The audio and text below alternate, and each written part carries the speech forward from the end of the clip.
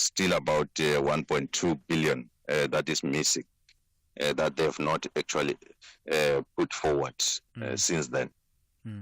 Yes. With that in mind, then, what hopes and what expectations do you have at the conclusion of the COP29? COP28 in Dubai produced the agreement on the loss and damage fund, but now you're seeing the return of someone like Donald Trump to the White House. What level of commitment do you expect from countries like the United States, and what impact is that likely to have on the eventual outcome of this conference? Well, we know when Donald Trump came into power previously that the U.S. stopped paying their contribution to, for example, the United Nations Framework Convention on Climate Change, and they account for about 22% of the budget of this convention.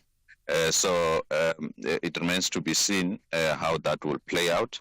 But we also know for a fact that then there were other people in the U.S. who closed that particular gap. So we wait and see. We have engaged with the delegation of the United States here. They've assured us that they do not have a different mandate for now.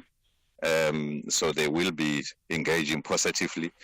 But come next year, we don't know what will happen. All right, thank you for your time this morning and all of the best. It seems to me that you'll be burning the midnight oil quite a bit there in Baku in Azerbaijan. That's Maisela Kekana, who is the South African Chief Negotiator and a DDG at the Department of Forestry, Fisheries and the Environment. Let's check in now with N. Musa with the latest news headlines. Good morning. Thanks to us. In the headlines, Electricity Minister Hossein Ramokgopa has confirmed that debt owed to Eskom by municipalities nationally has grown to 90 billion rand. He was speaking at a media briefing on the City of Johannesburg's 6 billion rand debt. The City of Johannesburg will increase the number of repair and maintenance teams with an estimated turnaround time of 24 to 48 hours. This in an effort to improve the response to leak repairs and burst pipes. The Water and Sanitation Minister made the announcement yesterday. And the National Director of Public Prosecution, Shamila Batoy, says the NPA will not succumb to pressure to prosecute state capture-related cases. She was addressing the annual lecture held in Cape Town on strengthening the rule of law. I'll have details on these and other stories at 7. SAFM, guiding you through the rush hour traffic. It's raining across Gauteng and it's causing major backlogs with crash scenes all over the highway network. There's quite a big one on the N3 going north into Giluli, so very heavy. That queue just continues to push back deep into Germiston territory. If you come from Germiston, Alberton, might want to hit some side roads this morning. Get off the N3. It really is badly backed up. Also crash on the very busy N12 coming through Benoni to Boksburg. That crash between Tom Jones and Atlas, and that's pushing traffic back beyond Snake Road. An earlier crash between New Road and Allendale on the M1 South has pushed traffic through towards Brockfontein interchange. So this is a busy Tuesday as you run through Midrand, and a major crash north of Pumalani Plaza, north of Petroport on the M1 North. If you're leaving Pretoria direction Polokwane, if you like, up towards that Valmont style exit, very heavy backlogs there. A big truck crash at Nottingham Road with looting, parked vehicles, a lot of pedestrian traffic, and an obstruction by the crash scene. So if you're Durban bound coming from Moy River, that is a major backlog of truck and vehicular traffic into that particular scene. You might want to travel a bit later. It's raining, so it's very dangerous. You've got a lot of parked vehicles, parked trucks helping themselves to that load. So just a lot of activity in that Nottingham Road area and some big traffic as well. Cape Town, a crash on the N5 around the N2 highway. It's causing a backlog both ways, southbound coming from Maitland and northbound already pushing traffic back as far as Kenilworth. Rob Byrne, SAFM Traffic. This is SAFM Sport with Zai Khan. Good morning to you, Zai. So you threw me off there with your headlines, you and Hugo Bruce. Yes. Is that it again? He has started again. Make promises or else I'm resigning. Yes, I think, you know what? Doesn't have time to waste. No. You know, he's the only coach I know who puts his job on the line. Where losing means losing his job, maybe losing his mind. I don't know, but listen, maybe there's some Madness to his method or method to his madness? We'll find out. But he is saying that he'll walk away from the national team if they do not qualify for the 2025 Africa Cup of Nations. With 2 qualifying games left to play, South Africa have 1 foot in the competition and will secure their place with just 1 win. On Friday, they'll take on the Group K leaders, Uganda, all happening in Kampala. And next week, they'll host South Sudan in Cape Town. Now, Bafana need a stoppage time goal to earn a point against Uganda in their first match, while another stoppage time goal saw them beat South Sudan in Juba. Let's hear from Bafana coach Hugo Bruges. We need 3 or 2 points to have security. We can also write a little bit history by qualifying 2 times in a row. I think it's, I don't know a long time ago, but it should be a nice achievement, and we can end the fantastic 2024 year on a good way. We started it very well with the bronze medal, so I think it's nice to end that season with a qualification for AFCON again. More soccer news. Barcelona star Robert Lewandowski and Yamin Lamal have picked up injuries which have ruled them out of the international break.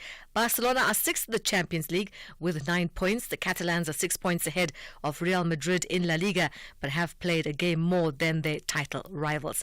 In the meantime, João Pereira will take over from Manchester United-bound Ruben Amorim as head coach of Sporting Lisbon. The 40-year-old will step up from his role as reserve team boss following Amorim's departure to Old Trafford. Sporting staged a dramatic fight back from 2 goals down to win 4-2 at Braga in Amorim's final match in charge and maintain their 100% record in the Primera League this season. Rugby news. The Bulls Daisies have appointed Owetu Sityata as the lead strength and conditioning coach on an initial 2-year deal. Prior to her arrival at Loftus, Sityata spent the last 4 seasons as the strength and conditioning coach for the Sharks women as well as the academy.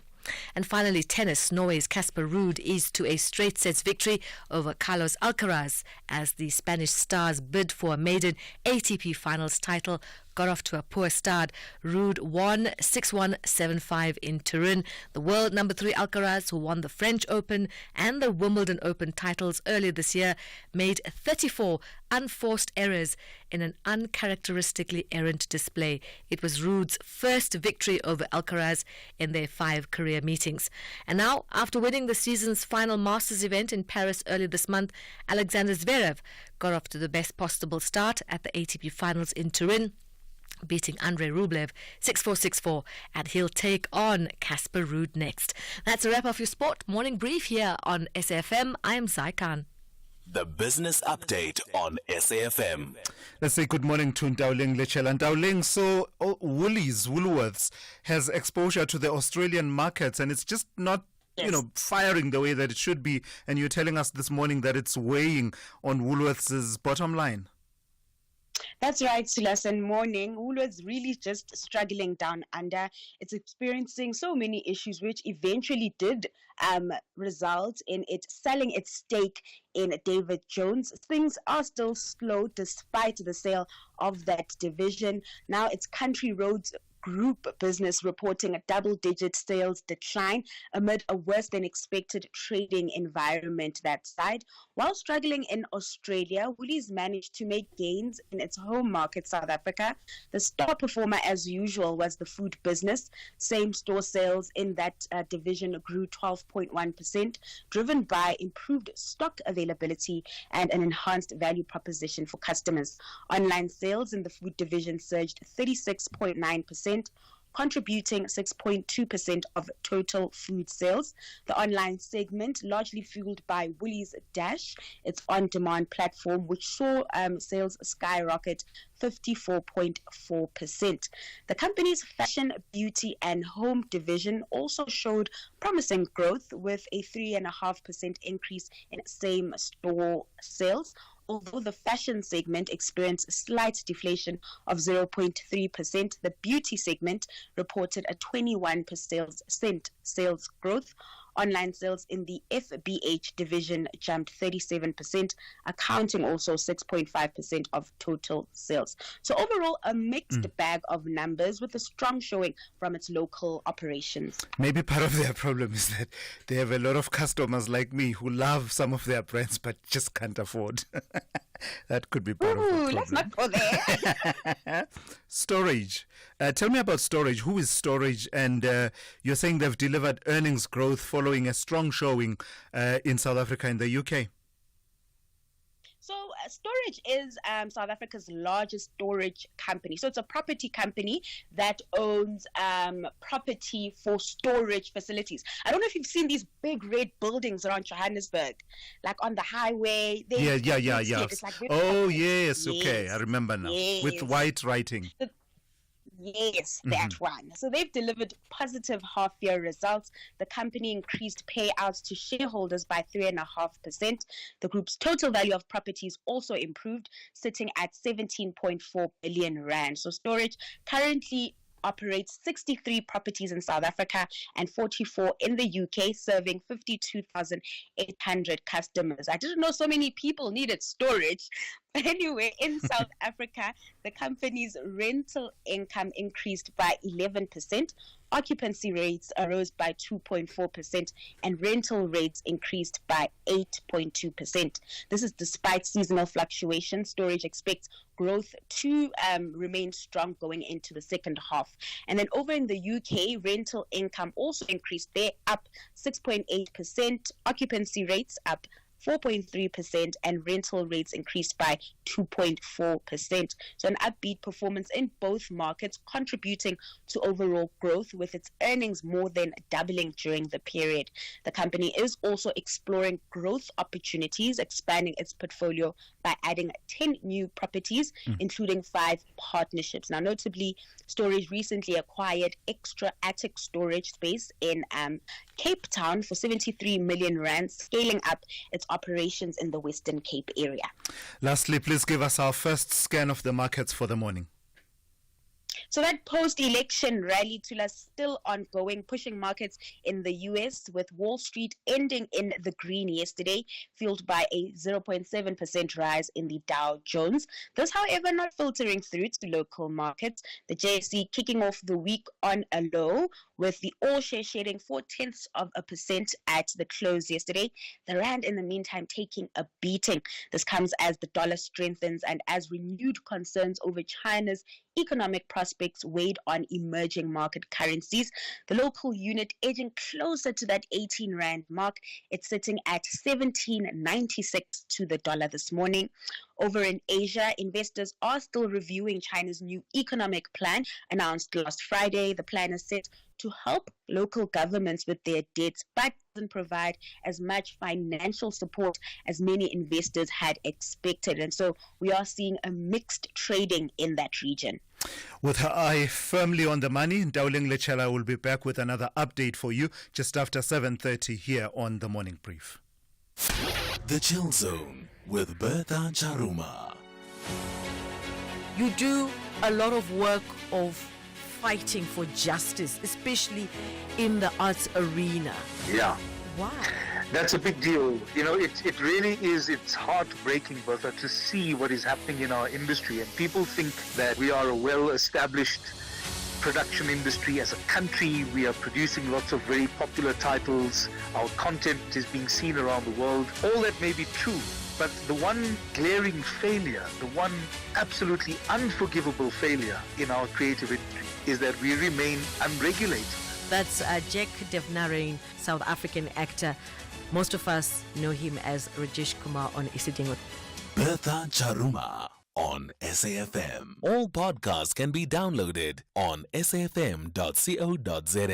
These are the weekend shows on SAFM. Music of Africa with Shailan Dikumana. The Jet Set Breakfast with Michelle Constant. Seasons with Khomotso KG Mweketsi. The soundtrack of your life with Ernest Pillay. Weekend Sundowner Classics with Kutlwano Masote. Spotlight with Zai Khan. The Weekend with John Gerika.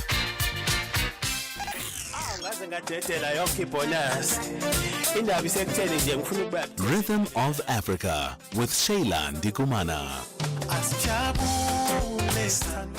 This is SAFM. Big stories of the day. Hashtag the morning brief. 16 minutes to 7 here on the Morning Brief. Let's shift our attention to this story. The South African Health Products Regulatory Authority, SAPRA, has expressed concern at the increasing presence of counterfeit weight loss products such as Ozempic on the local market.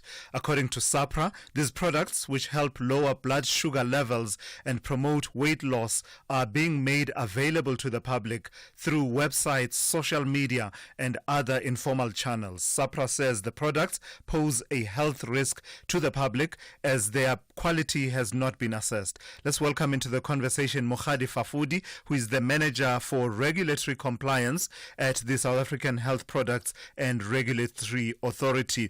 Let's start perhaps with a correction. I mention this product Ozempic as an example. It's not necessarily a weight loss product. It is a diabetes medication, but its widespread use is known by people using it for weight loss, is it not? Yeah, indeed. The prescribers or medical practitioners can do off-labeling prescription, but it is indicated for diabetes. It's registered for that. Yeah. So what's got you concerned? It's not the first time you raise concern around the availability of these products on the market. That is correct. So the concern is that compounding, it is allowed, but online sale of medicines is prohibited because this is a complex molecule. All medicines must be registered by SAPRA or authorized by SAPRA to be in the market. So those that are being sold online, you don't know where the source is. You don't even know what they contain.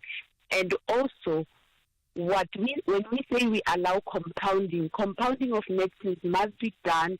It must be in an active pharmaceutical ingredient that is identical to that, for example, of Ozempic. At the moment, SAPRA has not approved or verified any of those for them to be able to be available in the market. So in the meantime, only Ozempic and also the Mounjaro, who are indicated for diabetes, are allowed, and those are safer because they've been evaluated. Anything else has not been evaluated, and therefore people are taking it at their own risk.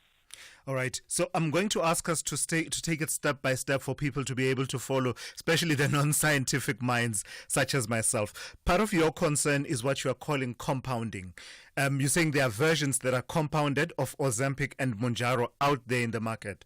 What is compounding? Okay. Compounding, which is an authorized activity that can be done in pharmacies that are registered.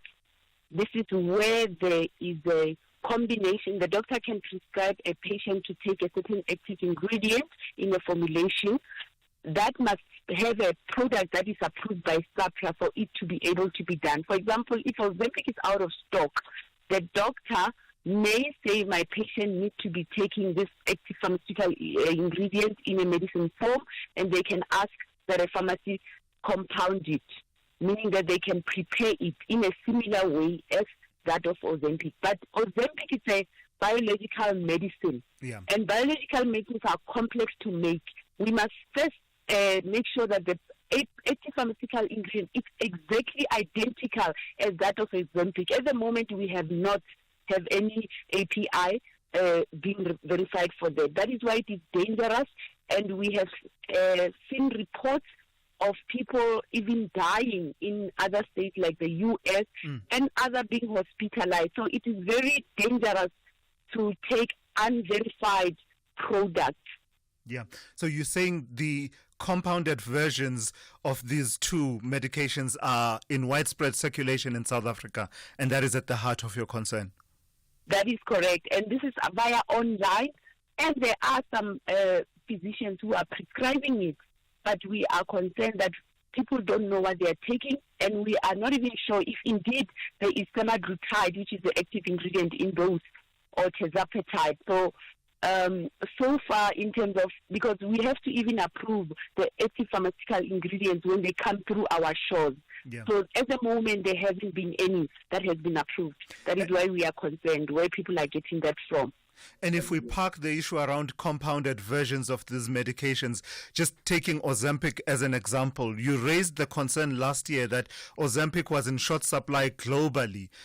So therefore, its widespread availability, quote-unquote, availability in South Africa was suspect. You were raising the alarm back then. Has the situation changed? Because we monitor what's happening online. So in terms of availability, there is a challenge in terms of availability. However, there are other alternatives. But the main concern is those that are also coming online, and also the reports that we are also getting from other markets. Because remember, what is coming from online, you don't know whether this is being advertised through America or it can be coming from any other country, right, because these are also delivered directly to the patient. And now the patient, if there are adverse medicine reactions, where do they even report? How do they report the product? Where is the source? So that is why every product that comes into the country, it has to come through SAPRA for verification, and people must go through their medical practitioners and their pharmacies to verify genuine products versus those that are fake.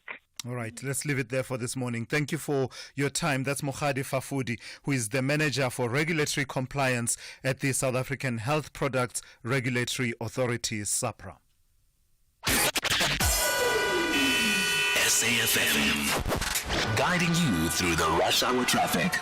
Early morning rain on roads across Gauteng, absolutely guaranteed to cause chaos, and it is this morning. There's major delays around some crash scenes, nowhere bigger than the run up the N12 and N3 from Germiston and from Alberton. There's been a crash before Giluli's. Traffic is heavy. It's all the way back through to Grey Avenue, effectively, on the N3 and back towards Reading Interchange on the N12. So massive backlogs into Elands and then all the way through the cement factory, up through the works in Van Buren and on towards that crash scene in the wet. If you don't fancy it, hop off further south in Germiston and Alberton, get on some alternative routes. Also, Giluli's, a crash going south on the N3 and a collision before Giluli's on the N12 and R24. So it's a real magnet for collisions this morning as Giluli's interchange and traffic just about in all directions. Also a big delay out of Davyton through Benoni, heading to Joburg, crash before Atlas Road. That's pushing traffic back through Putfontein and back towards Kingsway pretty quickly as well. That's a heavy one. Also crash R21 south at the Atlas exit coming down from the Benoni off-ramp through Pomona Road on your way to the airport. That's all very slow going. And also a major crash, big one, just north of Polokwane, north of Pumalani Plaza on your way towards Polokwane, if you like. It's just up past the Petroport and before you get to the Vermont style exit. So if you've got your sight set on an N1 north through Pumalani Plaza, you're going to be waiting around there. Probably a good idea to travel later. Still very heavy backlogs. Moy River down to Nottingham Road. It's all happening there. A truck crashing, losing its load in wet weather conditions. Plenty of looting going on. Plenty of pedestrian traffic as a result.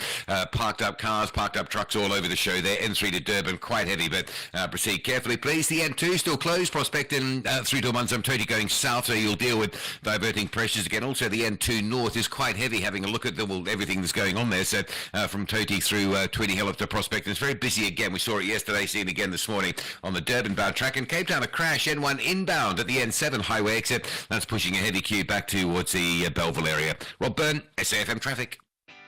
Only the team that plays the best cricket on the day will enjoy the last laugh. South Africa and India are both hungry to wrap the T20 International Series on the highest possible note.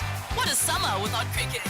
Do not miss out on the fourth and final T20 International battle between South Africa and India on Friday, 15 November at 4:30 p.m.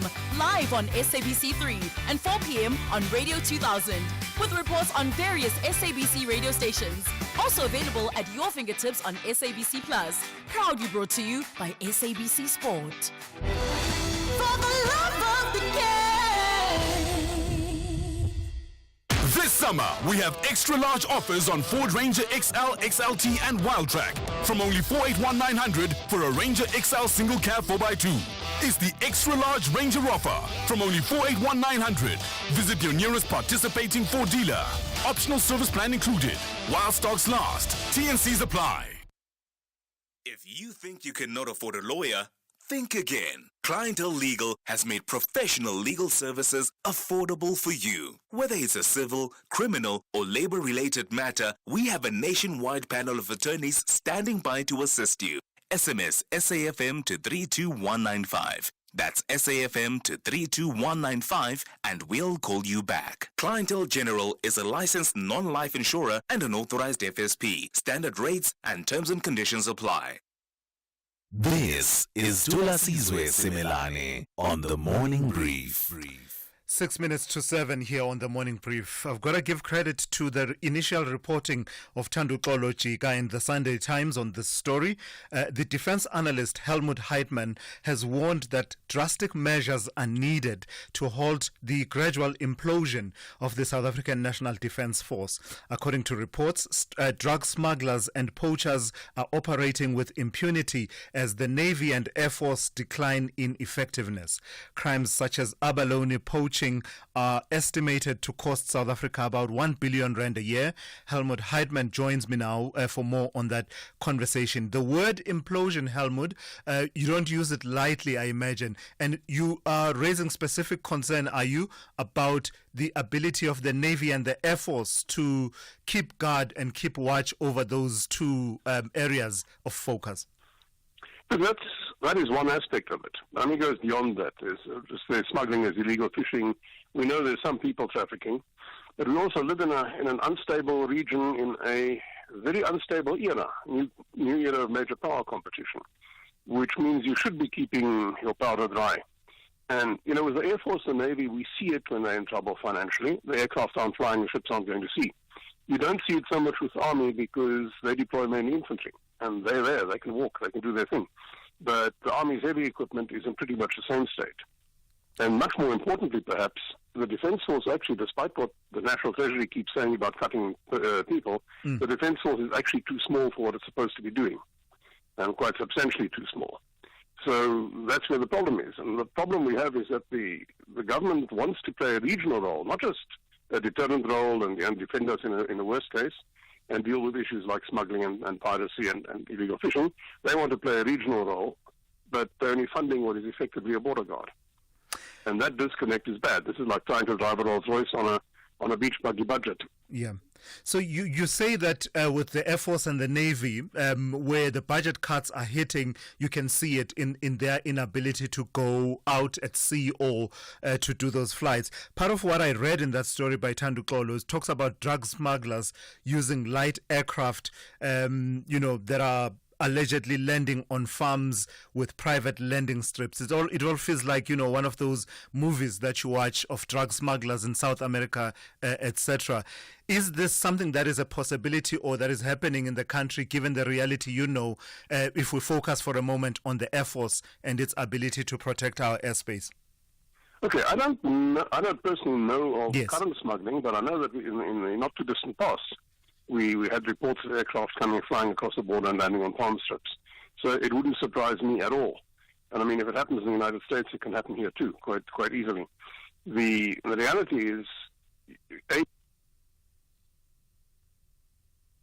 Helmut? We seem to have a bit of a challenge with your line there. Helmut, let me try one more time. Can you hear me? No, we do seem to have lost Helmut Heitmann there, a military and defense analyst who was weighing in on the issues to do with the South African National Defense Force and the budget cuts, which he says have brought that defense force close to implosion. Call Tula Sizwe now, 086 000 2032. All right, let me take one or two of your voice notes before we get to 7 o'clock, to the 7 o'clock news. Issues of water and service delivery and Eskom dominating your mind this morning. Let's listen to this voice note. Good morning. It is just so annoying to realize that since the new dispensation, 1994, we've had all these agencies being formed in Gauteng province. We have the Joburg Road Agency, you have your Joburg Gauteng Service Center, Joburg Water, City Power. These are supposed to make the system efficient, but everything has just deteriorated. Instead of it being excellent and world-class. So basically, the government has just become an employment agency and not about rendering services to people, as they call it, service delivery. It is just so annoying. Money just goes down the drain for nothing. Debu here, thanks. Thank you for that interesting perspective. Let me take one more that has to do with ESCOM. Good morning, Tulas. What on earth ESCOM has got there? Threatening that they will cut power for the people. I mean, after what they took us through and all the unemployment that they caused in this country, they still feel that now they have a leg to threaten people. Why don't they threaten their bosses? Why don't they threaten their government? But then they go to the very same people that they so abused for so many years. Now that they've got like wings to fly, I don't know for how long, they got a nerve now to threaten people. I don't understand this government. I don't understand it at all. Fighting and threatening itself and sabotaging itself, this is so wrong.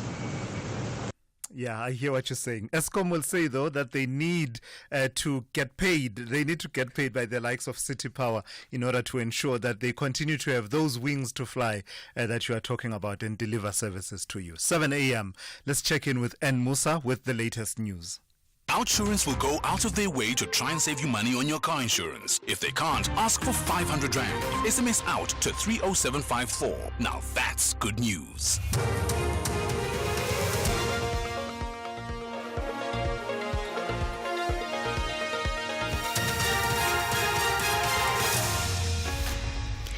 In our top stories, municipalities owe ESCOM 90 billion rand and Minister announces water restrictions in Johannesburg. Good morning. Electricity Minister Hussein Ramokgopa has confirmed debt owed to ESCOM by municipalities nationally has grown to 90 billion rand. Ramokgopa was speaking at a media briefing on the city of Johannesburg's 6 billion rand debt. He says the debt issue needs to be addressed as this threatens the country's economy as well as the tariff increase for the years 2025-2026. In August, the power utility applied for a 36% tariff increase from the National Energy Regulator, which has been rejected. Ramokgopa says debt owed to ESCOM impacts electricity tariffs. Also has got tariff implications. If you look at the tariff submission by ESCOM to NERSA, and one of the matrices there that gets to be accounted for is the debt levels. So essentially debt has got an impact on the tariff. Water and Sanitation Minister Phemi Majudina says the city of Johannesburg will be reducing water pressure from 9 p.m. until 4 a.m. starting this Thursday as part of interventions to address the water crisis. Majudina also says the city will increase the number of repair and maintenance teams to improve the response to leaks and burst pipes. She was addressing the media yesterday. Procurement of a panel of contractors for emergency repairs of large diameter pipe leaks, as well as increasing the number of teams on standby during the week to attend the leaks and burst even during weekends. Increasing the number of trucks available to its leak repair and maintenance teams. To implement the cut-offs of illegal connections in key informal settlements. The trial of alleged underworld gang bosses Jerome Donkey, Boyson, Andre Nodia and 13 others expected to resume in the High Court in Cape Town today. The matter was postponed last week after the co-accused Mark Liffman was murdered in George. Liffman was gunned down in a hail of bullets outside the Garden Route Mall. 2 men have been arrested in connection with his murder. On Monday, the matter was postponed due to the absence of the third accused, Nodia, whom the court heard has taken ill. The accused are on trial on a number of charges, including the murder of a man known as Steroid King Brian Weinstein. They also faces charges of conspiracy to commit murder and money laundering.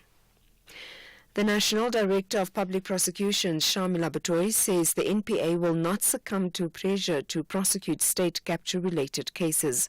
Batoy was addressing the annual lecture held in Cape Town on strengthening the rule of law. It was organized by Freedom Under Law and the Department of Journalism at Stellenbosch University. Batoy says the NPA understands South Africans want accountability for corruption in state capture-related cases. She, however, says the NPA must also follow the rule of law. And we appreciate this. We appreciate that the public puts us under pressure. But we will not succumb to pressure in the sense that we will not prosecute unless we know that we meet the standard required of reasonable prospects of a successful prosecution.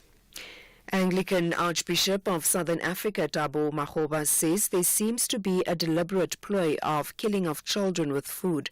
Makgoba says children from poor communities are the hardest hit. The Anglican Archbishop blames government for failing to protect the children, saying they are the future of the country. I am deeply distressed about the food killing our children. It seems the food killing our children appears to be deliberate. It is government's responsibility to protect its citizens and to protect our children. And I hope the government will step in and step up and protect the future of this country. Whilst I point my finger to the government, I hope that faith communities will also come alongside the families that have lost their loved ones, offer pastoral care and condolences. Delegates at the COP29 climate gathering in Azerbaijan have approved new standards for global carbon market, a key component to the Paris Agreement that's aimed at reducing greenhouse gas emissions. The agreement will allow richer countries to offset carbon pollution by investing in clean energy projects or forests in poorer countries. It's taken years to iron out a deal. Recapping the top story, the Electricity Minister, Hossein Suramogopa, has confirmed debt owed to Eskom by municipalities nationally has grown to 90 billion rand. For SAFM News, I am Anne Musa. Those were the top stories for this hour. Don't miss out on a possible car insurance saving. SMS out to 30754 for a quote. Outsurance, where you always get something out. With Outsurance, you don't need to wait until Black Friday to get awesome savings on your car insurance premium. SMS out to 30754 for a quote today. If Outsurance can't beat your car insurance premium, ask for 500 Rand cash. And make that 1,500 Rand cash if you've been claim-free and with the same insurer for 3 years. Monthly savings if they are cheaper, or cash in your pocket. It's a win-win for you. SMS out to 30754 to switch and save today. That's out to 30754. Outsurance, where you always get something out. A licensed insurer and FSP. T's and C's online. SAFM, guiding you through the rush hour traffic. Ekurhuleni region battling with multiple crash scenes. There's one on the R21 approaching Atlas Road on your way to the airport. So there's your first heavy backlog. There's also a crash on the N12 before Atlas Road. That's a heavy queue coming in from the Davyton area through Benoni on your way to Boksburg. Crashes all over Galulis. The big one is the N3 going north. It's very heavy this morning from Alberton and Germiston coming through Elands Interchange and up into Galulis. That's heavy. There's also a crash coming in on the N12 and R24. It's from Ekurhuleni, and the crash passing Edenvale on the N3 South, so it's certainly all happening there. Major delays, N1 North after the Pumalani Plaza on your way out of Pretoria to Polokwane. That's a major crash in the rain, and some major backlogging going on there as well. Moy River to Nottingham Road, still very slow. Truck crash being attended to just at that Nottingham Road exit, so big backlog of vehicular and truck traffic in that area. M7 into Pinetown up over St John's Avenue Bridge is heavy today. And if you drive into Cape Town, there's been a smash on the N1 inbound at the N7 off-ramp to Goodwood. That is pushing M1 traffic all the way back up Plattercliff Hill towards the Durban Road exit at Belleville. That's heavy across all lanes. Rob Byrne, SAFM Traffic. A very good morning to you in your SFM sports headlines. It's soccer news with the Bafana coach Hugo Bruges confirming changes for the crucial AFCON qualifiers. And elsewhere, Ruud van Nistelrooy has left Manchester United after not being given a role in the new manager's backroom staff. Details around 7:30.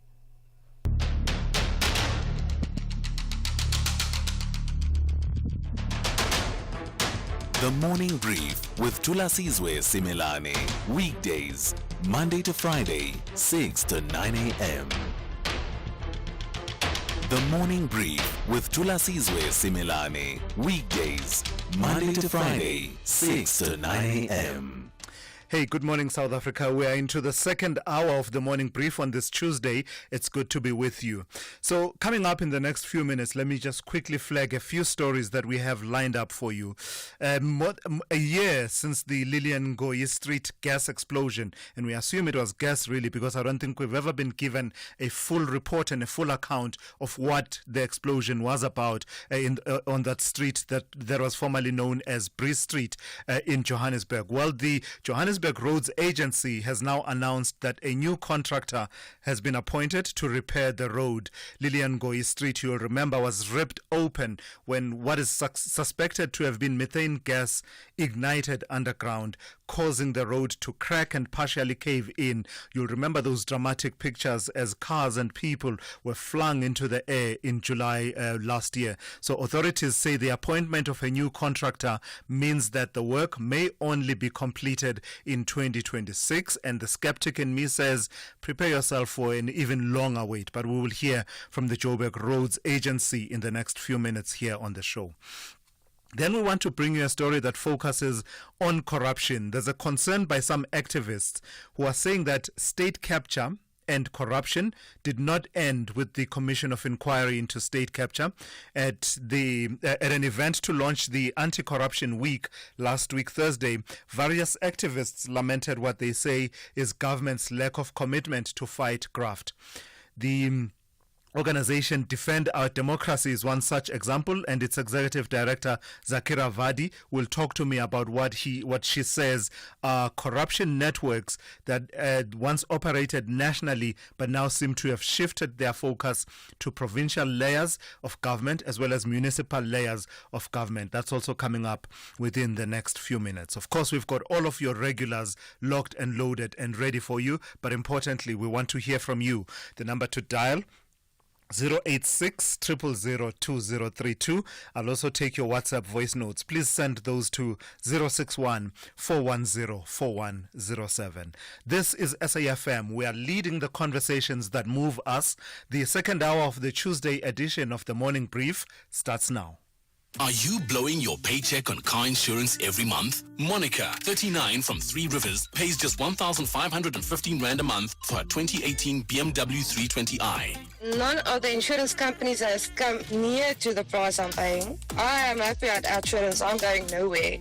SMS out to 30754 now for a quick quote that could save you hundreds every month. That's out to 30754. Outsurance is a licensed insurer and FSP. T's and C's online. Tulasizwe Simelane on SAFM. 12 minutes after 7, let's start with this story. A year since the Lilian Ngoyi Street gas explosion, the Johannesburg Roads Agency has announced a new contractor to repair the road.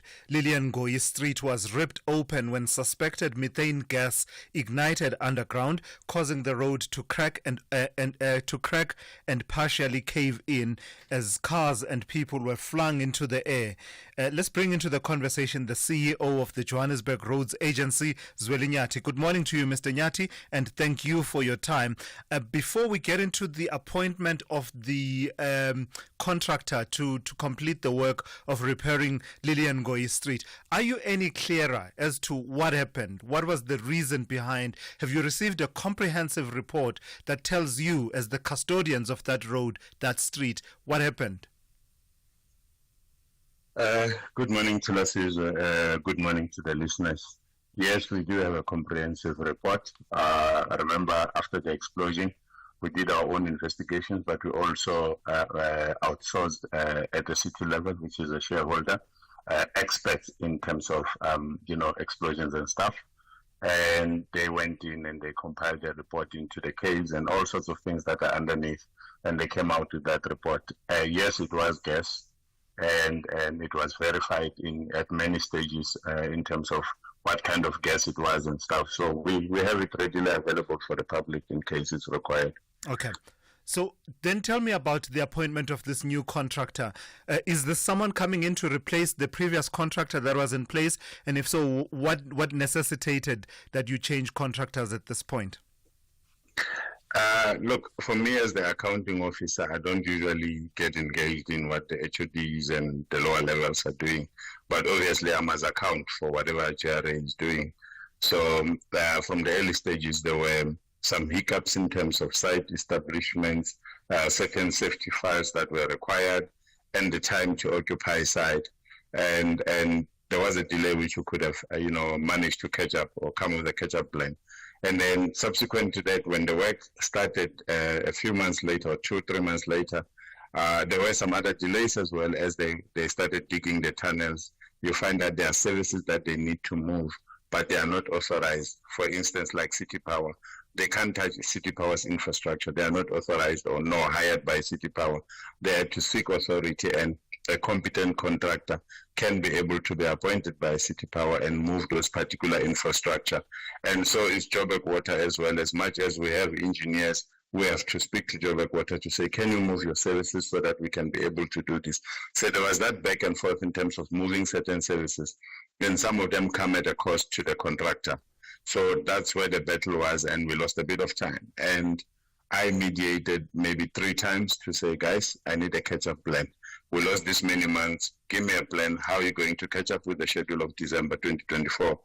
And that was not forthcoming the first time, the second time, and the third time. We had to make a call to say, look, performance here is not really coming the way we expected. The terms of the contract are not being met. Remember, with the contract laws, we are allowed to terminate if there are any visible challenges. And then we invoked that, and then we gave them a 14 days notice for them to rectify everything. So for me, failure to rectify in many months, 14 days was very minimal. They did try, but it was not adequate. Unfortunately, once the process kick-started, we couldn't look back.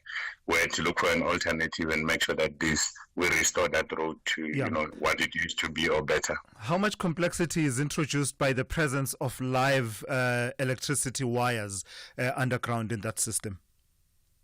Geez, Johannesburg is like 150 years old. So probably some of them are antique wires which were used 100 years ago and stuff. So we need to be careful when we send experts there in terms of what they need to do. But understand the city is very huge. Underneath, there's a whole lot of things that people don't understand. I'll give you an example. We had an IOC, which was a smart city concept. That we implemented in the city. That would have allowed us to see what is underneath the entire Joburg, be it tunnels, be it wires and everything. It's still in progress at a slow pace, but that particular program that is being run at the city level in future will be able to detect all these gases and other things and be able to run the city from a dashboard and see what it is. But there is serious complexity because nowadays we even have fiber people. Some of them, they dig illegally without our permission at night, and they scratch some of the infrastructure, and you find that it's disaster waiting to happen. Yeah. All right, Mr. Nyati, just hold on for a second. I want to take a quick call from one of our listeners, Temba in Kabeja. Good morning to you. You want to weigh in on this conversation? Says that the gentleman is making us very poor in municipalities. He's making project managers and directors very poor because there is something called scoping, project scoping. Preliminary planning. You will identify services. You will identify the totality of work that needs to be done. You will put it up in phases.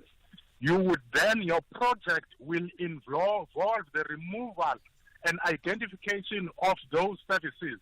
Neotel, telecom, water, electricity, all those will be included as part of the project.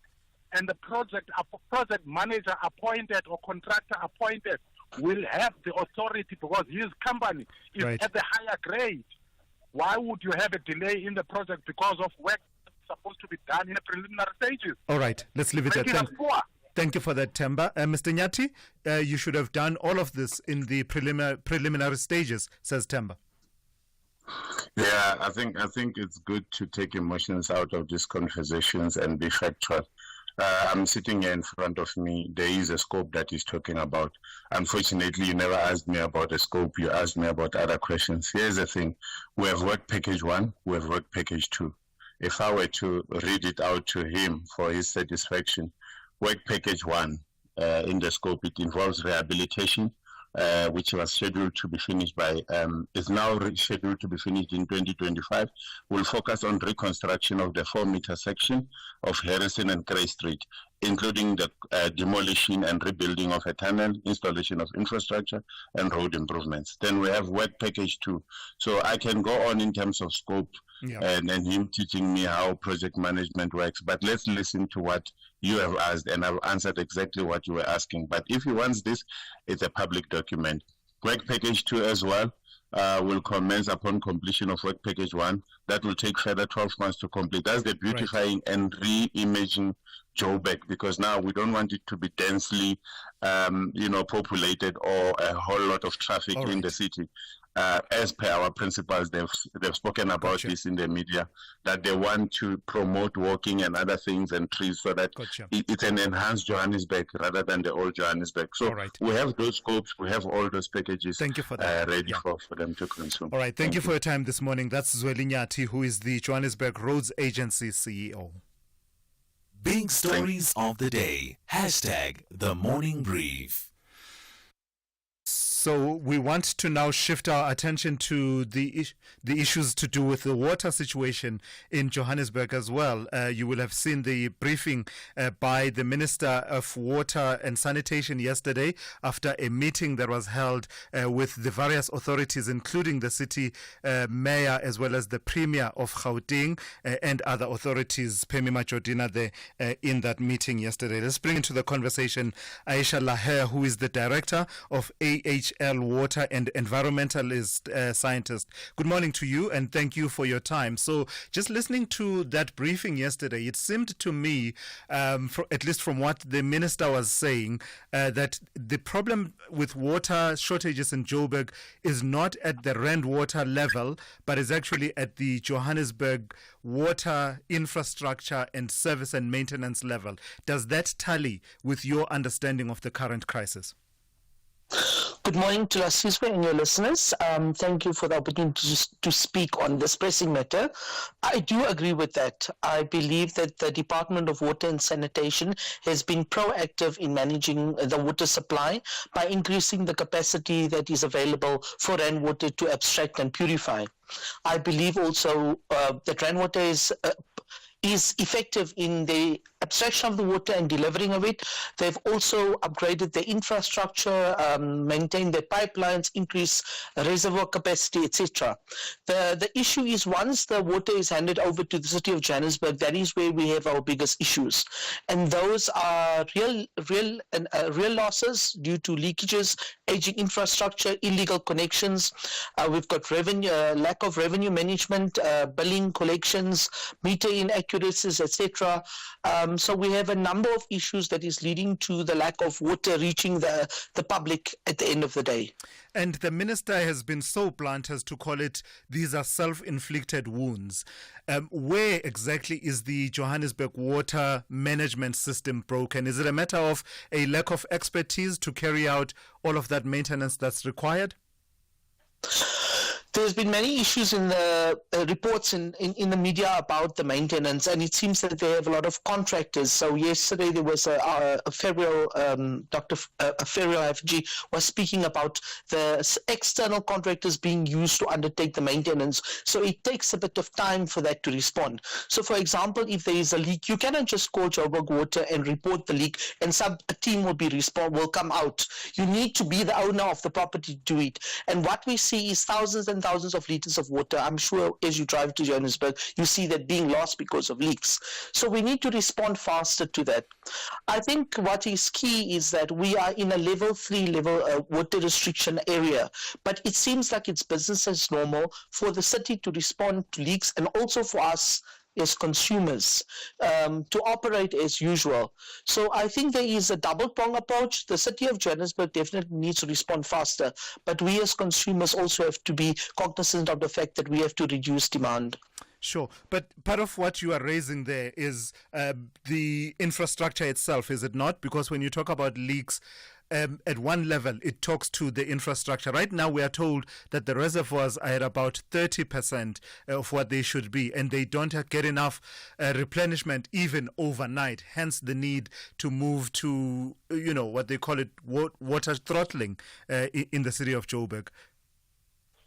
Yeah, that's true. So when we look at the issue of the reservoirs are typically designed to have 48 hours residence time. So as people are taking water, there is sufficient water to last 48 hours.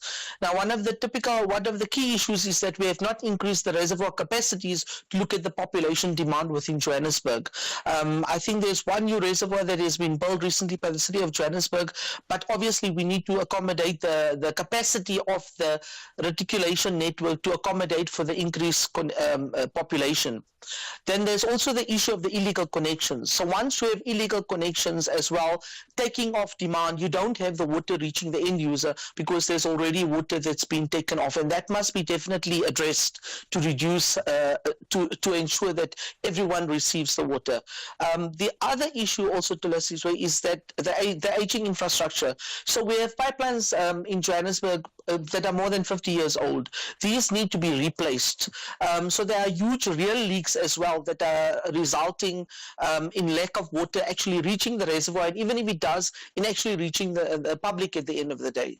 So it's a number of issues that we need to deal with as well, with the aging infrastructure, the lack of routine maintenance, the lack of response, or should I say immediate response to leakages. And I think the question must be asked, where is the budget to replace that aging infrastructure? Is there a budget? Because that is of critical importance. Yeah. If rainwater increases the amount of water coming into the system, the water is not going to reach your consumer unless you fix the leaking pipes. So that should be the key priority of Joburg Water and the city of Joburg, to replace that aging infrastructure. How much focus should be placed on new developments in areas such as Johannesburg and the role in exacerbating this crisis of developers in the city? With all these developments coming up, should they have some kind of responsibility to ensure that the infrastructure keeps up? And is that happening at this stage? At every municipality, there should be a master planning division. And that master planning... Okay, I don't know what happened there. Aisha Lahe, can you hear me? No, we seem to have lost Aisha there, who is director of AHL Water, who's also an environmental scientist, weighing in on the water situation in cities like Johannesburg. I tell you, the situation is dire. We do wake up without water some days here in the city, and many people will say this has been happening in other parts of South Africa for quite some time, but it does seem that it is getting more serious in cities such as Johannesburg. So, unfortunately, we seem to have lost the line there to Aisha, but we had covered quite a bit of ground with that. We do not tolerate any kind of discrimination. Disability Awareness Month 2024. Only on SAFM 104 to 107 nationwide. SAFM, leading the conversations that move us. It's Black Friday season again, a time deal hunters across South Africa wait for all year. Switch to Outsurance and you could get mind-blowing savings on your car insurance premiums today. SMS out to 30754 for a quote. If Outsurance can't beat your car insurance premium, ask for 500 Rand cash and make that 1,500 Rand cash if you've been claim-free and with the same insurer for 3 years. Monthly savings if they are cheaper, or cash in your pocket. It's a win-win for you. SMS out to 30754 to switch and save today. That's out to 30754. Outsurance, where you always get something out. A licensed insurer and FSP, T's and C's online. Call Tulasizwe now, 086 000 2032. All right, let's take some of your calls now. Let me speak to Mfundo in Cape Town. Good morning to you, Mfundo. You want to talk about my conversation with the Johannesburg Roads Agency CEO? Yes, Tulasizwe. Good morning to you and SAFM listeners. I have the gentleman saying that when that caller from Kabeja made some comment about the project management, and he said let's try to take the emotions out of this discussion. It's quite right. I felt also the caller from from Kabeja was a bit emotional. However, I feel that the information that is giving us is kind of scratchy, because yes, the contractor might not have all the resources to remove the services, but why didn't they make it a turnkey project? Because if they have highlighted those services that needs to be removed, you should have then subcontracted some of those tasks to another contractors. Yes, with kind of this kind of project, we're not expecting a contractor to have all the resources, but they have to subcontract. So for me, it's actually alarming that it was a poor planning from Johannesburg Roads. Sure. So you're not convinced that they factored in enough all of that they need to move all the services and priced into the contracting with the contractor initially? Absolutely, Tulasizwe, because if they could have highlighted all those final details, then the main contractor should have subcontracted to say, okay, fine, you need to remove Eskom, like City Power Line, you need to remove water services and all that. Yeah. Then I don't have qualification or skills to remove this. Let me subcontract. They make it a turnkey project. Yes, the roads, Johannesburg Roads is going to deal with one contractor, which that main contractor will then handle all these small tasks. I hear you. So for me, it was a poor planning. All right. And that CEO must just account to it. All right, let's leave it there. Thank you for that. That's Mfundo in Cape Town. They're weighing in on the work to repair what was known as Bree Street in Johannesburg. At 7:30, let's check in with N. Musa now with the latest news headlines. Good morning. Thanks to us. In the headlines, President Cyril Ramaphosa has signed 6 new proclamations and an amended one authorizing the Special Investigating Unit to probe allegations of maladministration at various South African institutions. Gauteng Premier Panyaza Lesufi says the province will introduce an indigent register to help them confront consumers who can actually afford to pay for services and protect those who cannot. And the Electricity Minister, Hussein Suramakgopa, has confirmed that debt owed to Eskom by municipalities nationally has grown to 90 billion rand. I'll have details on these and other stories at 8. SAFM, guiding you through the rush hour traffic. Very good morning, Kaluli. Interchange where you can do, try and avoid it. There's crashes all over the interchange this morning. The big one is the N3 North coming up to Kaluli. So you've got a major backlog of traffic from Germiston, Alberton sides, really heavy on the run to Kaluli. Just get onto some side roads. Also crash driving in from Ekurhuleni on the N12 and R24 at the interchange, and the N3 South coming into Kaluli. Is another smash there. So very slow coming through from Modderfontein Road. Big queues out of Davey Turn through Pitfontein and Benoni. That's a crash on the N12 at Atlas Road. That's a really big queue up of traffic. If you're leaving the airport on your way to Pretoria, R21 queuing up towards the roadworks, but they've moved a little bit further towards Olifantsfontein these days. And of course, the other thing with the rain is there's no pointsmen, so really badly exposed on William Mandela at the N1 Highway Bridge. All sorts of delays coming out of four ways this morning. The N1 South out of Pretoria's Montana, delays effectively all the way through from Sefako Makato down towards the R21 and the work zones there. A couple of breakdowns as well. Durban's M7 up in towards Pinetown, St John's Avenue is heavy. The N2 North queuing, although easing through Prospect and side roads through Isipingo and Prospect, and heavily backed up with the ongoing closure of the N2. And Cape Town Route 1 this morning is under pressure. An earlier crash at the N7 still there, so that's heavy from Belleville, and that traffic stays all the way through, passing that scene then into the city centre. Make sure you've got plenty of time to get through N1 inbound this morning. With your traffic update, I'm Rob Byrne. This is SAFM Sport with Zai Khan. Good morning to you once again, Zai. So the road to Morocco goes via Uganda and South Sudan, and the coach, Bafana coach, is making some changes to his team. Yeah, shaking things up. I mean, more than I think a Joburg thunderstorm, because he's hoping that there's going to be new faces, new hopes, and let's hope it's going to be raining goals. That's what we want. It's beautiful. Yeah. All right, let's look at That's all we want, Coach Bruce. Please. Now, he's called up Stellenbosch FC winger Devon Titus to replace the injured Mishlali Mayambela. The Cyprus-based star was due back for his international team return. However, an injury means Mayambela, who plays for Aris Limassol, will now miss the two crucial AFCON qualifiers away to Uganda on Friday and South Sudan in Cape Town a few days later. Bruce has also declared that if they don't qualify for the Africa Cup of Nations finals in Morocco next year, he'll resign. And Gazana and Leroux, they are coming tomorrow because they played yesterday afternoon. And we had to make a change in the selection because Mayambela is out with injury. And he is replaced by Devon Titus from Stellenbosch. We are aware of the importance of the two games who are in front of us. 2 games of qualification. After those 2 games is finished. So, being the bronze medal of the last AFCON and looking at our opponents in the group, and I have respect for them, but they are not the biggest teams in Africa. I think it would be a little shame if we couldn't qualify. Elsewhere, Ruud van Nistelrooy has left Manchester United after not being given a role in the new manager Ruben Amorim's backroom staff. The 48-year-old Dutchman van Nistelrooy took over at Old Trafford on an interim basis after compatriot Erik ten Hag was sacked.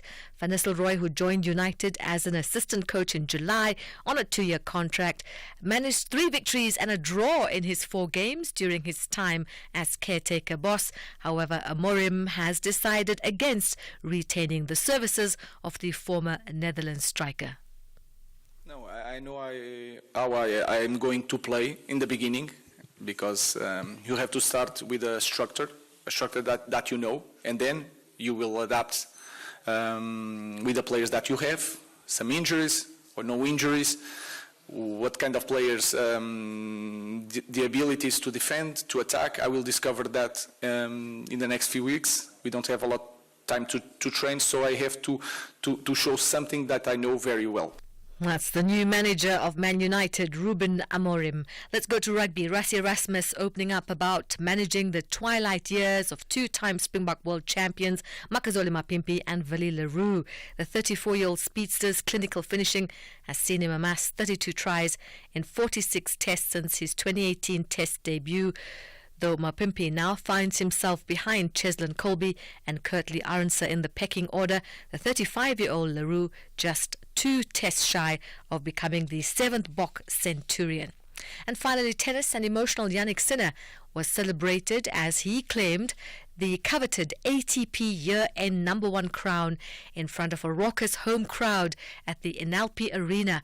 On the 10th of June, Sinner became the first Italian man or woman from his country to reach world #1 in singles since the computerized rankings were introduced in 1973. Here's Sinner. It's a very, very exclusive, club being #1 in the world, and I think it's the ultimate goal we have. 52 weeks of consistent tennis, and this would not be possible with the people who I have around and I had around, and this is very nice to share these moments with them, and it's as I said, very special occasions. That's a wrap of your Sport on the Morning Brief. More top of the hour. I'm Zai Khan. The Business Update on SAFM. For that, let's turn to Ndauling Lechela. Good morning to you once again, Ndauling. So a few weeks ago, the Competition Tribunal prohibiting that transaction between Massive and Vodacom. But Vodacom is not giving up on it, are they? That's right. It seems like it's massive or nothing for Vodacom. Yesterday, the company was out with half-year results, but investors had their eyes out for commentary around the massive deal after the Competition Tribunal blocked it. At a media briefing ahead of its results presentation, company CEO Shamil Jusub expressed disappointment regarding the Competition Tribunal's decision to block the company's proposed 6 billion rand investment in Massive, a fiber optic network provider. The deal, which had received support from ICASA, the Department of Trade, Industry and Competition, as well as some of Vodacom's competitors, would have seen the Telcos Group acquire a 30% stake in Massive. However, the tribunal upheld the Compcom's recommendations to reject the deal due to competition concerns. Now, Yusuf suggested that it would do whatever it can to make sure the deal goes through. He said that Vodacom will not pursue other acquisitions in the fiber infrastructure space due to the lengthy and uncertain regulatory process, which took 3 years to conclude. He emphasized the significance of the lost opportunity, citing a potential investment of 14 to 17 billion rand and an additional 25 billion rand in capital expenditure, which would have boosted South Africa's fiber industry. Now, the telcos player is still awaiting the tribunal's report and will take necessary measures once that is out. The commentary was accompanied by its half-year results. Revenue was up a tepid 1% and earnings declined over 19% due to currency devaluation hits it experienced in Ethiopia and Egypt. In other company news that also has a link to infrastructure, you're telling us this morning that Sanral, the contract with Sanral has given Robex something of a boost? That's right, and nothing seems to be stopping Raubex to us delivering growth in all its divisions. The construction, material and mining group reported a near 30% jump in revenue and almost 50% increase in earnings. One aspect that's given it a real boost, as you mentioned, is the contracts it's been awarded by Sanral to build and fix roads. Since the beginning of its financial year, work awarded by Sanral has yielded returns of about 2.5 billion rand. Despite the upbeat project, though, the group's order book took a bit of a hit, declining 4.1%. But company CEO Felicia Msiza is confident about its prospects as it looks to attract new contracts. Now, private clients, Sanral and the rest of Africa were the main drivers of the order book. Moving ahead, Raubex says it is poised for an even stronger second half with several contract awards on the horizon. The company is expecting announcements from Sanral as well as projects related to water and wastewater plants and the highly anticipated preferred bidder announcement for the South African border post upgrades. Raubex has thrown its hat into the ring for the border post upgrades, building on its successful completion of the Bait Bridge border post project that separates Zimbabwe and South Africa. So it's paying its hopes on those contracts to further boost its order book and balance sheet. Lastly, Dowling, another recap of the markets here at home and elsewhere in the world. Let's start off in Asia. Markets there mixed, but mostly in the red, with investors nervous as they seek more clarity on U.S. President-elect Donald Trump's policy proposals, including those expected increased tariffs. With that, the Hong Kong's Hang Seng taking the biggest knock there, down 2.5%. The Japanese Nikkei also in the red, shedding 0.9%. Meanwhile, in the U.S., futures slipping into the red, or eyes are on the upcoming consumer inflation print that's due on Wednesday. And then back at home, sentiment quite sour in yesterday's trade. The all-share closing 0.4% in the red, driven by losses in the Resources 10 complex, which was down 2.6%. The rand also caught up in the downbeat sentiment, trading closer to that 18 rand mark this morning. It's now sitting at 17.98 to the dollar. All right, we'll catch up with you one more time. That's Ndawuleng Lechela. She will give you one more update just before the resumption of trade at the JSE for this Tuesday. EFC 119 is live this Thursday with a stellar main event featuring interim champion Terrence the Black Panther Balelo and Edson the Trapdoor Spider Machavani vying for the genuine 24-carat flyweight title, whilst the co-main event will usher in a new era. South Africa's Dana Van Wyk and Nigeria's Juliet Chukwu battle it out for the 135-pound golden buckle. EFC 119 from the World Sports Betting Arena. Watch it on SABC Sport Channel on DTT Channel 4 from 7 p.m. Brought to you by SABC Sport. At Business Outsurance, ensuring your business is our business. Switch to Business Outsurance today, and you could get a massive 20% discount on your business insurance premium. Get affordable cover to protect your business against everyday risks. Get the best business insurance at the best price for your business. SMS quote to 43328. That's quote to 43328 to switch and save today. Licensed insurer and FSP. TCs and information online. Africa Update on SAFM. For that, let's turn to Advocate Sipho Mantula. Good morning to you, Raz. So there were these elections 2 days ago in Mauritius, and we are hearing from the opposition leader and again declaring that his alliance has won. Refreshing morning, Tulas, and Jamba Africa to the listeners. Indeed, Tulas, nothing new under the moon and the sun, Tulas. The same Navin Ragumla has been the Prime Minister before. So when you look at the politics of that island, there is nothing new, Tulas. As I said to you, the outcome of yesterday for the opposition coming back into office again, almost getting 60 of the votes, Tulas, 60 seats of the votes coming from the electorate, and now you are having a new government, and the government of Pravin Jagnnath has lost power.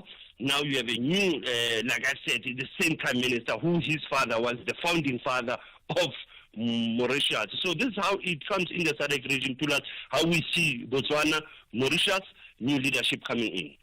Let's talk about what's happening in Liberia, Sipho. What is this political crisis that seems to have gridlocked the legislative function? Standoff between the speaker, Tulas, and they are calling others, the other lawmakers, rebel lawmakers, 43 of these lawmakers. The issue is around, Tulas, the issue of about governance, the issue of transparency in the parliament, and how the Speaker of Parliament has to engage with the executive, with the head of executive, which is President Bukai. Now, ECOWAS had to move in to say we need to mediate. From yesterday, this mission went to Liberia to go and engage with the parliament of that country, to engage on the issues of the political crisis that will affect the other sphere of government, which is the legislature, which is giving laws to us, which is passing laws. Now, here it is the issue around transparency to us of these 43 lawmakers who have been seen not to be honest and not to be clear in terms of their engagement with the Speaker of Parliament, which is Speaker Kofa. In news beyond the African continent, but from the diaspora, tell me about what's happening in Haiti around the Prime Minister. Prime Minister dismissed there? Tulas, this is a guy who just came in last year. Within a few months, has been replaced by another business person. Rumors are that Cornel has been replaced with Alex Didier, Phyllis Army, a business person who was actually considered to be the Prime Minister initially. But these are the issues, Tulas. As you know, Haiti is having challenges of crime, corruption, gangsters. But when you are changing the leadership, this is coming from the Transitional Presidential Council that was formed in April.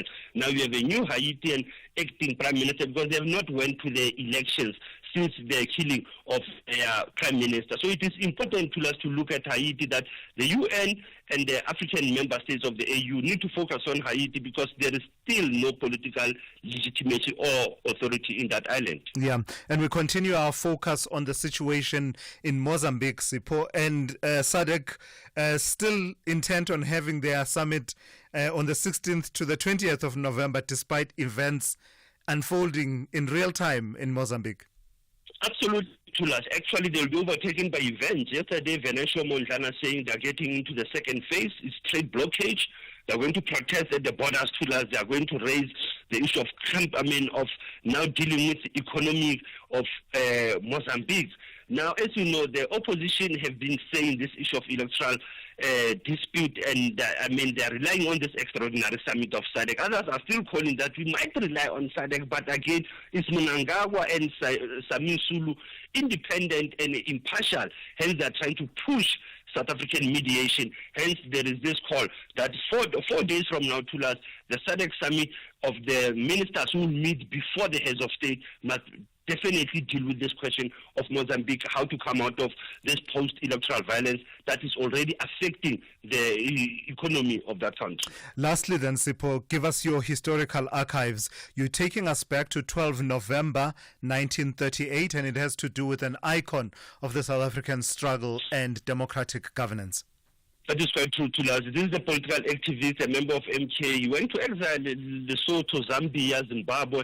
First Minister of Sports and Recreation, followed to be a Minister of Safety and Security, Steve Vukile Chwete. You will recall him, Tulasi. He did pass on in 2002, but was born in Springs. If he was dealing with crime, you say, I'll deal with crime like a dog dealing, like a bulldog dealing with a bone. Remember those words of Steve Vukile to us, how he was very clear.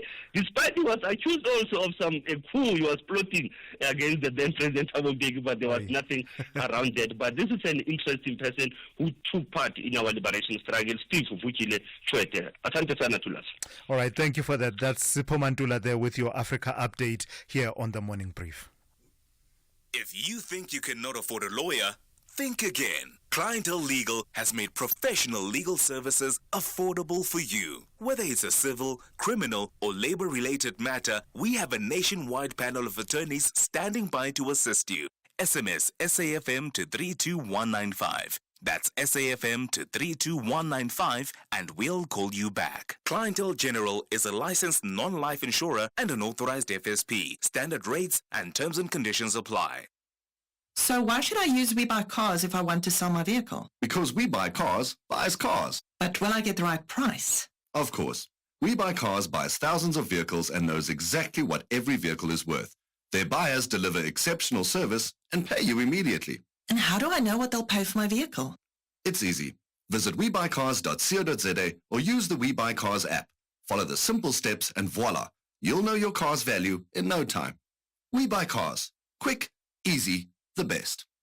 We definitely know what good insurance is. Our insurance don't delay when it comes to any claims. If something happens to one of our vehicles on the road, service delivery is the main thing. They make sure that you are a satisfied customer from the beginning to the end. It's definitely a win-win with our insurance. Switch to Business Outsurance today and you could get a massive 20% discount on your business insurance premium. SMS quote to 43328. That's quote to 43328 to switch and save today. Licensed insurer and FSP. TCs and information online. SAFM, guiding you through the rush hour traffic. Good morning. We start in Pretoria, the N1 North, up towards Bammonstyle North of Petreport. That scene has been clear. The enormous backlog that we had heading out of Pretoria towards Polokwane has eased up and traffic is flowing. N1 going south, pretty heavy today from Montana through the rain all the way down to the sort of construction around the R21 highway. N14, no traffic lights at Eupheus Road, so that's heavy. That's the Ben Skimman Highway on your way up towards Pretoria. Big queues up towards Eupheus Road. The N14 Krugersdorp Highway onto the N1 heavy this morning from Pretoria West up towards John Foster Drive. Rain means no pointsmen, too dangerous for them to be deployed, so you're under some real pressure at all of those many faults in the four-ways area, particularly Winnie Mandela and the N1 Highway. Crash scenes all over Galulis. N3 North stays heavy, right back from sort of Grey Avenue, Germiston area on the run through to that crash at Galulis. In fact, there's been a couple of crashes on the N3 North. The N12 coming up to the N3 out of Alberton, backs heavily to the R59 Reading interchange. Also a crash on the N12 and R24 route into Galulis from the Ekurhuleni side, and one on the N3 South coming through into the interchange from Edenvale. So pretty heavily backed up all approaches around Galulis this morning. Earlier crash N12 coming out of Benoni at Atlas Road, still pushing a traffic queue back through Pitfontein and back to Davyton. And the R21 roadworks continue this morning. In fact, it looks like they've moved a little bit further north than the NGen services. Net result, if you're on your way towards Pretoria leaving the airport, it is slow. Durban traffic queuing both ways this morning along the N3 between Sherwood and Pavilion. Doesn't matter whether you're inbound or outbound, you've got side-by-side traffic routing slowly. M13 Hillcrest down to Kloof, that looks really busy today. And Cape Town, a couple of crashes on the highways, one on the M2 driving in from Khayelitsha at Boychard's Quarry, so that's slow passing the airport runway. An earlier crash on the N1 inbound at the N7, keeping traffic very heavy from Brackenfell Belleville side this morning. And also the R300 going south, a collision at Hindle Road, causing a delay coming from Cales River into that Delft area. Rob Byrne, SAFM Traffic. The Morning Brief with Tula Sizwe Simelani. All right, let's turn to this story now. Yesterday we got a call. One of our callers raised the question of what happens, the veracity of claims that some teachers are dismissed for one reason or another, but a few months or a few years later they pop up in the system at another school. And we reached out and we were assisted by Elijah Mhlanga, who is spokesperson for the Department of Basic Education, to respond to that particular question. This has to do in part with the fact that 65 teachers were booted out of the profession between April 2023 and October 2024 after they were found guilty of sexual misconduct. But of course, sexual misconduct is just one type of the kind of misconduct for which teachers can be dismissed. Let's get where the lines are drawn. Elijah Mhlanga, as I said, joins us now for that conversation. Elijah, good morning, and thank you for your time. So just clarify for us then, are there categories of offences and misconduct that make it possible for a teacher to be dismissed at one school and perhaps be unemployed for a bit of time and then pop up in the system a bit later on, a few months later or a few years later? Good morning to Lasizo. Thank you so much for this opportunity. The sexual offences matter is a serious one, such that the basic education system has made some adjustments in terms of how these matters are dealt with. So if a teacher is involved in sexual misconduct, the matter is dealt with by the Education Labour Relations Council. It is not handled by the department itself. It's not the employer, but the ELRC, who are the authority and the body established to deal with matters involving teachers and the profession insofar as the labor relations matters are concerned. So once they find you guilty, they communicate the message with the South African Council for Educators, who should be able to then withdraw the teaching certificate given to you, which allows you to teach. But what we have seen is that the process in between that happening takes long, and people are able to secure jobs elsewhere, even though they've been found guilty. But it's not back into the PESAL system as such. You will find that they either go to a private school or they go back to a school, but are employed by the school governing body, who don't necessarily enter you into the national system. They appoint you at a school level, which is where some people get away with it. Because if you have been found guilty, you would normally be recorded, and the PESAL system would not allow you to be given a job back into the national system. I see. Does that apply to both a finding of guilty in terms of the criminal courts in relation to the sexual abuse of children, as well as a finding of guilty, which perhaps may be something to do with the disciplinary processes of the department?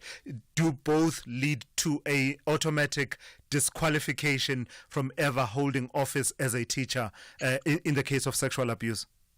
Great question. So if ELRC finds you guilty, you are declared unsuitable to work with children, which means you could no longer teach or even have another job in a school because you can't work. So that means you can't be in a school anyway.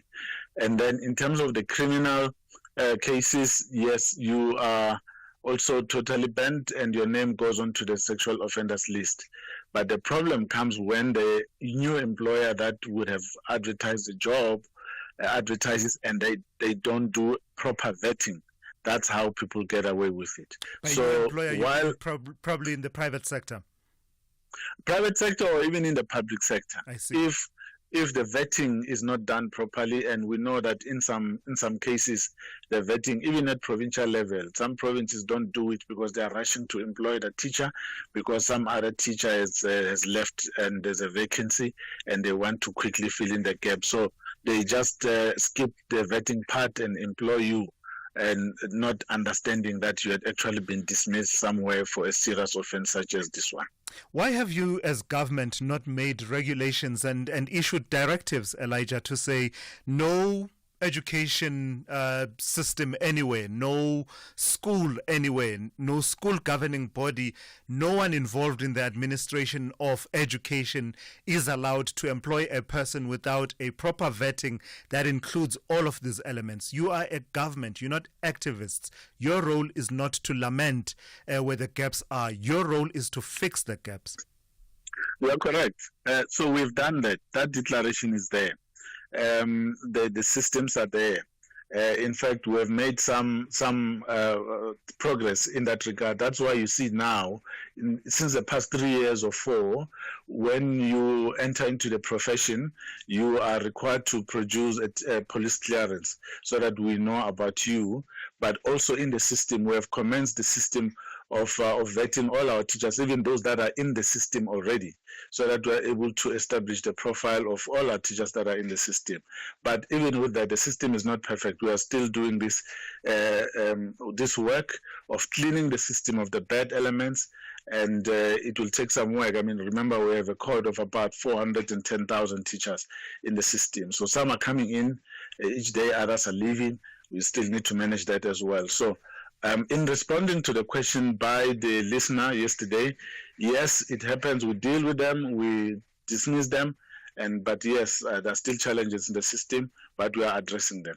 What about teachers that are dismissed for other offenses? If we move away from sexual offenses for a moment, corruption, fraud, theft, and the likes, because as you and I know, teachers exist in a society and also are human, and some of them prone to criminal behavior. Yeah, right. Those that would have been dismissed, they shouldn't find work again. We know the PERSAL system would block you. I've had calls, even myself, from some teachers who said, I was dismissed in this province, and now when I apply, I was dismissed, let's say in the Northwest, I apply in KZN or Mpumalanga, but in the system it shows that I can't be employed. How can you help me? The question is, what did you do? So it happens that the system blocks you from being employed in government as a whole, not just in teaching, because that PERSAL thing is a national government system. Which has a list of all the people that are employed.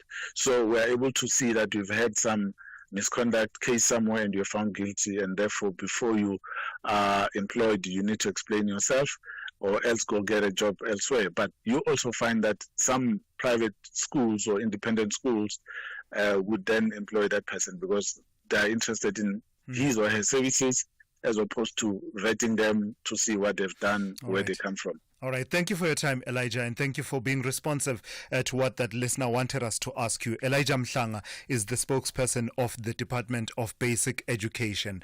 Bringing us to 8 a.m. Time now for a news update with N. Musa. Essential Cover from Outsurance pays out claims in cash, allowing you to choose your own panel beater. SMS CAR to 43187 now.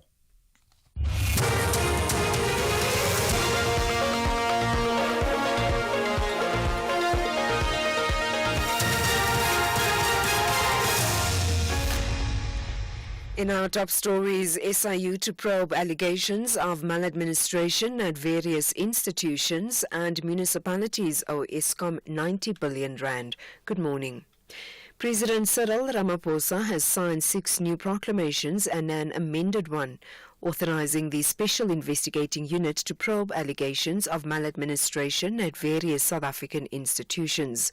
These include the South African Special Risk Insurance, the Vaal University of Technology, the Gauteng Health Department, and the Alfred Nzo District Municipality.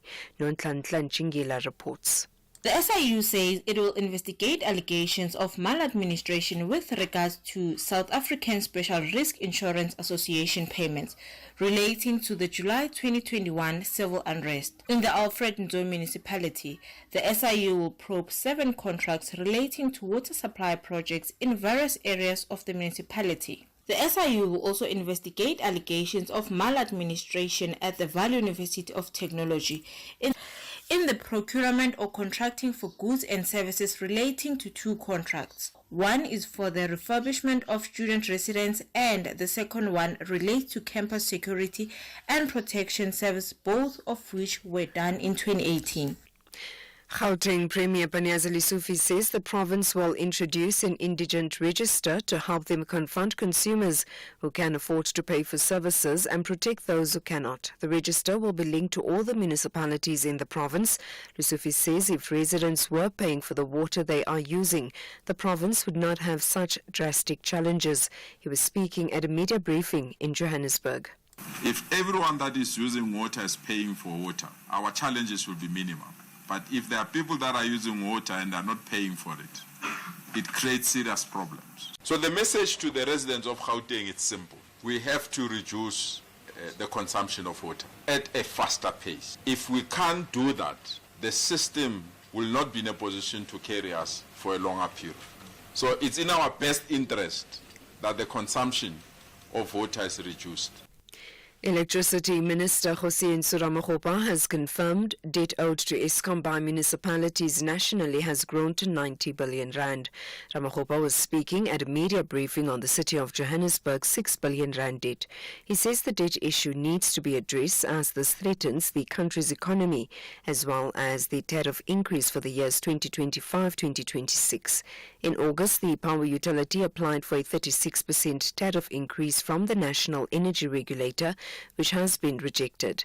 Ramakgopa says debt owed to Eskom impacts electricity tariffs. Also has got tariff implications. If you look at the tariff submission by Eskom to NERSA, and one of the matrices there that gets to be accounted for is the debt levels. So essentially debt has got an impact on the tariff. Anglican Archbishop of Southern Africa, Thabo Makgoba, says there seems to be a deliberate ploy of killing of children with food. Makgoba says children from poor communities are the hardest hit. The Anglican Archbishop blames government for failing to protect the children, saying they are the future of the country.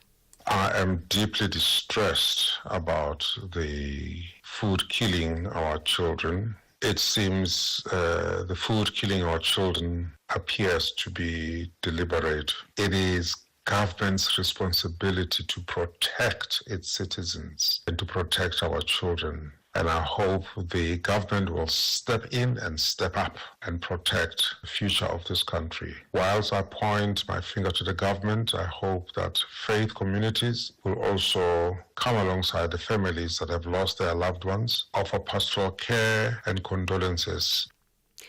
And finally, a Haitian businessman has been sworn in as the country's new prime minister after his predecessor was ousted, having spent less than 5 months in office. The council and the new prime minister are tasked with preparing for long-delayed elections amid a deep political and social crisis marked by growing hunger and frequent episodes of gangland violence. The BBC's David Bamford has the details. Alex Didier Filzeme, till now a relatively unsuccessful politician and owner of a dry cleaning company, has suddenly found himself Prime Minister of Haiti. He's the son of a well-known Haitian activist, Alex Filzeme, who was jailed under the regime of the dictator Jean-Claude Baby Doc Duvalier. He replaces Gary Conille, who spent weeks locked in a power struggle with the Transitional Presidential Council as the country fell under the grip of street gangs. He's promised to put all of his energy into restoring security. He has a tough task ahead. Recapping the top story, President Cyril Ramaphosa has signed 6 new proclamations and an amended one authorizing the Special Investigating Unit to probe allegations of maladministration at various South African institutions.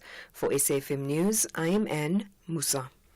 And that's the news for this hour. Theft, accident and 1 million rand liability cover, all covered by Outsurance Essential. Get a quote today, SMS CAR to 43187. 48-year-old Zandile loves Outsurance Essential because it's low-cost insurance designed for older cars. For her 2008 Toyota Yaris T3, she only pays 391 rand a month. With Outsurance Essential, you get up to 1 million rand liability cover. That means if you cause an accident, the other car could be covered for up to 1 million rand. Add even more value with the motor warranty, which covers you for mechanical and electrical breakdowns. Get saving with Outsurance Essential for unfinanced cars older than 5 years and valued at less than 130,000 rand. SMS CAR to 43187. That's CAR to 43187 today. Licensed insurer and FSP. T's, C's and information online. SAFM. guiding you through the rush hour traffic. Stays very heavy out of Alberton and Germiston this morning on your way through to Galulis. A couple of earlier crashes between Funburen and Galulis have put pay to any movement through there. The N3 north backs from Grey Avenue deep in Germiston. The N12 up to Elands to join the N3 backs heavily to the R59. In fact, you're queuing on the R59 north through the tunnel link onto the N12. It really is bad. The other big one is the crash on the N12 westbound before Atlas Road, coming through from Pitfontein Davyton through Benoni has been absolutely solid. It still is. Also, the Mike Oneworth I mentioned under pressure from Goldreef City all the way through to Melrose up to Caller Drive. This quite heavy traffic between Hilton and Pietermaritzburg this morning, coming down towards Peter Brown. A breakdown at Pavilion on your way out of Durban. That's got you queuing out through Spaghetti Junction. And Cape Town, if you're driving inbound this morning from Khayelitsha, an earlier crash at Borchers Quarry is the reason for the delay passing the airport. And Route 1 is absolutely solid. Traffic queuing across all lanes from Durban Road at Belleville right through to the city centre and Elevated Freeway. Worth a mention, the N7 North heavily backed up through Epping towards Voortrekker Road in Goodwood. Rob Byrne, SAFM Traffic. A very good morning to you in your SFM Sports Headline. Let's go to rugby, where the Bok captain Siya Kolisi and several other first-choice players are expected to return for the England showdown. And in soccer news, Hugo Broos has vowed to resign if Bafana Bafana fail to qualify for the 2025 AFCON. Details around 8:30.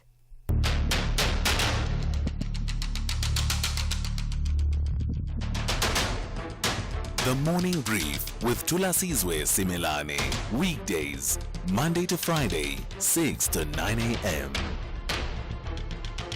The Morning Brief with Thulasizwe Simelane. Weekdays, Monday to Friday, 6 to 9 a.m. 9 minutes after 8 on this Tuesday. Good morning, South Africa, and welcome to it. This is the third hour of the Morning Brief here on SAFM. Over the last 2 hours, we've lit quite a few conversational fuses, and the conversation has naturally exploded in different directions.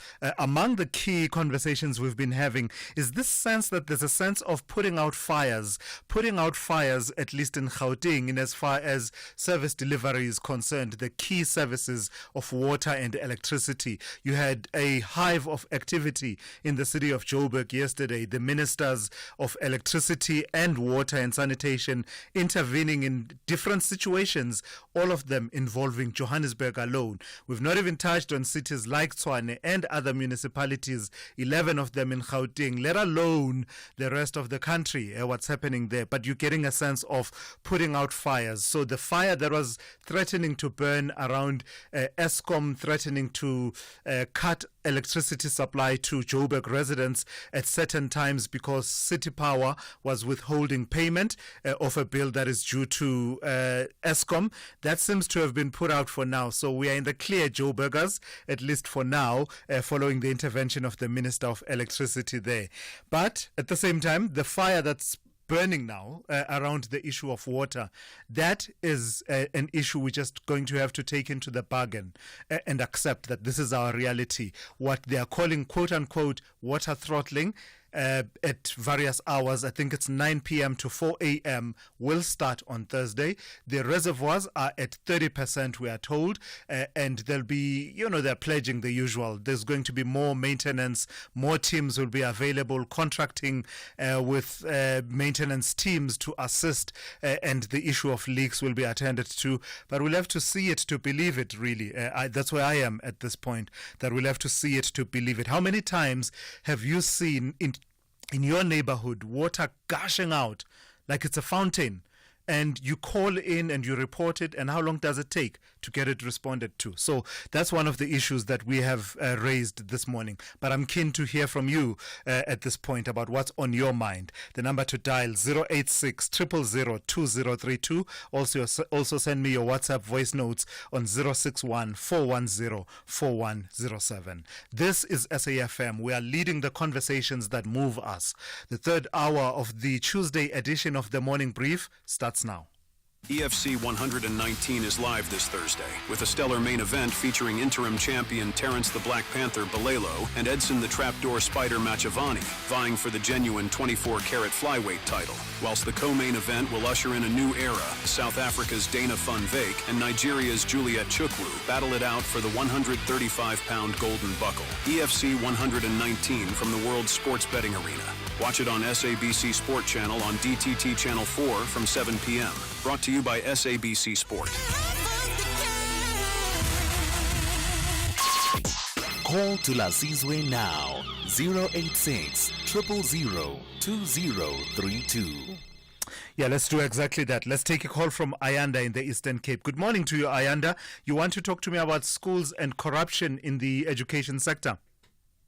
Yes, Tulas, thank you very much. Tulas, there's a school in the Eastern Cape. It's in Circuit 9. The name of the school is Tetra Community Comprehensive School. Look, there's corruption that has been going on here unabated. And I'm finding out that it's been happening for years. People have taken their kids to school with the money, school nutrition program. In the morning, people, they take this food, and divide it amongst themselves. This has been going on for quite some time. And I feel that now it must get to the attention of the authorities of the department and also the law enforcement agencies. The only thing that made it to be exposed is for the new SGB teacher covenant when it closed the tap. And now these people are starting to quarrel amongst themselves. So it's going to make it easier even for the law enforcement agencies to actually do the investigation, because now they're starting to quarrel amongst themselves. This is going on unabated. Sure. It's really sad that it's going on. How does it work? Do you have any idea of how this corruption works around the school nutrition program? It's people who have been involved. Now that they've been involved, you'll find that, for instance, there are those that are dealing with nutrition. Now they're stealing this man amongst themselves, and even the food amongst themselves. They share it amongst themselves. And this has been going on for quite some time. Now, they don't want to leave this. And now when this new SGB, teacher commandant, has been appointed, now it started to close the tap. Now they started to quarrel amongst themselves because they are used to this. These shenanigans have been going on for quite some time. And it's high time that this has been brought to the attention of the department and the law enforcement agency. Absolutely. All right, thank you for that. And no better platform to do exactly that other than just calling in and just flagging it, that concern around corruption in schools. He mentions a school specifically in the area of Mthatha. Let me take a few of your voice notes on some of the themes that have come up on the show this morning. Let's start with this one that has to do with Eskom. Morning, Tulas, is the morning South Africa. I just request South Africans, especially black South Africans, that we must start being responsible. For each and everything that we consume, we must fork out, we must pop out. There are no freebies in this world. We must pop out. So to continually blame Eskom when they're doing the right thing in order to be sustainable, I think it's so disingenuous of ourselves. We must foot the bill. We must foot the bill. We have wasted electricity for so long. Soweto, it's worse. They haven't been paying electricity for years. 24 hours, it's heaters, it's Goombas, it's everything. But now that they're supposed to pay, they're apportioning blame everywhere. Let's assume irresponsibility and do the right thing for a change. Major from Gauteng. Major, I'm taking very seriously what you are saying, but I'm just chuckling at the use of the word Goomba. But haven't heard that word in a while. But in as far as payment is concerned, I think one of the callers that called in a bit earlier on, their sense of being aggrieved was that Eskom was threatening to cut electricity to customers when actually it is City Power that owes them money. So the assumption and presumption there is that this is after customers have paid City Power, but City Power has not paid Eskom. So I think that's where the differentiation was on that issue. Let me take a listen to this one that has to do with the Johannesburg Roads Agency. Morning, Tulas. Thank you for bringing this official to the airwaves. It's shocking when people say take the emotion out of any discussion, because if we don't feel emotional about our city being brought to its knees, then there's no point in having these officials in that, because they don't feel for it. They don't feel the pain. It's wrong. Thank you. Yeah, all right. Thank you for bringing all of those conversations to the fore. Important conversations. Some of them may seem confined to Johannesburg, but actually they have applicability. I assure you, they have applicability across the country. Thank you for those. We'll see if we can take a few more in the coming hour. Or so, what's remaining of the show. Tulasizwe Simelane on the Morning Brief. Weekdays, Monday to Friday, 6 to 9 a.m. 17 minutes after 8. Food processing and packaging solutions company Tetra Pak Southern Africa says it has significantly increased the recycling rate of liquid board packaging to over 20%. The company says it is aiming to achieve recycling collection rate of 28% by the end of the year. To date, Tetra Pak has invested over 54 million rand in the infrastructure and processes required to efficiently manage and recycle cartons. For more on this, I'm joined by Masale Manuku, who is Tetra Pak's sustainability manager. Good morning to you, and thank you for your time this morning. So when we talk about liquid board packaging, what are we talking about, and why is it important for it to be recycled? Thank you to Caesar for having us. So liquid board packaging is basically your aseptic packs that pack your long life milk, juice, and other products that have a longer shelf life than your other products that are in ambient packaging. It's not an area of recycling that immediately springs to mind.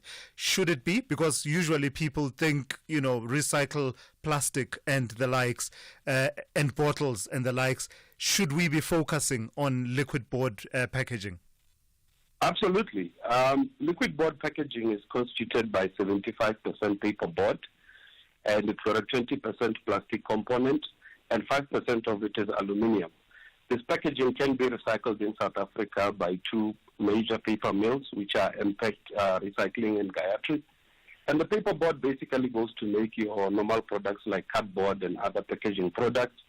The plastic and aluminium component, Tetra Pak has invested significantly into the sector to develop technology that can convert these materials into a raw material for the plastic industry in South Africa. And we are seeing quite considerable growth of its use in the industry.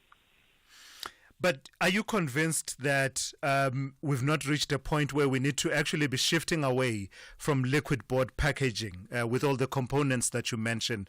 Does it remain a viable product for you as long as it's handled correctly and recycled? Yes. I mean, for food safety, when you look at liquid board packaging, it is the product that makes food available, safe, and can be accessed in many remote areas. Most of the products that we pack in our packs do not require refrigeration.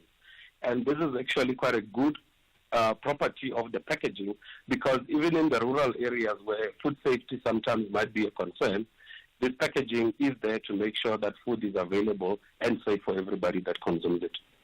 So tell me about the recycling value chain then. Are you seeking to incorporate street recyclers?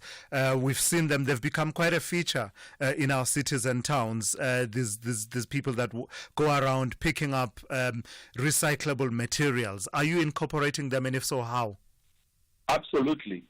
So if you look at the model that Tetra Pak has adopted in collaboration with our PRO, PETCO, we basically, through our EPRC, subsidize the price that is paid to waste pickers on the ground.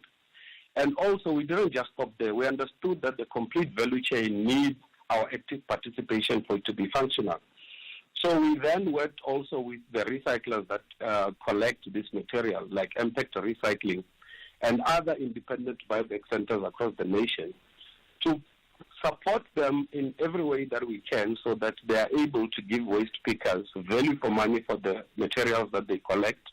And also, we've then understood that we needed to go a bit further, and we've deployed 11 young graduates, one in each province, with Gauteng having 2, that work very closely with these buyback centers, ensuring that the value chain works, that the buyback centers offer value for money for the product, and also the product is able to be moved in a much quicker phase towards getting processed in Johannesburg at the paper mills. All right, thank you for your time this morning. That is Masale Manuku, who is Tetra Pak's Sustainability Manager. Call Tulasizwe now, 086 000 2032. All right, let me take a call from Bafana in Johannesburg. Good morning to you, Bafana. You want to bring back that conversation around taxi patrollers? Yes, Tulas, how are you this morning? Very well, how are you? Yeah, Tulas, we are not satisfied at all. These people, they are harassing people. These people are harassing people, and we are pleasing to this Santaco guy to please talk to these guys, because sometimes we might take the law on our own hand. Because really we cannot. Some people are suffering because of transport. Some people are suffering looking for a help. But these people, they are busy harassing people who helping other people. You understand? Yeah. Around harassment and Kwakwa, there is a Corolla. There is a Corolla who's always going up and down. And let me tell you, Stephen, these people, these people are not even from around Harrismith or Kwakwa. They are coming from outside, Beckville or Harrismith, Joburg or other. You see how disgusting it is. Really, is not right. It's not right. We are pleasing to this guy. So what do they do? Sometimes. What do they do that you say amounts to harassment? Yeah. If they find people giving other people a lift or something, they fighting with the owners of the car. You understand? Yeah. And some people are going to work. They don't have transport. The taxi are taking time to leave the place to another place. But these people who helping other people, if they going to work, these people they are around harassing them. You understand? Yeah. All right, Bafana, thank you for raising that. Thank you for raising that. It's a conversation that's been ongoing. The role of these so-called taxi patrollers and the authority that they seem to have taken upon themselves to stop motorists from picking up passengers, because they are saying, quote unquote, they are protecting their industry. Let's take a listen to this voice note that has to do with corruption.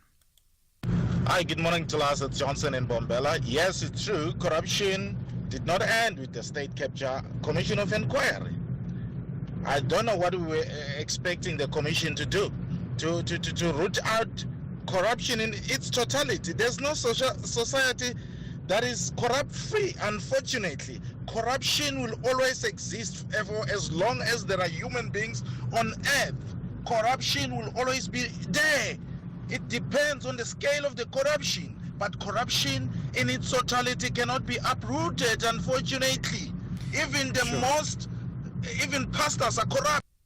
Yo, what a sad indictment. What a sad indictment. But I suppose all we are asking for is demonstration that we will not tolerate any corruption in our society. And I suppose you can't stop people from forming the intent to be corrupt and acting on that intent. But what you can do is punish it visibly and discourage it as much as you can as a society. But I take the point that you make. Let's take this one. It has to do with the issue of intermittent water cuts and what authorities in Joburg at least are calling water throttling that will be introduced. Good morning to us and your listeners. This is Bishop Ndambo in Benoni. It's a pity that the residents of Johannesburg and the country as a whole, they will be punished for poor service of the municipalities and the city of Johannesburg. Because this is a cause of poor maintenance and not fixing the leaks. Like in Davidton, I was driving there yesterday. Davidton Mkhoba section. There's been a leak that is running on the road every hour, every day. The municipality knows about it, they don't fix it. The water is running there, there's too much of water that is being wasted every day. Not that leak only, all over Igorolin, all over in Johannesburg. There's leaks that you're aware when you're driving in the street, you'll find that there's water on the street. But they're not fixing it. Instead, they want to do water shedding of some sort, because of their poor service and then the corrupt government.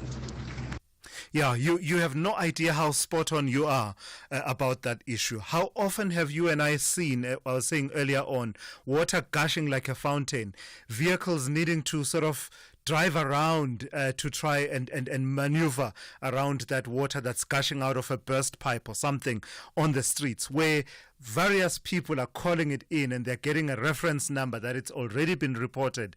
Hour 1 passes, hour 2, 6, 7, and it's still ongoing. You have no idea how accurate you are with that, and it's really a sad indictment, because that's partly why Johannesburg Water, for example, is talking about water throttling, because they are saying it will allow for the reservoirs to be replenished, whereas actually a lot of water is being lost in this kind of way. Good morning to Sizwe. Anonymous here. We are looking for answers or solutions where we cannot get. We are looking for the solutions from people who themselves do not have the capacity nor the requisite skills to solve our problems. Now we also don't have solutions. We're just complaining also. We don't know exactly what to do. The only people who have those solutions are those social movements like AfriForums, but they only complain when those affect them. So we others on the other side are just complaining, and we're doing nothing about the problems that we have. Yeah, thank you for those. Let me just quickly take a call from Nompumelelo in Ivory Park. Good morning to you, Nompumelelo. You want to talk about the water crisis? Yeah, Tula Fize. You know, Tula Fize, we think that the problems are around us, the informal settlement. This is our people, but the way the water is leaking in the taps, and when they supply them with this water tankers, the Georgios Nest, we find that almost every day the water is leaking, the taps are opened, the children are playing with water. And I used to go trans-walking, going from this section, MR10, and going to MR9.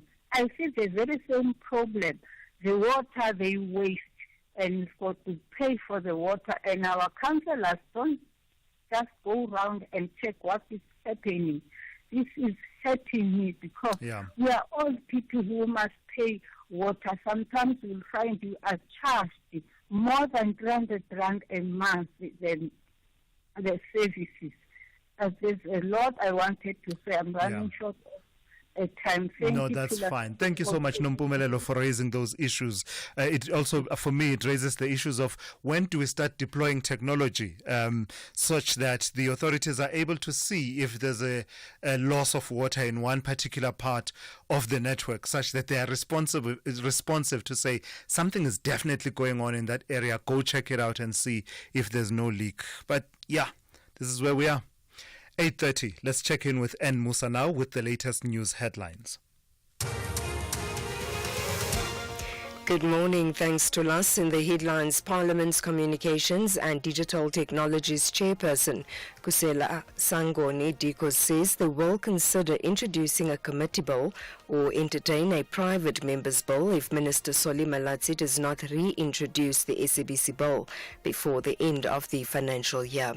Johannesburg Mayor Dada Morero says the mayoral office is prioritizing water infrastructure and their plans will start in January next year. He was speaking at the Water Supply and Interventions media briefing in Newtown in Johannesburg. And President Cyril Ramaphosa has signed 6 new proclamations and an amended one authorizing the Special Investigating Unit to probe allegations of maladministration at various South African institutions. I'll have details on these and other stories at 9. SAFM, guiding you through the rush hour traffic. A lot of traffic around Pretoria this morning. Paul Kruger coming through Capital Park into the city centre is busy. Roger Dias had a crash down towards the R101, so moving away from Pretoria Industrial towards sort of Eupheus, that's heavy. A lot of traffic through Dustport Tunnel, Trans-Oranje or Bremer onto Trans-Oranje, down into that Pretoria West area. A lot of traffic light also. No points from when it's been raining. That is adding to the problem. N14 Krugersdorp Highway up from the Pretoria West exit through Brockfontein towards John Foster's heavy. N14 Ben Skimmen up towards the Eupheus Road. There's a heavy backlog going on there as well. Joburg, the N3 crash scenes around Giluli is going north, all being cleared, but it's left a really big backlog from Alberton and Germiston. There are crashes now in the queue. So the N3 a crash at Elands, N12 a crash at Voortrekker Road. So they're just two further obstructions. You work past those, get into Elands and it stays busy all the way through to about Modderfontein Road in Edenvale before you're out of that. N12 and R24, it's heavy from the east into Galilee's. The N12 at Atlas Road, that crash taking forever to clear. It's still very slowly coming through from Davyton through Benoni to Boxburg, and the Mike 1 this morning, Boyson's all the way through to Corlett Drive in the Melrose area, very heavy. A lot of truck traffic arriving into Pietermaritzburg. It was all released from that crash at Nottingham Road earlier this morning. Just drive carefully. Expect a couple of them perhaps to break down in the roadwork section after Pietermaritzburg. Breakdown at Pavilion, the N3 out of Durban, that's solid from Spaghetti Junction. And Cape Town, I just posted a couple of pics of this up on x.com at Traffic SA. You can have a look. It's a very busy run through on the N1 highway this morning. Traffic from Plattekloof Hill across all lanes right through the elevated freeway. So busy that the bottom of Nelson Mandela Boulevard onto the elevated freeway to the CBD is also queuing up as well. Rob Byrne, SAFM Traffic. This is SAFM Sport with Zai Khan. Good morning to you once again, Zai. So the Boks head into the fortress that is Twickenham in England, but they are hoping to come out victorious. Yeah, and guess what? We've got Siya Kolisi in the mix, which means that the England squad better get their rucks in a row. Yeah. You know? Yeah. You get it? No? No, I'm lost. It happens. Oh my gosh. Anyway, don't mess with the green and gold. That's all I'm saying. We did have a rocky start though over Scotland, 32-15. Springboks are gearing up now to tackle a desperate England at Twickenham with Siya Kolisi expected back in the starting lineup. The team is focusing on sharpening their lineouts, dominating breakdowns, and reducing handling errors. England are on a 4-game losing streak, which means they could come out swinging, especially after last year's 1-point World Cup heartbreak. And coach Rassie Erasmus is aiming to build squad depth and growth. But for Kolisi and his men, a win this Saturday is the only way forward. And at the same with Bafana coach Hugo Bruges calling up Stellenbosch FC winger Devon Titus to replace the injured Mihlali Mayambela. The Cyprus-based star was due back for his international team return. However, an injury means Mayambela, who plays for Aris Limassol, will now miss the two crucial AFCON qualifiers, the one away to Uganda on Friday and South Sudan in Cape Town a few days later. With Bafana clinching a bronze medal in Cote d'Ivoire earlier this year, there has been an air of optimism around the national team. Bruce says for consistency, his Chargers have to book a ticket to Morocco. We need 3 or 2 points to have security. We can also write a little bit history by qualifying 2 times in a row. I think it's, I don't know a long time ago, but it should be a nice achievement, and we can end the fantastic 2024 year on a good way. We started it very well with the bronze medal, so I think it's nice to end that season with a qualification for AFCON again. Tennis news: an emotional Yannick Sinner was celebrated as he claimed the coveted ATP year-end number one crown in front of his home crowd.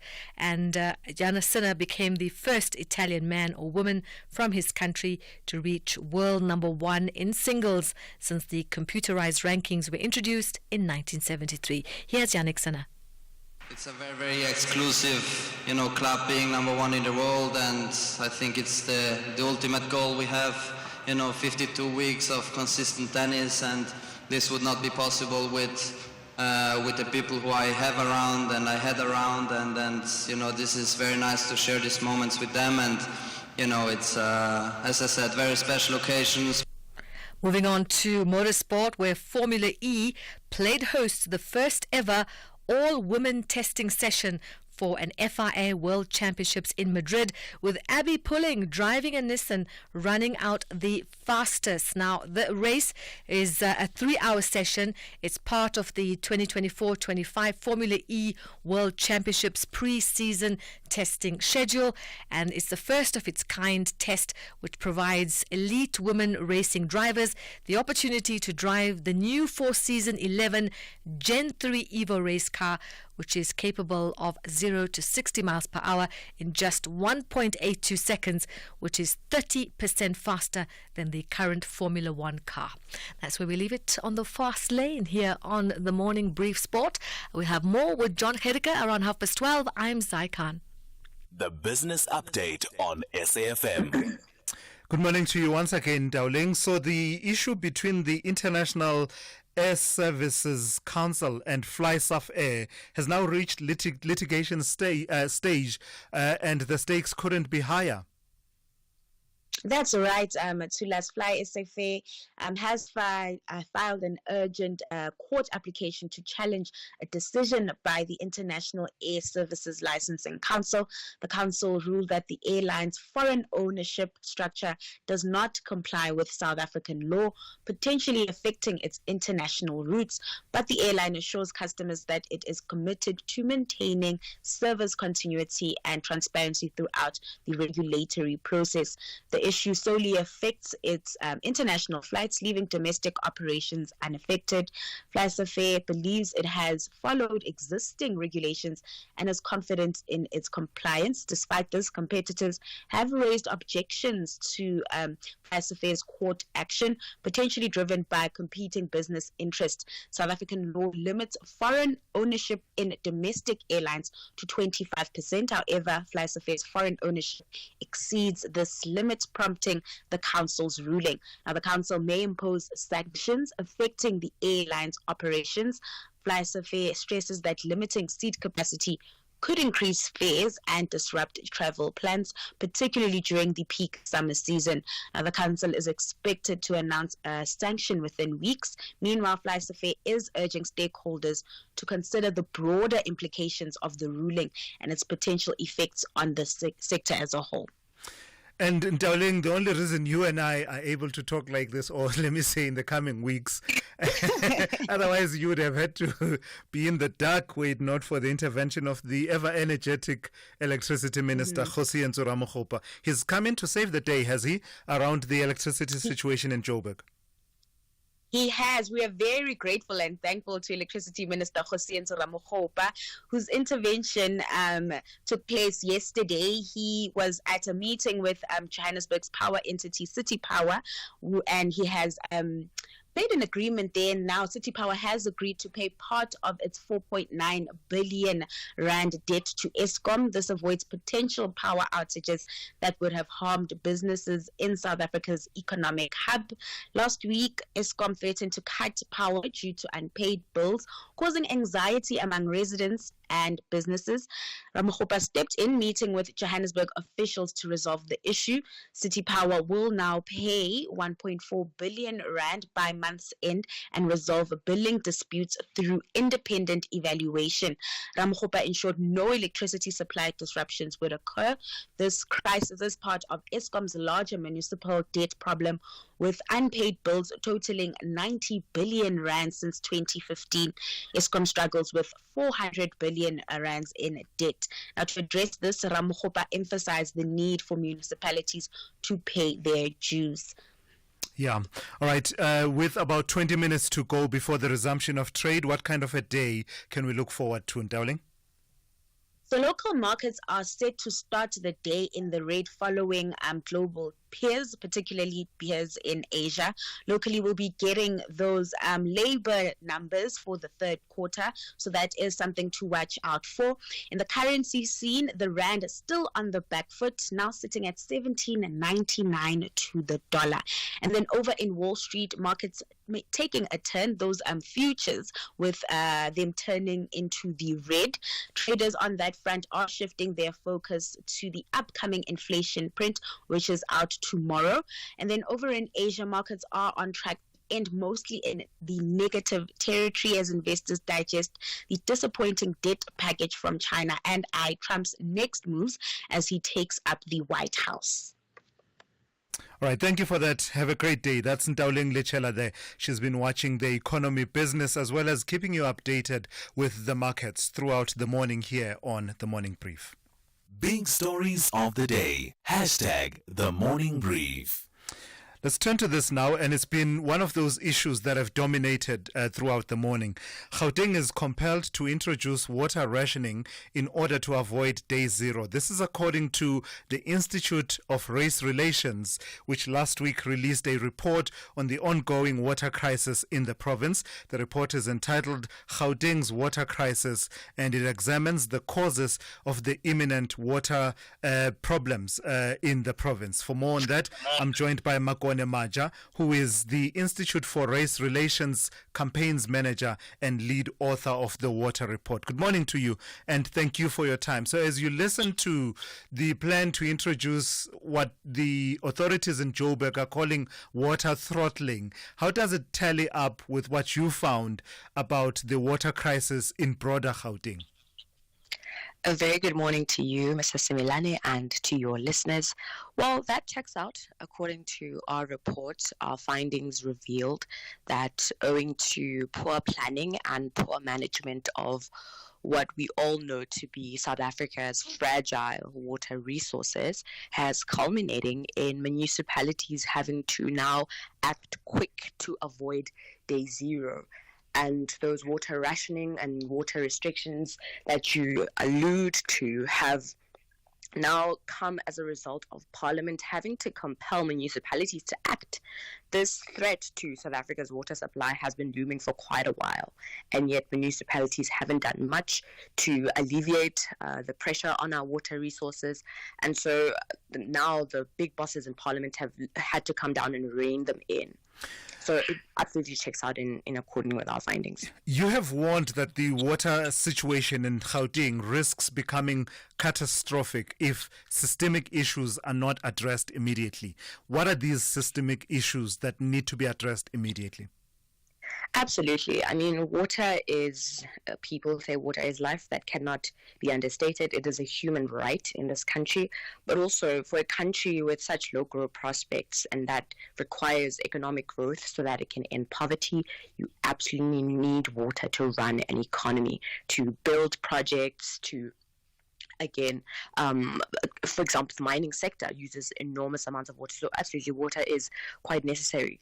What we think that should be done is, first, I think this crisis could have been alleviated. Like I pointed out, South Africa is short on water, and this is because of inadequate rain supply. So when you specifically look at the province of Gauteng, which gets a majority of its water from the Vaal Dam, unfortunately, the Vaal Dam has been experiencing volatile, low levels of water rainfall, and so it's just not able to fill up to the levels that is required. So what you're seeing happen there is that Rand Water, the utility that's responsible for abstracting water or collecting water from the Vaal Dam and then distributing it to provinces including Mpumalanga, Northwest, majority of it, about 75%, comes to Gauteng. Rand Water has now been operating in excess of its water license, abstraction license, the license that exclusively allows Rand Water to collect that water from the dam. And so because the population of Gauteng has been growing, the city in itself has grown since these resources were initially built, the demand on our water supply is just increased as well. And so that is exactly why Rand Water has now been operating again in excess of its license. There's another element that you are flagging, and this has to do with water losses due to dilapidated infrastructure. How dire is that particular element of the problem? Dilapidated infrastructure is one of the big killers of our water resources. So let me explain what's happening there when we speak about water losses. It's a broad category. It's called non-revenue water, right? And non-revenue water includes physical as well as non-physical losses of water. Physical losses of water are owing to things like water losses, where you just have water leaking through our taps. When you're looking at a province like, or a city like Johannesburg, the municipality of Johannesburg, you have the city losing 35% of its safe drinking water to leakages. So for you, Tulasizo, this would be like opening your taps in the house to run for 35% of the time, or 8 hours in a day. It's safe drinking water, it's good enough for consumption, but it's just lost because there are leakages in the pipeline network, right? So those are physical losses of water. Non-physical losses of water are things like inaccurate meter readings. So that's where people either breach their meters, or the meters are just simply broken and are not reporting to Johannesburg Water the accurate amounts of water that are being consumed by people. And so they are able, Johannesburg Water and Rand Water are not able to actually bill people properly. And if there's no proper billing, then they're not able to collect the revenue that they should be. But also because the water is lost and the water doesn't actually reach municipal end users, they're also not able to make any money from that. And that's why you see things like Rand Water reporting that the city of Johannesburg owes it 1 billion rand, right? So it's a vicious cycle, because if you cannot collect revenue, then you cannot do maintenance. You have Johannesburg Water again reporting that it only has enough money to service 20 of its 42 reservoirs. So that means the other 22 will not get any repairs or any refurbishments, and the water that is safe and safe for consumption will continue to be lost. So with everything that we know about the root causes of the crisis and our capabilities and abilities to respond to it, what are some of the immediate interventions that you believe should be in place to try and avert what you are describing as possible day zero? Yeah, so we have two solutions. One is for the municipalities themselves, so management, and the other is for South African users, because this is very much about our livelihoods. Our livelihoods hang in the balance when you speak about water. You know what a disaster it is when you go one day without having water in your home, let alone in an office park. So the solution we have to the municipalities themselves are introducing measures such as pressure reducing valves. So these valves control for pressure of water that runs through the pipeline network, which effectively reduces the amount of water a municipal end user will consume, but also it avoids the losses that are experienced throughout the pipeline network, because there isn't as much pressure, water pressure running through the pipes, and they're able to control water distribution a lot better. So that adjusts for water consumption and also just the passage of water through the pipeline network itself. For South African end users, the IR is currently working on solutions that will compel municipalities to effect water management standards. We simply cannot accept that there isn't enough revenue for them to be able to do maintenance and to refurbish the infrastructure. This is about our livelihoods, and we absolutely need to take it back into our hands and compel municipalities to act accordingly. All right. Thank you for your time this morning and your insights. That is Makone Maja, who is the Institute for Race Relations Campaigns Manager and lead author of a report on water, the water situation in Gauteng, entitled Gauteng's Water Crisis. The Chill Zone with Bertha Charuma. You do a lot of work of fighting for justice, especially in the arts arena. Yeah. Wow. That's a big deal. You know, it really is, it's heartbreaking, Bertha, to see what is happening in our industry. And people think that we are a well-established production industry as a country. We are producing lots of very popular titles. Our content is being seen around the world. All that may be true. But the one glaring failure, the one absolutely unforgivable failure in our creative industry is that we remain unregulated. That's Jack Devnarine, South African actor. Most of us know him as Rajesh Kumar on Isidingo. Bertha Charuma on SAFM. All podcasts can be downloaded on safm.co.za.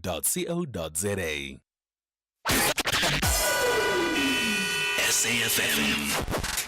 guiding you through the rush hour traffic. It's been a very busy morning for a lot of motorists. Wet weather conditions across Gauteng obviously didn't help, and a couple of issues that have unfolded on the N3 in KZN. Let's kick it off in Joburg with a lot of pressure on the M1, Bayers Nordia round to Rivonia. Mike 1, Boyson's up to Corlett Drive in the Melrose area. N3 from deep in Jerviston, Ilan's interchange, all the way through to Mollefontein. Absolutely jam-packed. N12 from Craft Road into Galilee stays slow. N12 coming through Benoni starting to ease after that earlier crash at Atlas Road, and the R21 away from the airport, quite a heavy backlog into the roadworks up by the NGen services. N14, the Krugersdorp Highway still queuing up towards the N1 Brockfontein if you're on your way in towards Pretoria section this morning.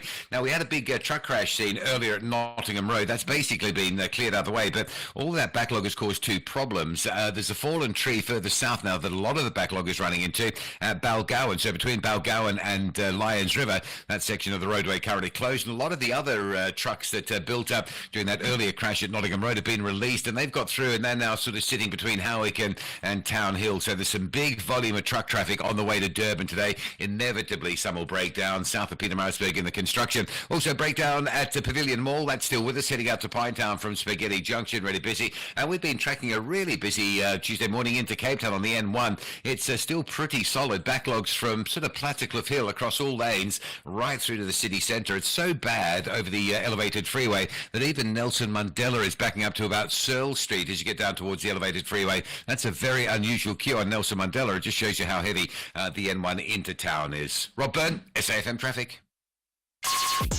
Call to Lasizwe now, 086 000 2032. All right, let's take a few of your calls as well as some of your WhatsApp voice notes. The issues around water and delivery of water services really dominating the conversation. So let me take a few of those, and maybe if I need to, I will come back on those. Morning to Lisizwe. Thanks for a great show. Greg from Port Elizabeth. Unfortunately, we've become a very reactive society, government, local government, to whichever institutions there are. We wait until something happens and then we react to make sure that things are sorted. For example, the lady this morning who spoke about the dams and the leaks and all those things, why wait until the dams are so low and then try and fix anything? Why not fix it when you see the first leak? The first leak would have cost you, for example, 1,000 rand to fix. Now you have got multiple leaks that's going to cost you 10 million rand to fix. So it's purely, everything is reactive, and that's why you have so much discontent and unhappiness amongst the general population. Good morning, Tulas. This is Peter here in Hartswater. Tulas, I just want to be short, my brother. Who's blocked the water from water plants, reservoirs, whatever, where water is stored? Who is blocking water from those dams, plants, to the taps? There is a plenty of water in the reservoirs. We are working with friends we got friends who are working there by the water plants and stuff like that. They will tell you there is a water there. But the problem is water can't go to the taps. Who is blocking the water to the taps from the reservoirs? Let us take it from there, Tulas. Thank you. I hear the question you're raising. The official story, unless, of course, you can share further insights, the official story is that there isn't enough water in the reservoirs. The official account of the city of Joburg is that the reservoirs in the city stand at 30%, and they are not replenishing enough, and therefore, if they throttle the water overnight, the hope is that the reservoirs will be able to replenish such that they're able to then pump out the water to the taps. But I'd be keen to hear from you if you have, further evidence to the contrary, that actually there is water in the reservoirs and there's something else that is at play. The issue of being reactive, you are spot on. I mean, I remember a time when someone like Professor Anthony Turton, was a staple feature in news reports. And guess what? It wasn't 2 years ago. It wasn't 5 years ago. It's a decade ago or more, talking about the need to ensure that there's maintenance of our water infrastructure as well as upgrades to that to ensure that we avoid this situation. And guess what?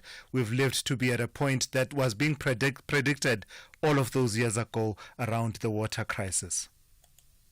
Hey, Tulis, no one is telling the truth with the issue of the city of Joburg.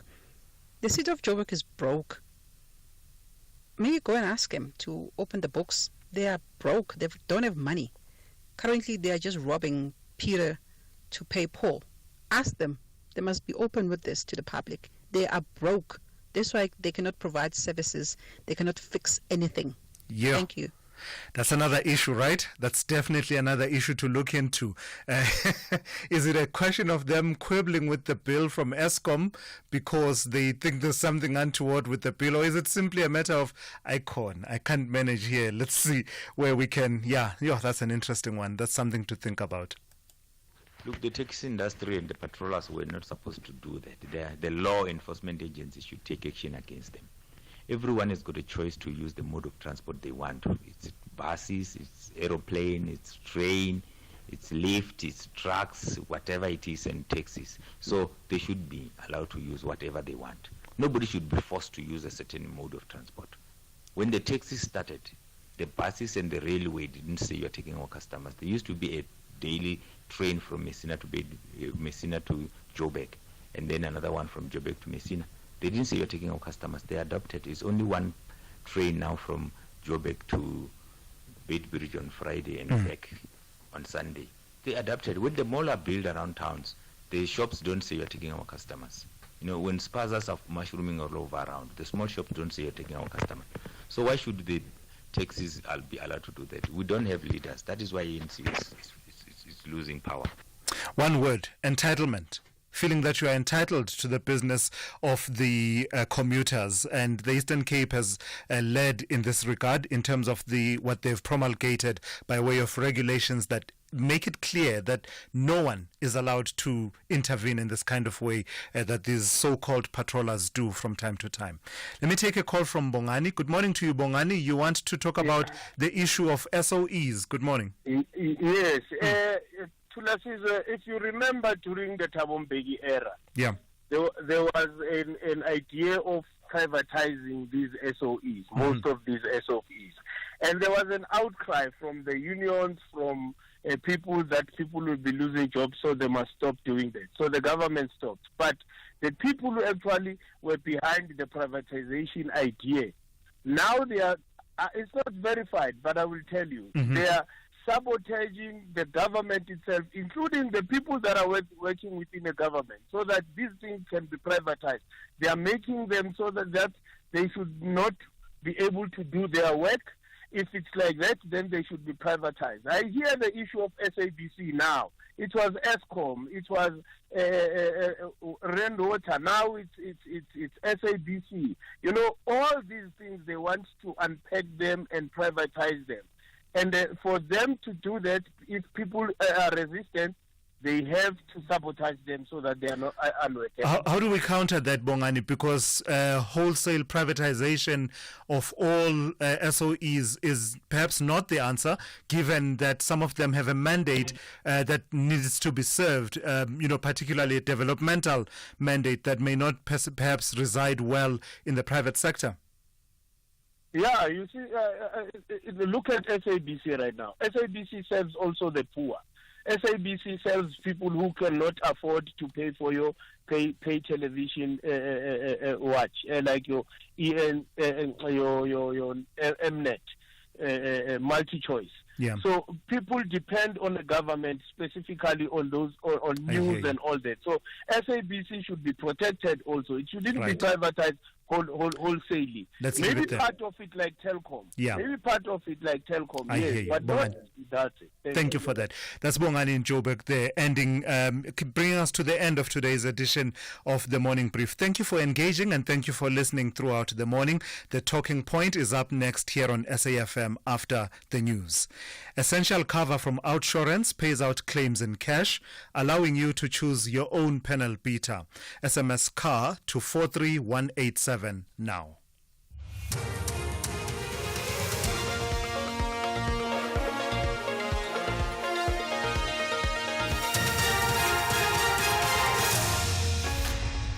In our top stories, Portfolio Committee Chairperson speaks on alternatives following withdrawal of the SABC bill and SIU to probe allegations of maladministration at various institutions. Good morning.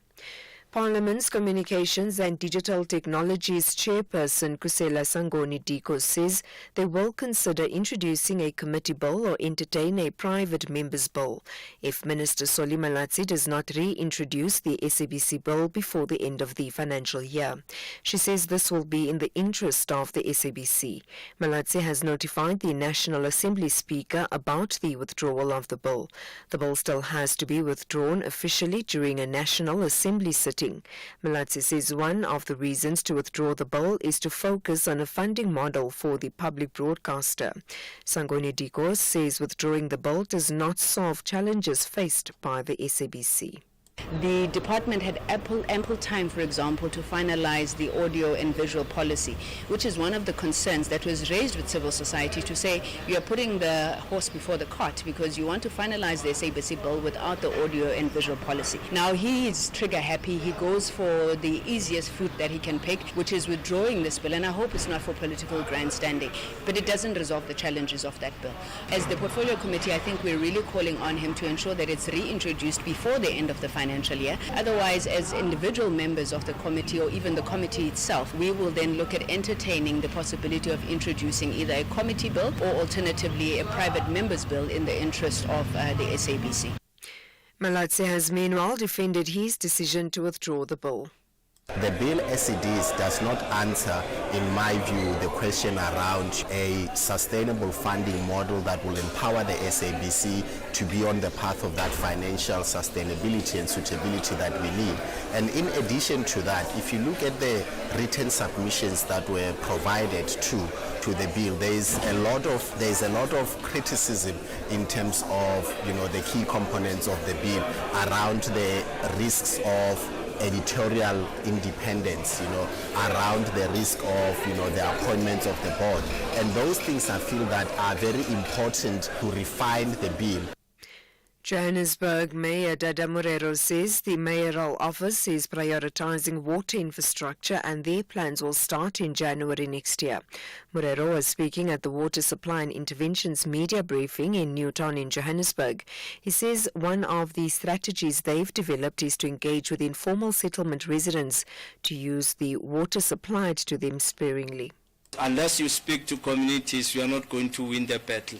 Two, we had to go into informal settlements, engage communities in informal settlements to also use the water that we provide, which in fact we are not even recovering any revenue. And there's also a general behavior issue in deemed consumption areas, because they pay a flat rate of some sort into water, and as a result of that they use water willingly, and they don't have conscious behavioral pattern to say let's look after the scarce resource that is called water. President Cyril Ramaphosa has signed 6 new proclamations and an amended one authorizing the Special Investigating Unit to probe allegations of maladministration at various South African institutions. These include the South African Special Risk Insurance, the Vaal University of Technology, the Gauteng Health Department and the Alfred Nzo District Municipality. Nonhlanhla Nchingila reports. The SIU says it will investigate allegations of maladministration with regards to South African Special Risk Insurance Association payments relating to the July 2021 civil unrest. In the Alfred Nzo municipality, the SIU will probe 7 contracts relating to water supply projects in various areas of the municipality. The Mpumalanga Department of Education is closely monitoring the examination process in the Mkondo local municipality following storm damage to school infrastructure that occurred on Sunday night. Several structures in the area, including power lines, schools and residential buildings, were affected by the storm. Damage has been reported at 3 schools, impacting 8 classrooms, a school kitchen and a school hostel. Mpumalanga Education MEC Kathy Dlamini was on a visit to affected schools. We started from a Petrative Combined School where about 5 mobile classrooms were damaged. No learner was hurt. Here again, there's a lot of damage, especially in the hostel.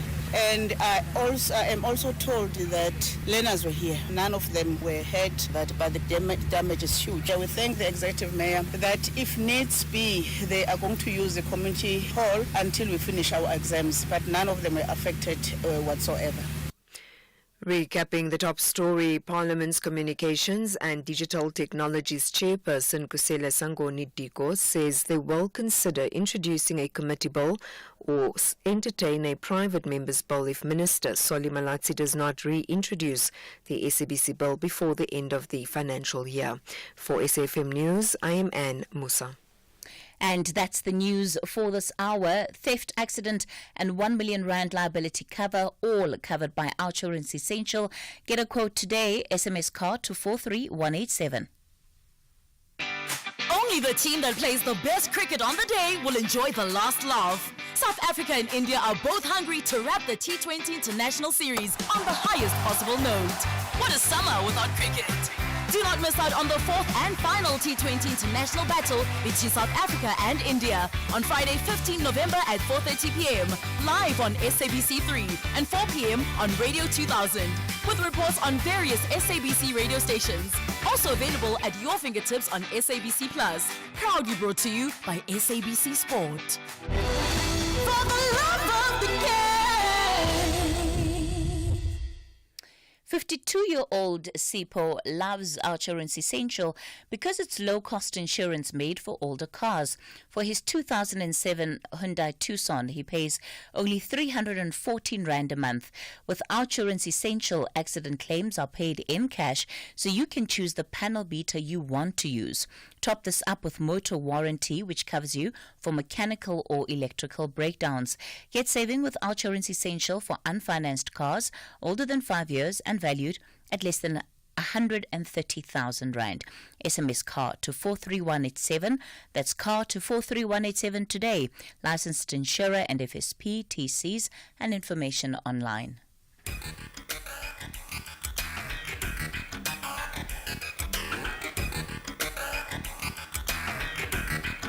The Talking Point with Kathy Motlatlana. Weekdays, 9 a.m. till midday.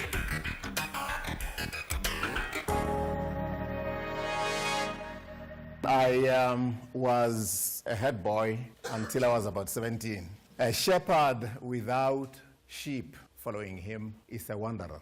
I also want to believe that vision without proper articulation, vision without committed, dedicated pursuit to realize is a hallucination. Now, leaders, the best of leaders that I've come across are those that are very, very sound, value system predicated and beckoned by a compelling vision. You've got to be anchored in sound values and be beckoned by a compelling vision. Now, a good number of the leaders that I've come across that have truly been leaders are those that have been able to articulate their sense of destiny. It is from your proper understanding and articulation of your sense of destiny that you will articulate your destination. Your destination, in other words, is your vision. Your vision is nothing but your desired end state articulated as a literary vignette, articulated as a picture painted in words. And the more clearly you paint that picture, the better it will be for you to persuade people to come along with you. Effective leaders are those who have a sense of destiny. I am here on earth for a purpose,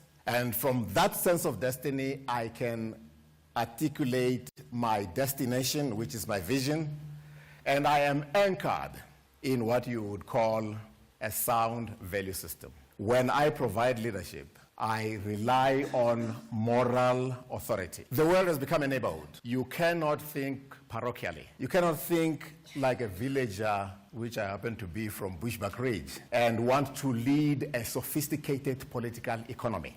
You will mislead. Understand what it is you are going to lead as essentially a socio-political economy. You can even dance and you wind up being somewhat popular in the populist sense. That does not make you a leader in the 21st century. Popularity and populism are two things. Popularity says you actually have something to give. I would also insist that whoever wants to lead me in the 21st century must have moral authority. Dr. Ruel Khoza, distinguished thought leader, businessman, and president of the Institute of Directors of South Africa. Absolutely true. Needing leaders that have a sense of destiny.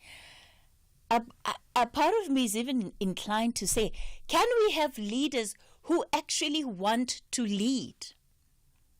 Can the people who put their hands up to be in leadership positions, and I'm talking across the board, can they actually do what they have put themselves up for?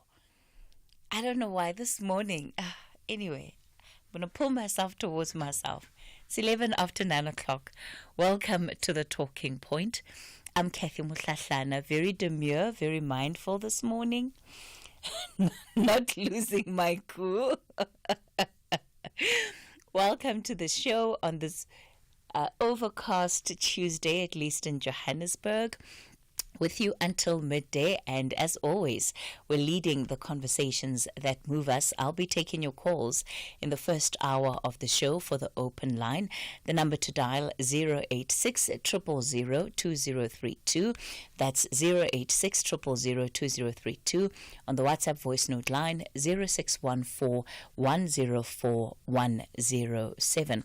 So coming up then on the show today, it is a Tuesday, so we'll be talking finance with Brian Hirsch, and we're going to be dealing with some aspects related to retirement, and in particular the 12 steps that Brian wants us to think about and be mindful of when it comes to retirement planning. And then in the final hour of the show, we're going to look at South Africa's just transition, right? And this is within the energy sector, and look at some of the plans that are being made to equip leaders within the energy sector in particular for this just transition.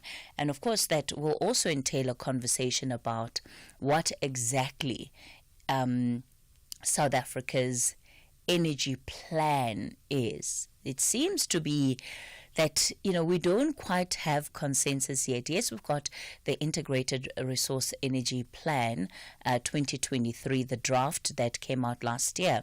It provides a framework, but one doesn't get the sense that there is absolute consensus from industry about the direction that we should be heading in when it comes to energy. And you cannot have this conversation without looking at Eskom and what then becomes of coal-fired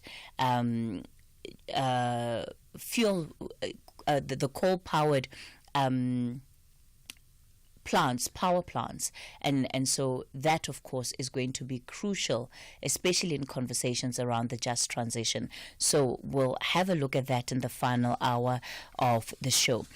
We're going to kick it off with the open line, and I must say, and this is probably why I'm feeling a bit touched on my studio today, and I blame that opening clip by Dr. Ruel Khoza, because I was reflecting on just the comments that were made yesterday. Yesterday, the National Prosecuting Authority head, Shamila Batoyi, was speaking in Stellenbosch in Cape Town, and it was at the university's Department of Journalism lecture, and she was speaking about strengthening the rule of law, challenges and opportunities for the NPA.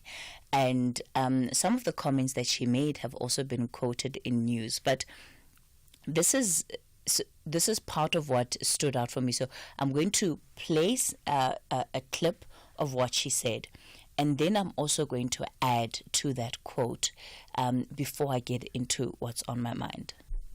We appreciate that the public puts us under pressure, but we will not succumb to pressure in the sense that we will not prosecute unless we know that we meet the standard required of reasonable prospects of a successful prosecution. All right, so there's the issue of being put under pressure by the public to prosecute.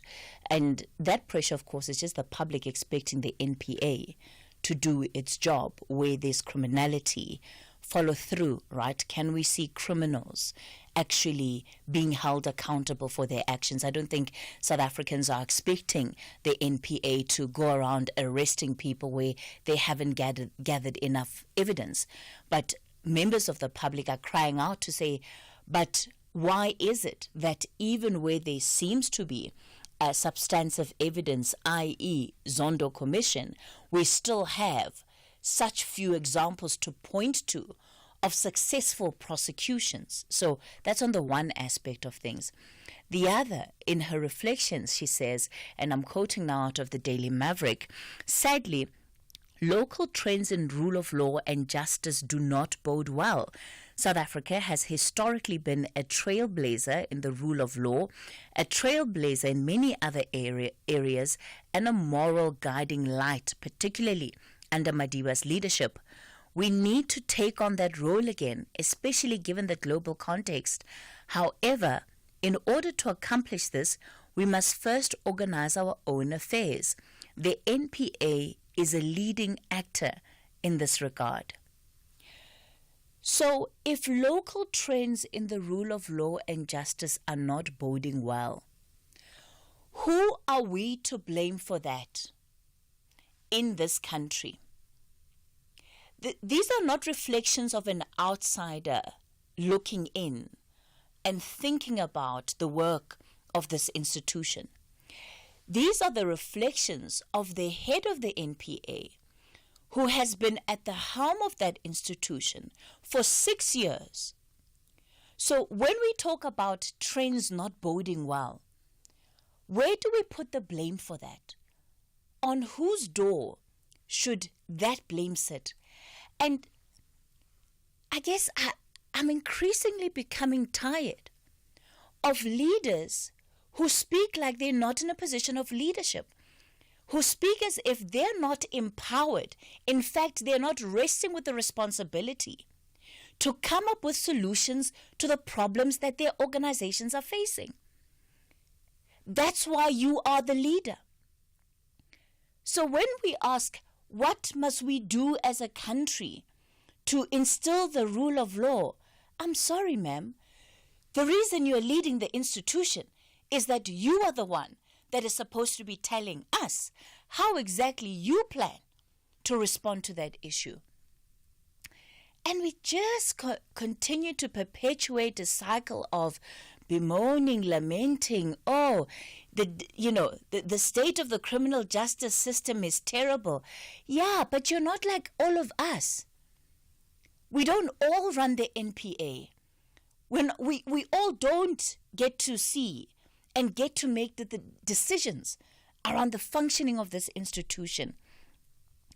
And so it does feel that sometimes we're being taken for a ride as South Africans, because we have leaders that want to throw their hands up in the air and get caught up in the problems as if they too are mere citizens. The reason we see pervasive criminality, corruption in other times and other crimes is because of the failure to prosecute these criminals. It has led to this culture of impunity. They do it because they know they can get away with it. And the job of the NPA and its leaders is to make sure that the rule of law is trusted, is respected. So don't tell us about what the trends say. We know. We live in the reality of those trends. But what is the organization doing to fix that problem? And how are you going to restore the credibility, the hope, and the faith of South Africans in the NPA and its work? That's the open line we've started. 086 000 2032. I'm taking your calls on the WhatsApp voice note line 0614 104 107. Across South Africa, online and on radio. SAFM, let's talk. Let me start in Polokwane. Muvango, good morning. Yes, good morning. Long time no talk. Yes, it's been a while.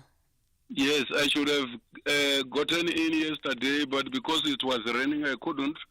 The spot in which I stand to receive the signal, it was raining. I couldn't call, so my apologies thereof. No problem, Muvango. I'm glad you're able to make it through today.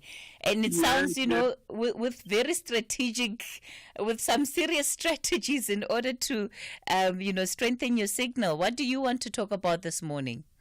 I want to talk about, in part, the Department of Agriculture and at large the public protector. And let me start right away, because time and radio are like water and paraffin; they don't mix. The Department of Agriculture, they allocated me a project on my land some time back. And when they were about to finish that chicken project, they pulled out. And when I asked them why, they insulted me. They said, "Futsek, go away. Nothing will happen." And indeed, nothing has happened. I took the matter to the public protector. The public protector, that was around 2009. In 2014, I presented my case to the advocate when she was visiting the University of Limpopo. She said, verbatim, "Mr. Sadiki, there is a maladministration that has been committed, and we are going to help you." Unfortunately, a term of office was coming to an end. Fast forward, 2017, I had a meeting with the advocate at Limpopo public protector's offices together with the officials there. Then she asked why this matter has taken too long. That's when I discovered that the file was closed, and they never told me why. They never provided with any report, but nevertheless, she said a report must be commissioned to determine the damage you done on my land, and I was ordered to get the specialist to do that job. I paid 56,000 rand, and from there the report came, and they said on the report they did nothing about the report. In 2019, they called in the Department of Agriculture, the culprit, and they ordered them to make a presentation about how they were going to solve the problem that they've created on my small farm. And their report, the Department of Agriculture, it was not the same report as that one of the public protector. Then I refused to be part of that meeting. I said I would rather get a legal opinion, and that's where I bent my fingers. But that aside, then I realized, So Muvango, in the interests of time, where are you with the matter today? What do you want to bring on the air today? That is what I want to get into. I took the matter to the public protector in Pretoria, and they gave me a form of review. I explained everything in detail, what I've just explained now. Since July the 23rd, I never heard anything from them, those people who are reviewing the matter. That's why I want your assistance, if that is possible.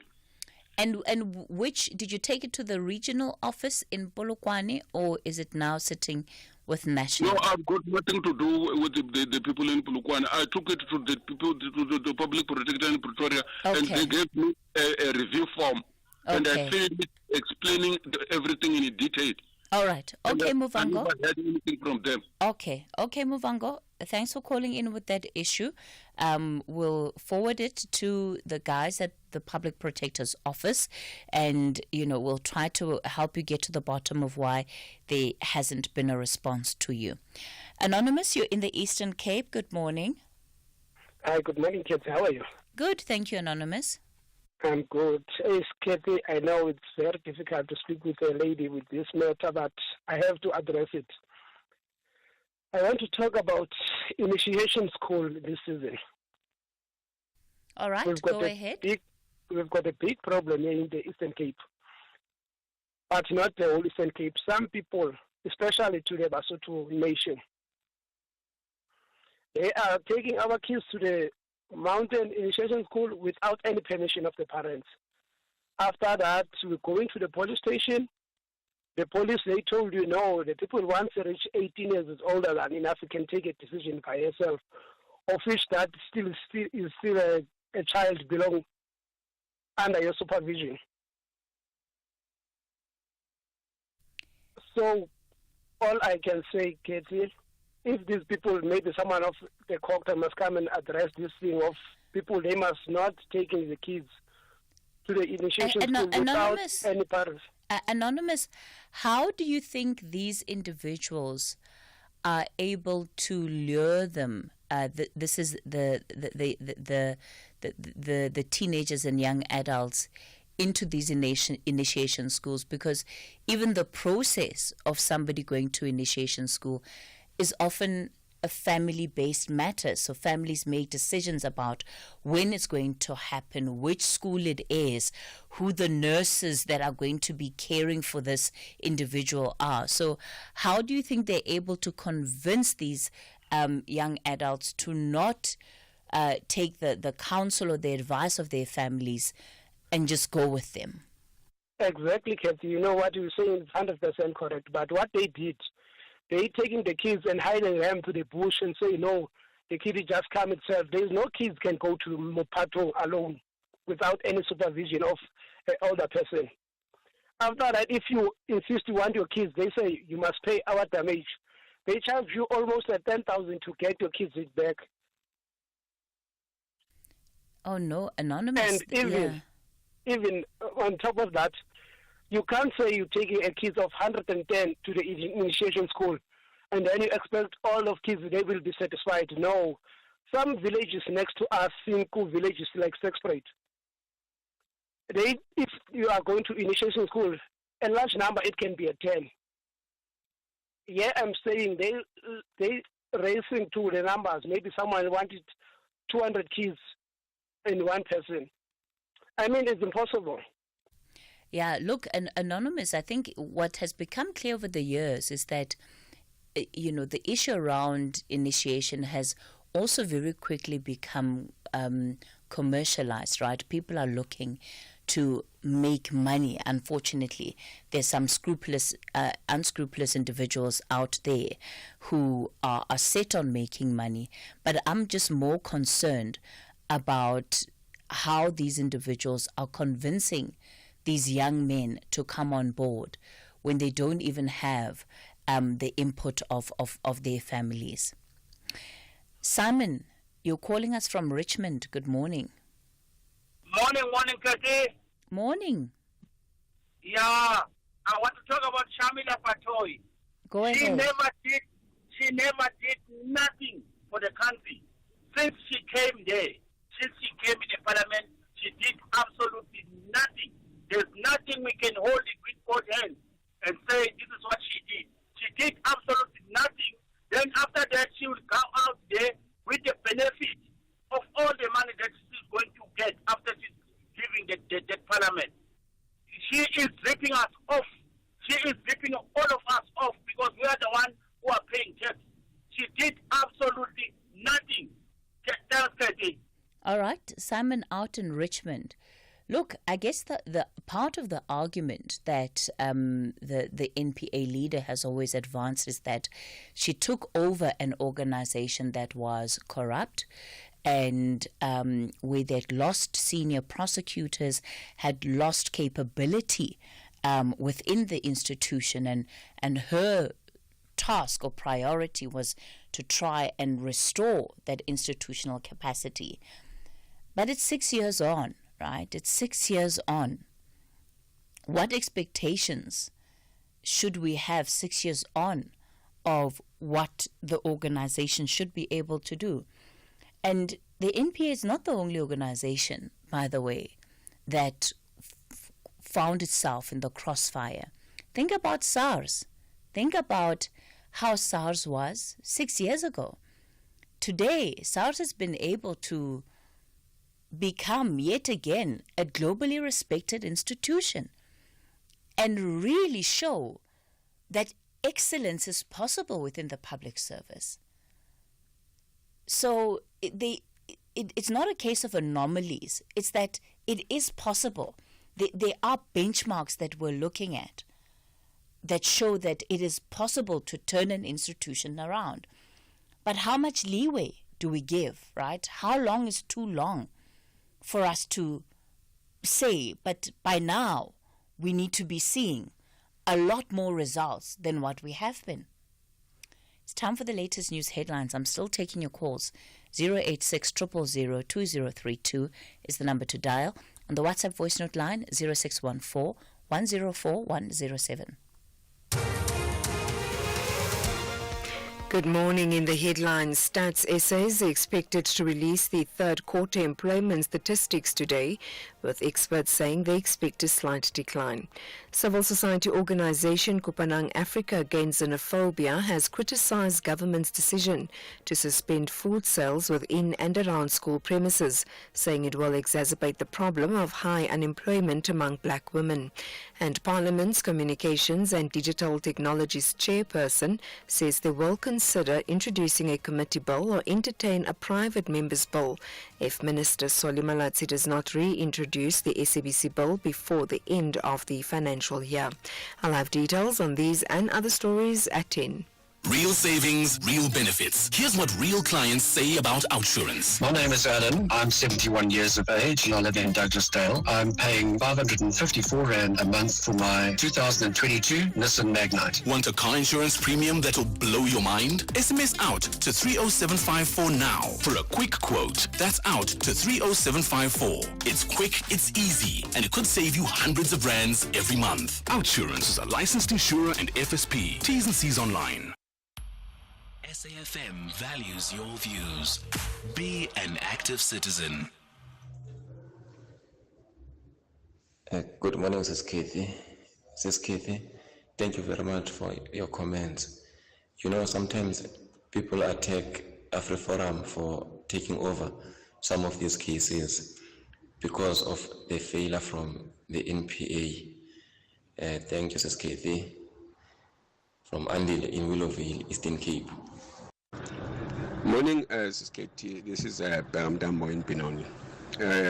I differ with you, my sister. I differ when it comes to NPA. I don't blame NPA leader for this mess that is here now. She was not a part of forming that kangaroo court called state capture. That thing was created to fight Zuma politically. For those infighting between the ANC. So she was not a part of that thing. She did not even compile that report. It was compiled by Zondo to fight Zuma. So now she's caught in between now to prosecute based on that report.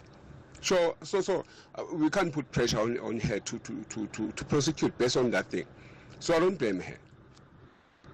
Good morning, Osketi. Osketi, I'm just a truck driver, but I can tell you, Umme Shamila Batoy, she has lost it on the way. We had confidence in her, and she decided to run an animal farm whereby some animals are better than others. She prosecutes where she wants, and then others, she just let them go. It seems like she's getting instructions from somewhere, and everybody can see it. Even a person who doesn't know the meaning of NPA can tell you this is an animal farm. Morning, Kathy. Good morning. Speaking to Matiwani here in Davidton. Yeah, I think it's a good idea. My sister, because I think it's time now people who are willing to lead and this country, this beautiful country, to raise up their hands. Can be a man, can be a woman, and raise up in his or her hands, so that we can see that these people, they are willing to help us, really, because of this what we call politicians. They playing They're playing game with us. It is totally wrong. I think it's time now. Someone who will tell himself, who will be telling himself, now I'm prepared to work. I'm prepared to help the country. The country is lacking in terms of leadership. Thank you. Conversations that you connect with and react to. SAFM.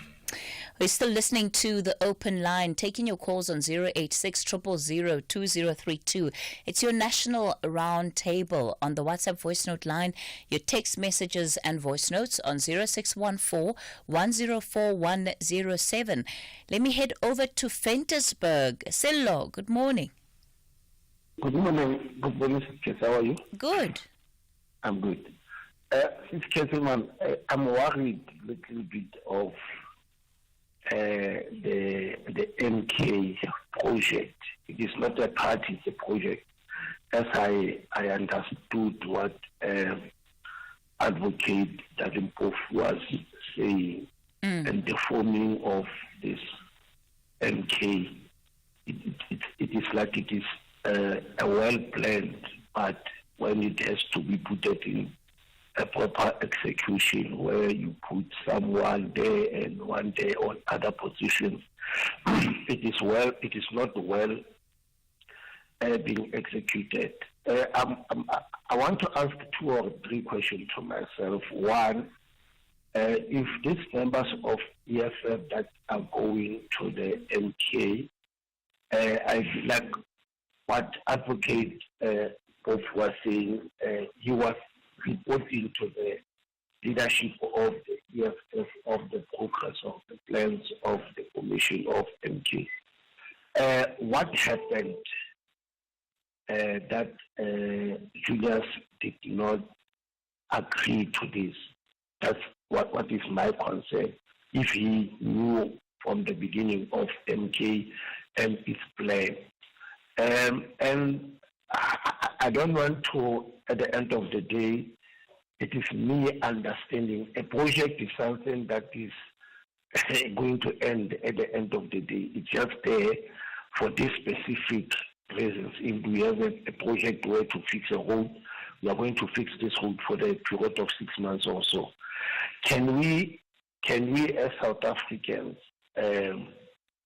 really put our hopes or whatever to MK, and the decision making of MK, like for instance now the Secretary General that resigned, Maseko, and within a day, or not within a day, like so the former president appointed Floyd. Does MK has a collective decision making structure of a body that we are going with this, or is this that is only not a structure, Sello. They don't have a collective decision-making structure. They have a collective decision-making individual. And that is the former president. But it's clear. The new Secretary General of the party has been very clear about that. I'm not making it up.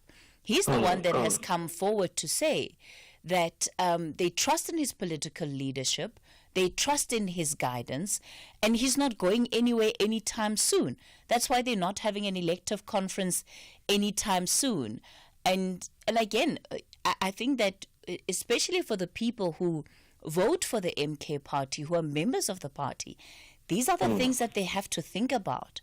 What does it mean, the fact that this party is saying, we're not going to have an elective conference anytime soon? Floyd Shivambu says the only time they'll consider having a conference is after they're represented in all regions in the country. Now, when is that going to be? It might take a very long time, this case. Like now, there is a circulation here on Facebook, the letter from the Free State here.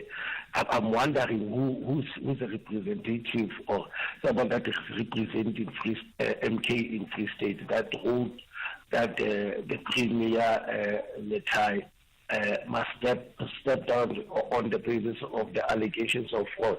I'm saying if we don't have a structure, permanent or not a permanent per se, if we don't have a structure, and we have to wait up until the regions of MK in South Africa have been represented before they go to the elections and then to the conference, and we are heading now to the local elections now next 2026.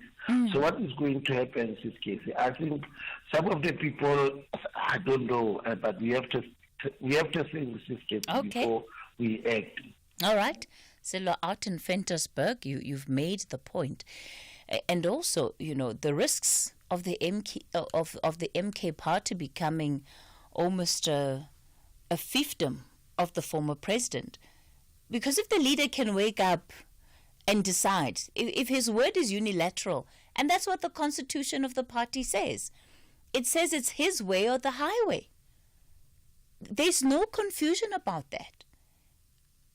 What does it mean for those that then become part of the organization? Fikile, you're in the Eastern Cape. Good morning. Good morning, Jessica. Let me go for it. Go for it, sir. I want to talk about the initiation schools. I stay here in Alice. In 2015, I took my son to the initiation school here in Alice. I was his traditional nurse. I didn't want anybody to look after my son because I know what to do. I was looking after him. When I was there, the others were sick. I looked after them as well. So there were about 4 or 5 of them. I couldn't sleep. I was sleeping there. I was staying there. I even brought food. I cooked food. I brought flour, meat and everything. I cooked there. And I was staying there. I was sleeping in the Puma with my son. And after 5 days, it was healed. 3 weeks later, we went home. There were no people who were smoking dacha there, though they respected me. No boys who go there. It was me and the other quakers. In 2019, I sent my grandson to the initiation school. I also slept there. I also looked after him. When he came out alive and healed, nothing happened. And I'm still going there to work when I have sons now. I go there and look after them because absent fathers are the problem. I go there myself and look after those that don't have fathers. And look after them very well. That's the problem. What advice then would you have? Because we have a lot of households in this country that are led by women, so there will be a lot of families, that have young male adults who want to go through a traditional initiation. But their mothers are not allowed anywhere near those spaces. Yes. So what advice would you have for them? The advice I have for them is if they have brothers, the mothers have brothers, uncles for those kids. They must go and look after them because they are traditional nurses. You pay them. They start from 600 and upwards. You pay them for that whole month to be there. But they don't go there every day. They don't go there because they see these mothers and say everything is well, whereas everything is not well. I was there, I was looking after my son and my grandson. I could see them. As a result, I changed them. And then I'm going to look after these kids free of charge. And I look after them. Yeah. That's the problem. Absent fathers. And the mothers don't have anything to do. So they don't know what is happening there. All right. Because we don't allow these boys to drink water. I said they must drink water so that they cannot be dehydrated. They drink water. Why are drinking water? I just monitor that water, not to be excessive. And you must stay there all the time, not leave even an hour. I was going to ask, Fikile, do you find that a lot of things that end up being said, I mean, just the example of water, that, they'll tell initiates don't drink water. But of course, if you've undergone a surgical procedure, you need water, yes, because then you run all sorts of other risks. But these things sometimes are peddled in the name of culture. It's said that no, because you must show that you're a man and you're strong and you can survive. It doesn't work like that. Yeah. It doesn't work like that. Otherwise, kids are going to be killed. Because of these mistakes, small mistakes that they are doing.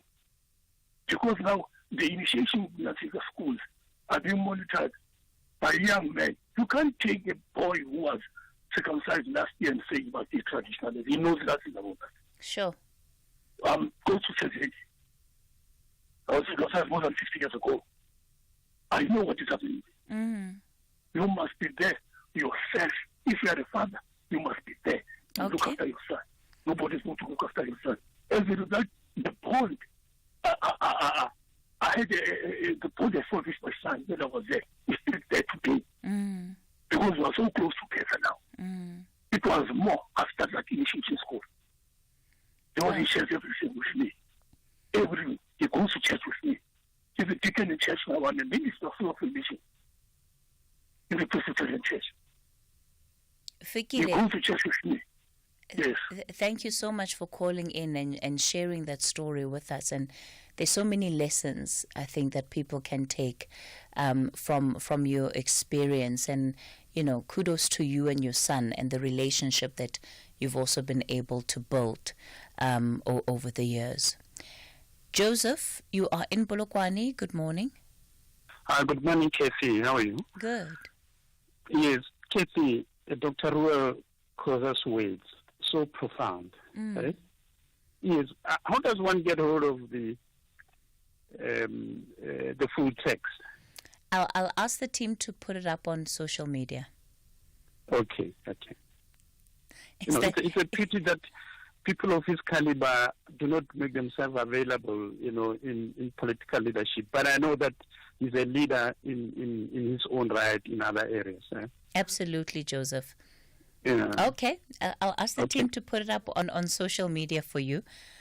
Dan, you're in Mangaung. Good morning.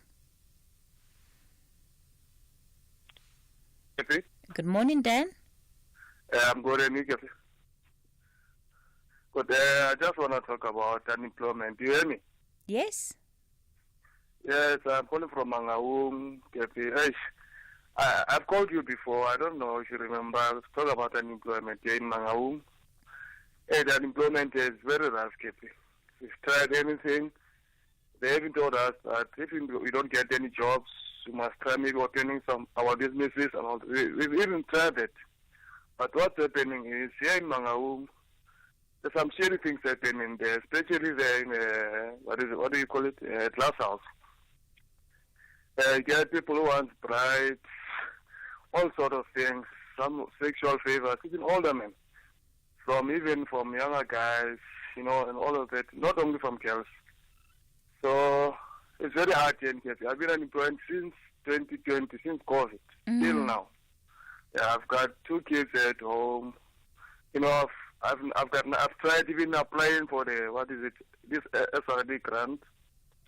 It seems I'm not being successful.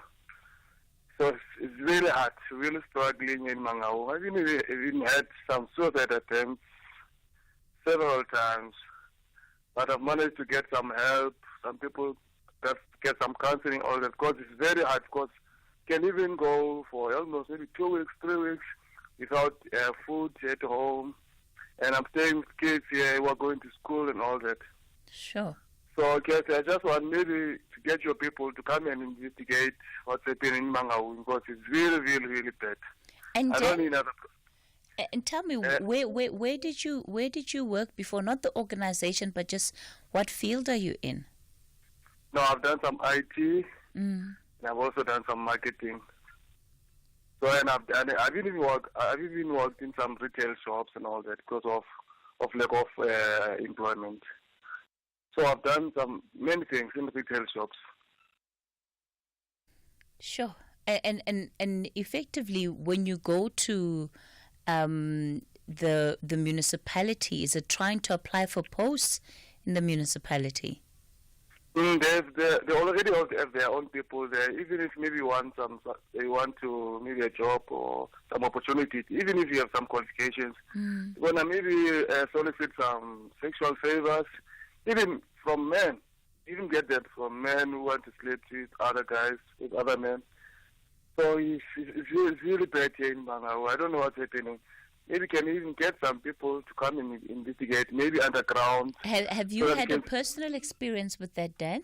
Yes, ma'am. Tell me about your experience. What happened? We have put some applications there, and also they told us we must come for our presentation and all that.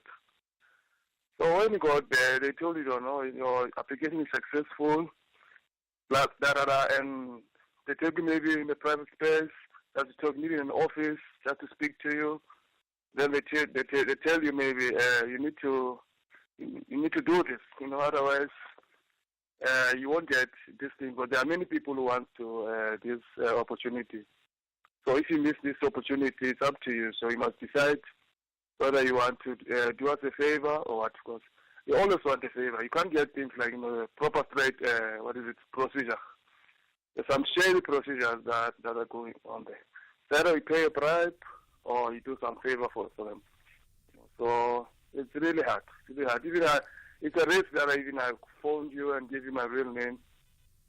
But I said, but because many people who got the experience in his mind. And you have the details of the officials who tried to do this, who tried to solicit these bribes or sexual favors? These people, the way they are very clever. You can't even know their name or anything. And they don't want you to know their name because they know obviously you're going to go and report them or do something. So they just keep it as confidential. You see? So sure, it's really bad.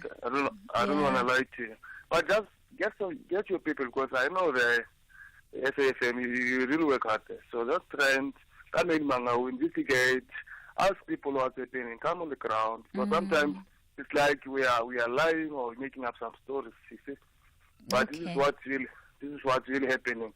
So I'm appealing to everyone, maybe your listeners, someone is listening there, maybe with a company or anything. Because now it's December, children have got nothing. Anything, any job can be maybe doing anything, gardening, anything, just for me my kids to survive. If everyone is listening, I'm appealing out there, so anyone can help us maybe, just to get something, put food on the table. Okay. Now we can't go for doing crime and all that, because that's not our thing. Because now we want to work, we want something for our families.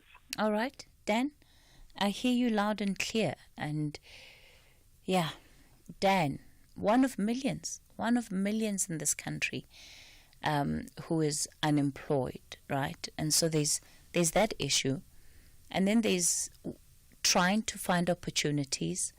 And in the midst of that, you then have to deal with people that want to solicit favors and all sorts of other things. We'll take Dan's details down. Anybody who wants to reach out, please feel free to do that. We'll, of course, also look into that allegation. The reality is that, it's not the first time. Dan is not the only person who's experienced this eliciting of favors. And it's just, again, what have we allowed our society to become? Matgwega, good morning. Kathy, and good morning to SAFM listeners. Yes, Kathy, I will go straight. There's something is worrying me, is bothering me the whole year. Kunabantwana besikolo Kathy abathanda uhike, of which even now I'm a courier guy. I'm driving up and down here. They are still going to school, and then they are still waiting on those spots where they can get the hike. My problem is, they respect their education, or I don't want actually to blame the parents sometimes, because sometimes the parents are out at work and then they give them the money, but parents, can they check if maybe someone is using a transport, or if he's using a Golden Arrow bus? Can they check the tickets? Because some of them, they got this money, but some of them maybe they don't have. But I don't think the parent will allow a child to go far if they don't have a plan for the whole year, how she's going to get there, how she's going to get there to school. I don't think so. And also, I'm not sure if maybe the schools or maybe also the principal can have maybe the register. Maybe after 3 months, you phone the parents, all those parents, and then all those people are coming late from school. They were on the book. Because we gave them to go to school because we know it's their future. Now, are they respecting their future? Because it starts from school. If you are going to be late the whole year, what if you are working? You know, Matkwega, I don't want to make assumptions, right, about what is leading to young people being on the road, as you're saying, hiking for transport. But I'll relate an experience that I had yesterday, actually, driving out of the SABC.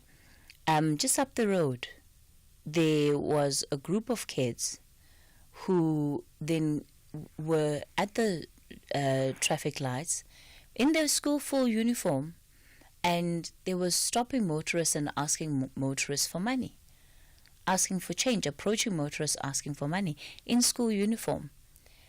And I thought, well, what do we do with this now?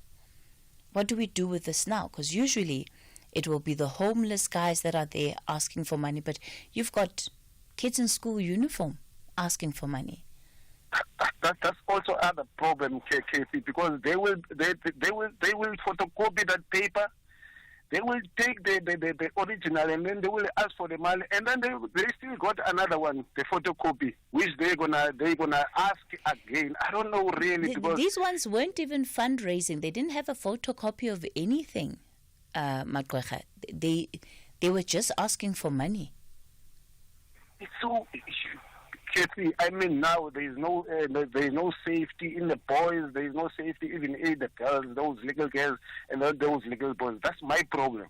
Yeah. And the thing is, some of the parents really work hard for those child to go to school. I mean, to give them the money and to do everything at least for her child. But those, I don't know, those children really are really respecting their future, because at the very same time the parents will pass away and then she will cry because she didn't use that time he was given by her parents. It's so painful. Thank you.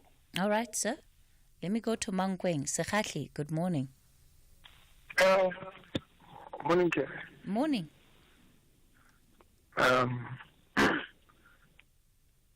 How are the children? Hi, man, Sekhatli. Let's talk about this.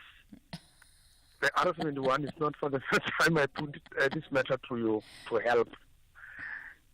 The R71 now, remember, is sort of like an N1. And so we drive with the maximum speed of 120 kilometers per hour. And I told you that there's been some residentials that continue being developed along the R71 both sides until we get to the side of Boyne, somewhere towards Moria. So then there is a need to offer ramp to get out of the road to go to the right-hand side or either to the left-hand side when you come from the other directions. So there is no turning lanes. Imagine we are driving 120 and then somebody just stops in the first lane because he or she has to turn to the other side so that he or she can access the way to get to home. While other cars that are coming from behind are still on 120. What's going to happen? They keep on bumping each other from behind. And as a result, we are killing the people. Oh, not me. People are getting killed there on the road. And then now again, we ask you to engage the Polokwane municipality or whoever is responsible, whether it's the Department of Transport. Let them come and fix that problem, because now we are respecting the people from other provinces coming back home and then they don't know exactly what we're experiencing every day, because we at least, till myself, I knock off, and then I wait until it's dark, and then knowing that all people are already gone, then I can drive. Sure. Because I'm seeing that every day when people are getting bumped from behind. The other time it was a bus full of the people. Okay. And then... Mr. Khatli, here's what we'll do. We'll take this matter up, the Polokwane municipality, on the R71 road for our listeners in that part of the country. It's 10 o'clock.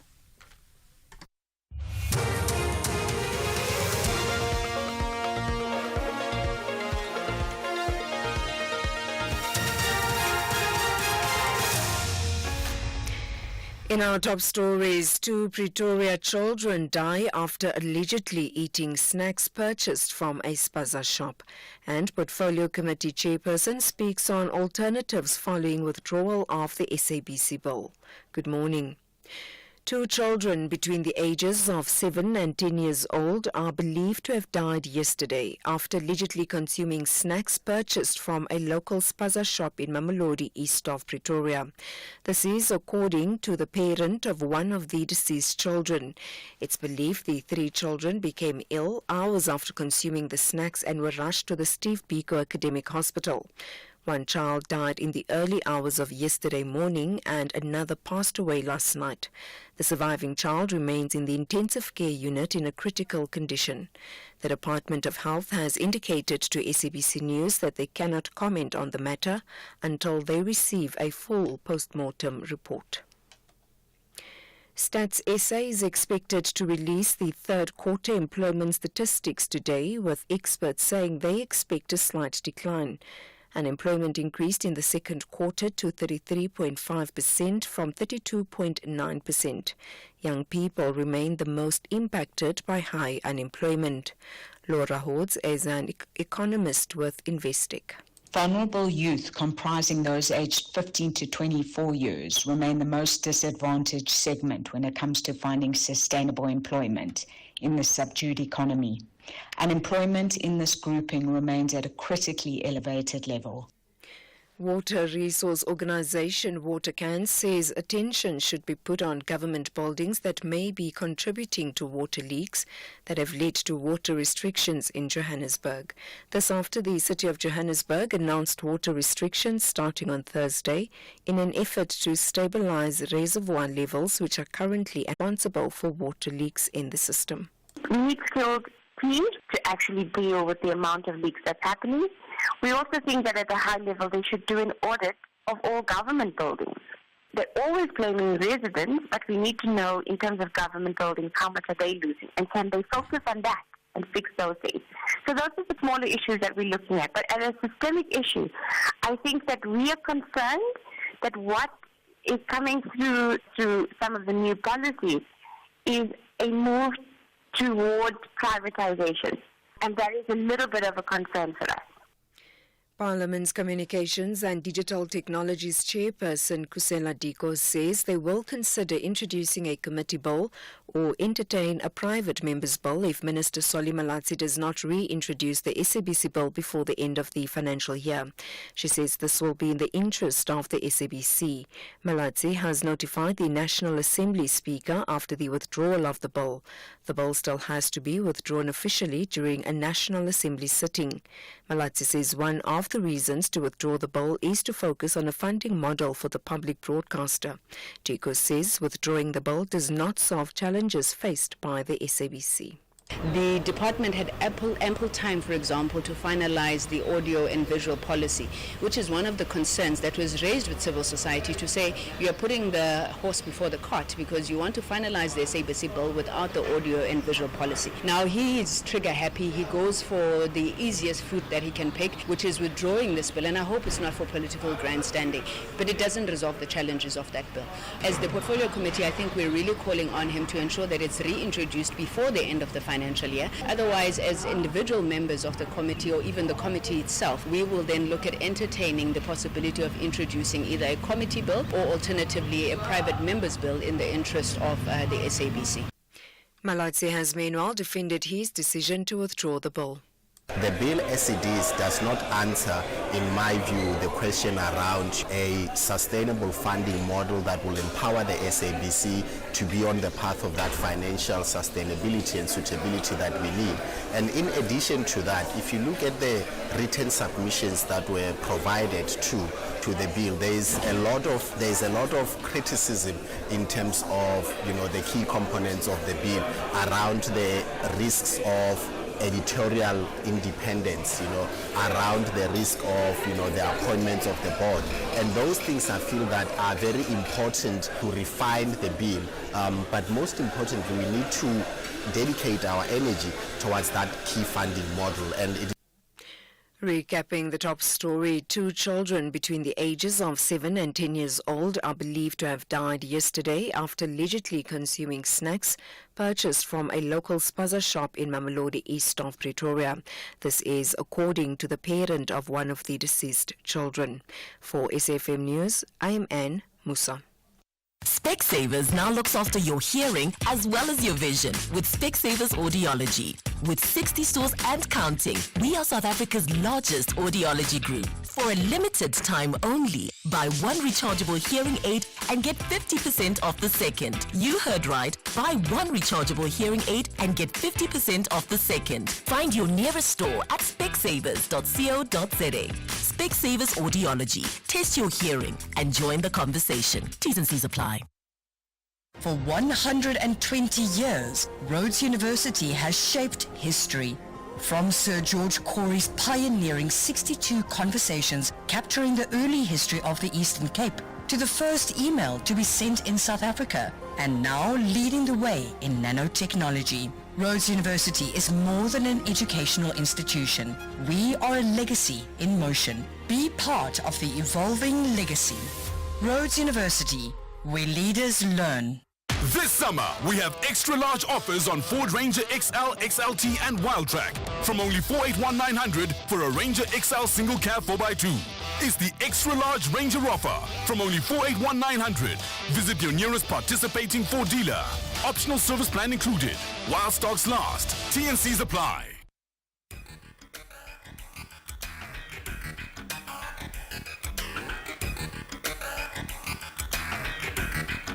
The Talking Point with Kathy Motlatlana. Weekdays, 9 a.m. till midday.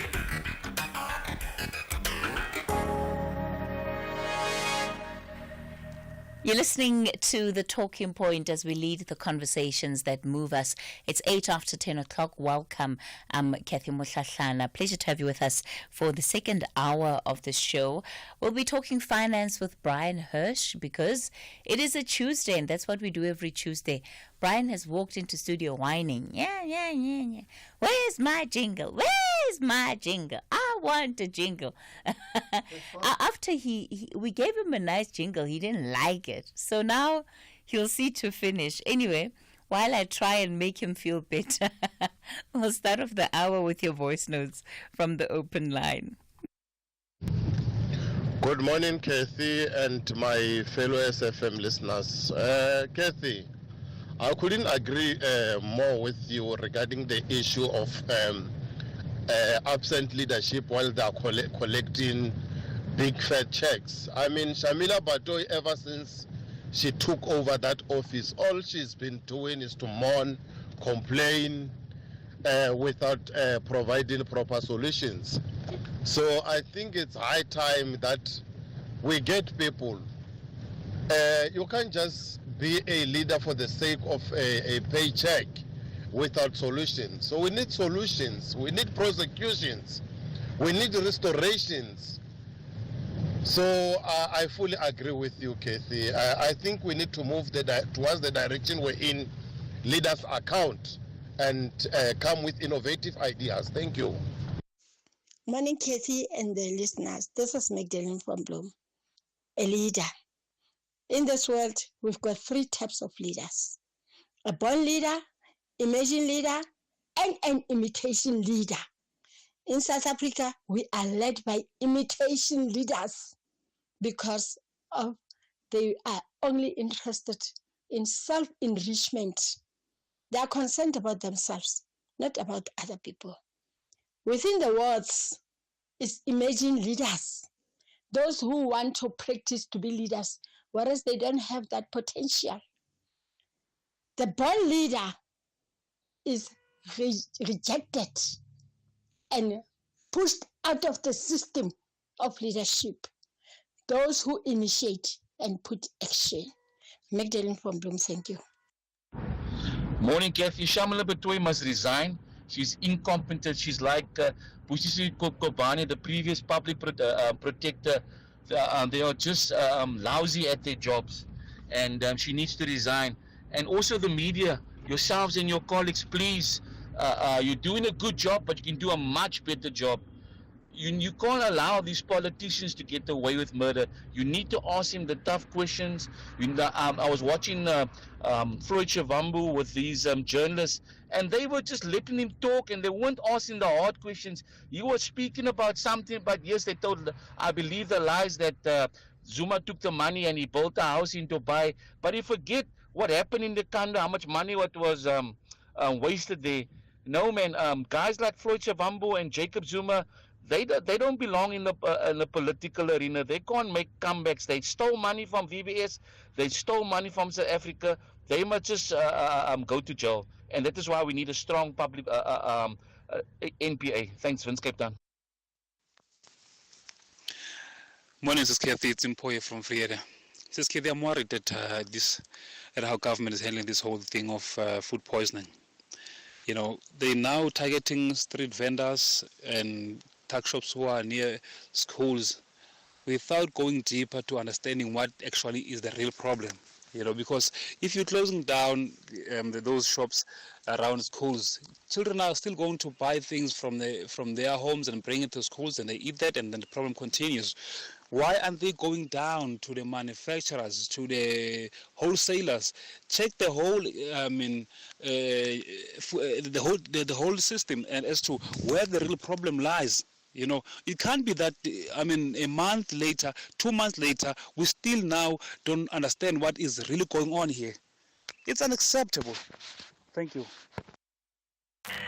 Night Talk, Monday to Thursdays, 10 to midnight. Is there a general culture that encourages police officers to seek mental health support in the police, or does it get to really dire circumstances before they seek such support and services? I think is what we are raising, that it should be made mandatory that each member who has been exposed to a traumatic situation must be subjected for observation. Remember, does that currently not happen? Yes. Is that currently not the case? It's not the case. It's optional. It depends how the member feels. It depends what others see on a member. Member goes on shootout, they go on robberies, very traumatic accidents, no one take care of them. Tulani Nsele is with Pop Crew. This is Oliver Dixon on SAFM. All podcasts can be downloaded on safm.co.za. Talking Finance with Brian Hirsch, making sense of your finance.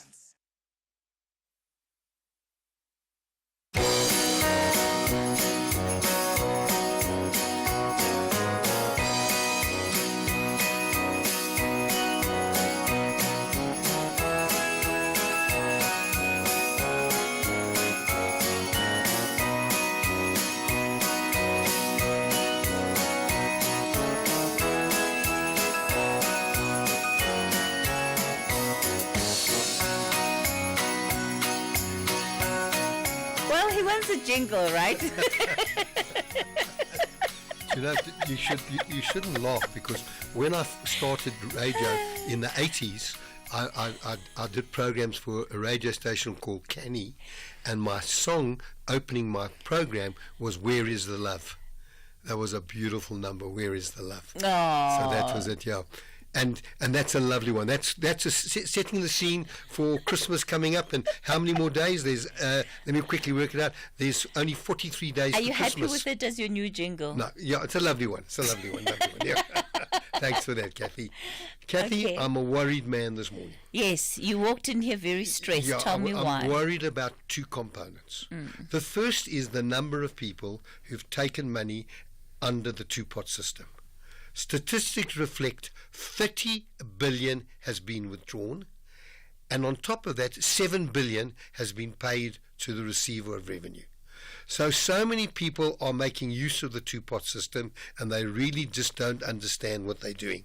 Because, if you're looking for your 30,000 and you're paying 5 or 10,000 rand in tax, and you're coming out to 20,000, the impact at retirement will be enormous.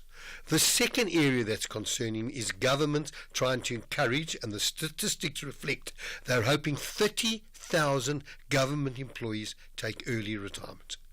Let me explain to you the dangers of early retirement for the government pension fund, the government wage bill is enormous benefit to them. I promise you it does not benefit you as an employee.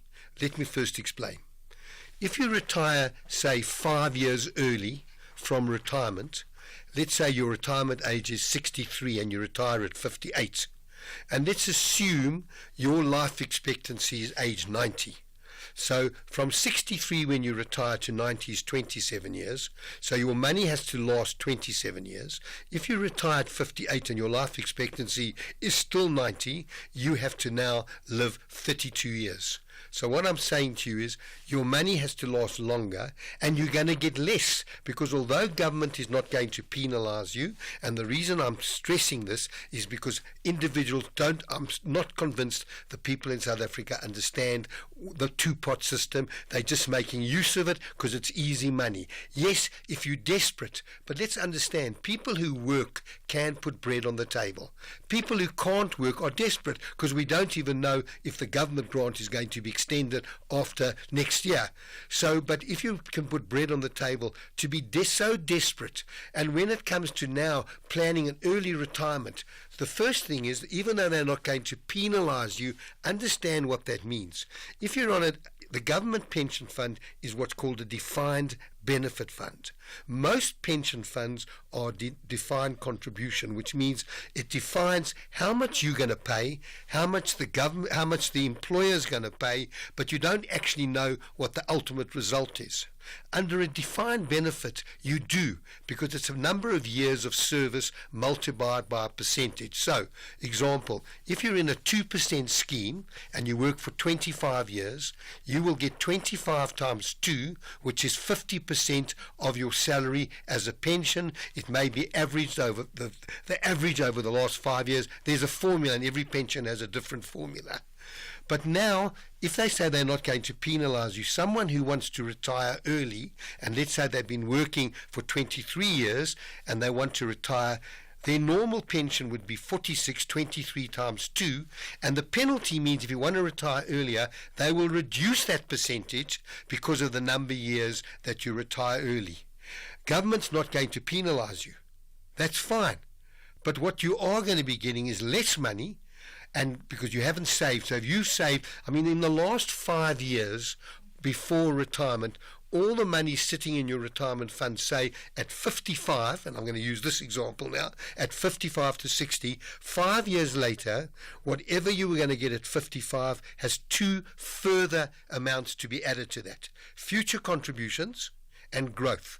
You will come out 5 years later with about 60% more than what you would have got that 5 years early. So I'm saying, please don't beguile, don't just follow the herd. And I'm using the two-pot system as an example. 30 billion in 2 months. And there's a lot of people who are still going to be withdrawing between now and the end of the year. I don't know what that figure is going to come up. So don't just now follow because it sounds good to retire. Think carefully, because the chances of getting another job are very, very slim, because employer and government employees will be more inclined to employ younger people because firstly, their salaries may be lower, and secondly, they've got a lot more years to contribute to a retirement fund. So there's no real cost to government in a retirement fund for younger people, because in the structure of a defined benefit fund, I don't want to get too complicated, you only start paying at a certain stage for those younger employees. So maybe a big advantage for government, a big disadvantage to anyone. And if you're going to think about it, Talk to someone who can advise you to have a look at what it means to you if you don't retire early. Yes, I know we all want to retire early. It's lovely to stop work. I understand that. But financially, it makes no sense. All right. Brian, thank you for starting off with that advice. And I think the figures that you've read out there really paint the context, right? So if you've got 30 billion rand worth of withdrawals, 7 billion rand of that is sitting with SARS because they don't miss a cent these days, especially. It already tells you how much is actually ending up in people's pockets. SARS were expecting 5 billion. They've so far got 7 billion. So even SARS did not believe there would be such an enormous amount of. And I'm only using that to set the scene because to say you can early retire sounds lovely, but you need to look at what the financial implications are. Don't get emotionally involved. I've worked hard, I'm tired, and I understand all those components. You have to look at what does it mean financially to you in the years ahead. All right, Brian, thank you for that. It does provide some kind of foundation, at least the aspect of taking early retirement. It ties into our topic for today, which are 12 easy steps around dealing with retirement. Yeah, look, I put together these 12 steps. That we've spoken about retirement so often, and because I started about the two-pot system, I didn't even mention the impact of what that's going to have on both defined benefit funds and defined contribution by taking the money out. But very simply, human beings, as said, are distinguished by other species by our ability to plan ahead. While this may be true, it's also clear that most of us frequently tried to avoid thinking about the long term and actually preparing for it. We are easily caught up in the daily thick and thin of things, and thinking in advance on acting on these thoughts are the keys to being ready for the future when it turns ultimately into the present. The younger you are, the more distant retirement is. So I put together what I call a 12 plan to think about. And if you haven't got pen and paper there, you can always, I've got it on our site at info@anchorcapital.co.za. I'll give that again if you want to. Last week we had an enormous amount of people who wanted some information that I gave out last week. But just to let you know, the first thing is recognize there's much more to retirement than simply choosing a date. And that's why I spoke about early retirement. Know how your job or profession contributes to your retirement needs. Recognize when to use tax-deferred savings and when not to. Invest for the future and into the future. Be aware of the impact of working during retirement. Recognize that your home is a lifestyle asset and is unlikely to purchase income. So many people think they come to retirement, they've got a bond, they've still got to pay their bond off, which they use retirement money. Bad decision. You must have your home paid for before retirement, have no debt at retirement, and have a good healthcare plan. Remember that even in retirement, taxes are paid. When you receive a pension, you pay tax on that pension. Determine how you'll receive your retirement plan benefits, which fund you need to go in. Do you go into a living annuity? Do you go into a fixed annuity? Ensure your hard-earned wealth stays in the family, and examine your insurance needs, particularly medical, which I spoke about 2 weeks ago, about the dangers of medical. As a matter of fact, that was last week, and people wanted to be introduced, and I gave them a whole lot of names. And then 12th step, this is the step of utmost importance, the one that, if forgotten, condemns us to a life of never-ending work. Here it is in 2 steps. Step 1 is when all fails, go back to steps 1 to 11 if you haven't prepared that. And then step 2, reflect again very much about where you are on that journey. I've dealt with that previously. So those are the steps everyone needs to think about when planning for retirement now. and don't leave it when you're older. When you're younger and you first start work and you get your first salary, you haven't yet spent any of it. So firstly, put a little bit away to retirement, and then do your budget, see what your expenses are. Don't go buying expensive cars, and most important, because when your lease comes up or your HP contract is over, doesn't mean you should change your car. Try and keep your car for much longer, even when you're fully paid for it. Don't automatically, because someone's encouraged you now that you've paid off your car and you're going to pay a little bit more. The sooner you pay off your car, the more you can do with your money. You can save of it and spend some of it. So understand that, because a car today is essential. You know, often, Brian, when it comes to retirement, I think we sort of think of it as a big ticket item, right? That I need lots of money at retirement, and so I need to put away lots of money at the end of every month in order to retire comfortably. But if one looks at even the steps that you've outlined, the mindset change that, you know, that almost needs to take place is that we have to see whatever happens at retirement as the outcome of a series of decisions, not all of them big, that have some kind of impact. So even just the example of a car, lots of people, of course, once their car reaches a certain mileage, it's, let me get the new one. I'm trading it in. I'm getting, you know, the upgrade. And it happens even with cell phones, right? These days, people upgrade cell phones every time there's a new model. I can't even keep up with how often, you know, these companies are releasing sort of the latest versions. But it's these everyday decisions that have a cost attached to them that ultimately erode what we could potentially be putting away for retirement. Kathy, so many young people should look at their parents, and so many people who are now in retirement are struggling because of inflation, and people have lived longer. So children starting work should realize, how do I overcome having this problem? And the sooner you are, you don't have to put a lot of money away. You only have to start putting money away, a large amount, if you haven't saved for 20 years when you've been working. So when you get to 45 and you haven't been saving, now it's very difficult. But as a 25-year-old, it's easy. And let's just talk about cell phones. I got quite a fright the other day. I can't understand why my cell bill is 1,900 Rand a month. And I went into Vodacom and they told me, because 7 months ago, in February, my contract came up and I went on to a no contract. But if I upgrade, I can reduce that 1,900 Rand to 1,400 Rand, but then I've got to buy the new phone. So many people don't realize, if you've got a contract, check up on what's going on. The fact that you may not have replaced your phone at the end of 2 years, you may now be in a completely new payment category, like I was. I didn't even know that. I didn't realize it. We've now rectified that. I'm not buying another phone. It's 2 years old. I'm quite satisfied with all the activities that I use my phone for. I don't use probably 90% of the applications. My son calls me technologically retarded. You know, that's what my 48-year-old son says to me. And my 15 and 12-year grandchildren just look at me in amazement and say, you know, there are people who make things happen. There are people who think they make things happen.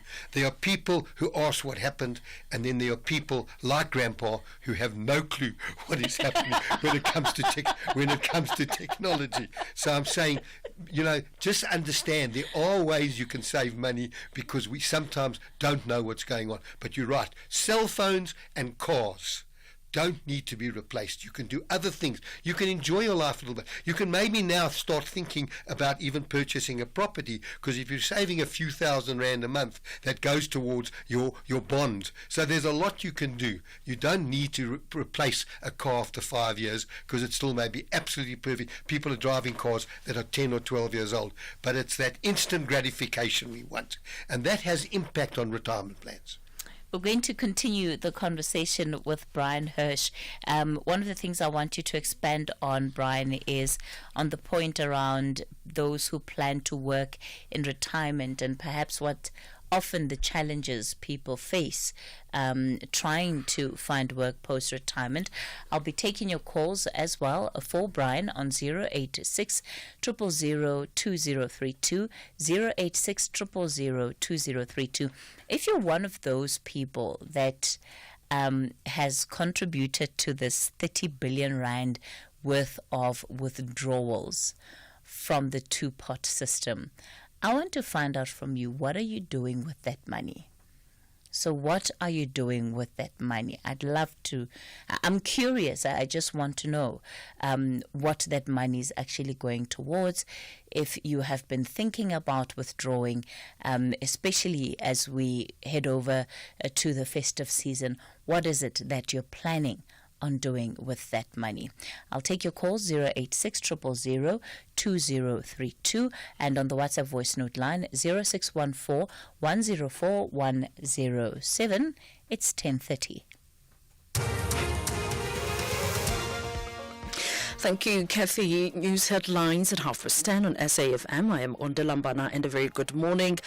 2 children between the ages of 7 and 10 years old are believed to have died yesterday after allegedly consuming snacks purchased from a local spaza shop in Mamelodi, east of Pretoria.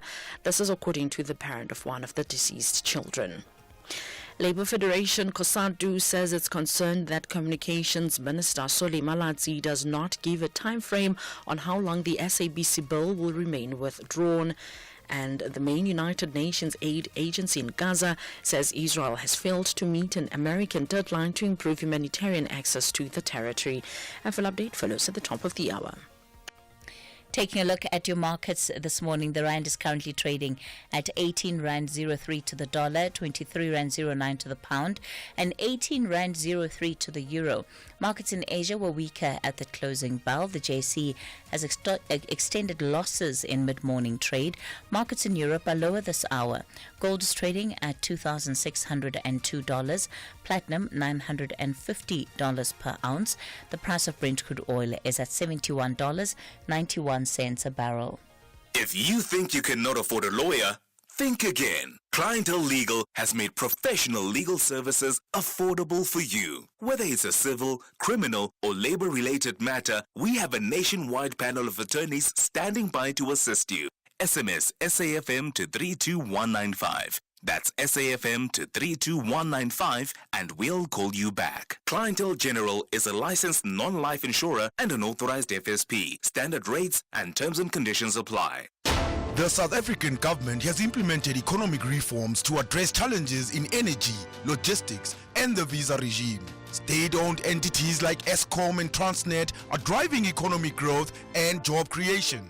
Working with business, government has managed to transform energy supply, enabling private investment in electricity generation. We have had more than 200 days with no load shedding, enabling our economy to grow. Transnet has reduced port congestion, allowing South Africa to benefit from the Africa Continental Free Trade Area, building and transforming the economy. A message brought to you by Government Communications. Talking Finance with Brian Hirsch, making sense of your finance. We continue the conversation on the talking point. Yes, Brian? Kathy, I loved your ending there where you said to people, please phone us and tell us what are you doing with the money you've withdrawn. And also, if someone else could phone us and say, you applied for 30,000, and were you amazed at the amount of tax that was deducted? And if you owed money to the receiver revenue, were you aware that they were going to deduct that from that 30,000 rand? Love to hear from our callers. All right. We've already started getting answers, Brian. One individual says that they withdrew the money to give it to their wife, who had just given birth. She didn't have an income for that month, and so it was to help the family get through. Be interested to know how much of that 30,000 they actually got. 19,000. So they withdrew 30 and got 19,000. Yeah. So that's a tax rate of around about 30 to 35%. It is brutal. That puts earnings at around about 400,000 rand a year. That's 10,000 rand wiped off, just like that. It's basically giving away 10,000 rand. I wonder if that person got flowers in the revenue. No, they got a thank you note. Thank you for paying your taxes. Okay, so we wanted to, I wanted you to expand, Brian, on employment and retirement. Because when you think about retirement, people think, oh, I'm going to have so much time, I'm going to do this and venture into that business and almost do the things that they couldn't do when they were expected to clock in at work between 9 and 5. But you say that people must think very carefully about that. Well, if you retire early, or you even retire in the early 60s, you must remember that your life expectancy is that much longer. What are you going to do with your time? Will you be able to find other employment? And I'm not saying there aren't some people who retire who will be able to be involved in contract work. I can tell you what, we had a staff member who retired after 34 years, and she's now doing cooking out in a particular area, and she cooks on Friday, Saturday and Sunday, and she's making a nice living. So I think people, other than planning for retirement, you should also be considering, what should I do in retirement? And by the way, that's for everyone. What activities are you going to... Don't think you can stop work at age 65 and suddenly start saying, well, now I'm going to find things to do. Start planning those things to do. If you like gardening, maybe there's some work you can do. But think about what you can do maybe to earn extra money. And plan for that, and actually, like any other plan, put together a strategy and try and see what you're going to do, because firstly, it's good for the mind. You know, today with Alzheimer's and dementia, you know, our brain atrophies very, very quickly, and it's very important that people want to, you want a quality of life in retirement. You know, we all want quantity and quality, and you want quality, very important, rather than quantity, but you need to find out, how are you going to earn extra money? What can you do? And there are things that many people are able to do. You know, you could become a driver. There's a lot of Uber drivers. There's all different things that you need to consider. What could you do in retirement? Because 65 today is young. It's not old. You know, if you think about people living, people have lived that much longer. They always say that the 50 of many years ago is today the 30s, and the 65 is the 50s. So we are doing things. Life is a lot more frenetic. What can you do in computers? What can you do? How can you earn some money by using technology? AI is going to be a big thing for companies. And just start planning also what you can do in retirement, and maybe some of the bonus or some of the money you've got, you can do a course or something to help you prepare for what's going to happen in retirement, not only keeping you busy, but at the same time maybe adding some income to your family's pot. All right. Hi there, Kathy and Brian. Just wanted to query, in your list of things that you state to consider, you stated the impact of working during retirement. Could you please elaborate on that a little? I just wanted to get clarity on what that means and how it would affect a retirement annuity or any other finances coming in while retired. Okay, thanks for that question. The impact of while you're working is to determine, the most important thing is, what will your retirement budget look like? You've got expenses within your working in budget, and those expenses would be debt you've got, expenses, you'd have education, and you'd have saving costs that you're saving for retirement.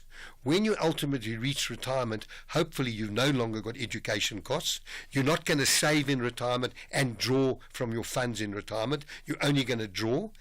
And furthermore, also what is important is, hopefully you've got rid of all your debt. So those are the things you need to consider when you're planning for retirement. So besides saying, I've got X value today, I'm 45 years old, I'm still going to save a certain amount over the next 15 to 20 years.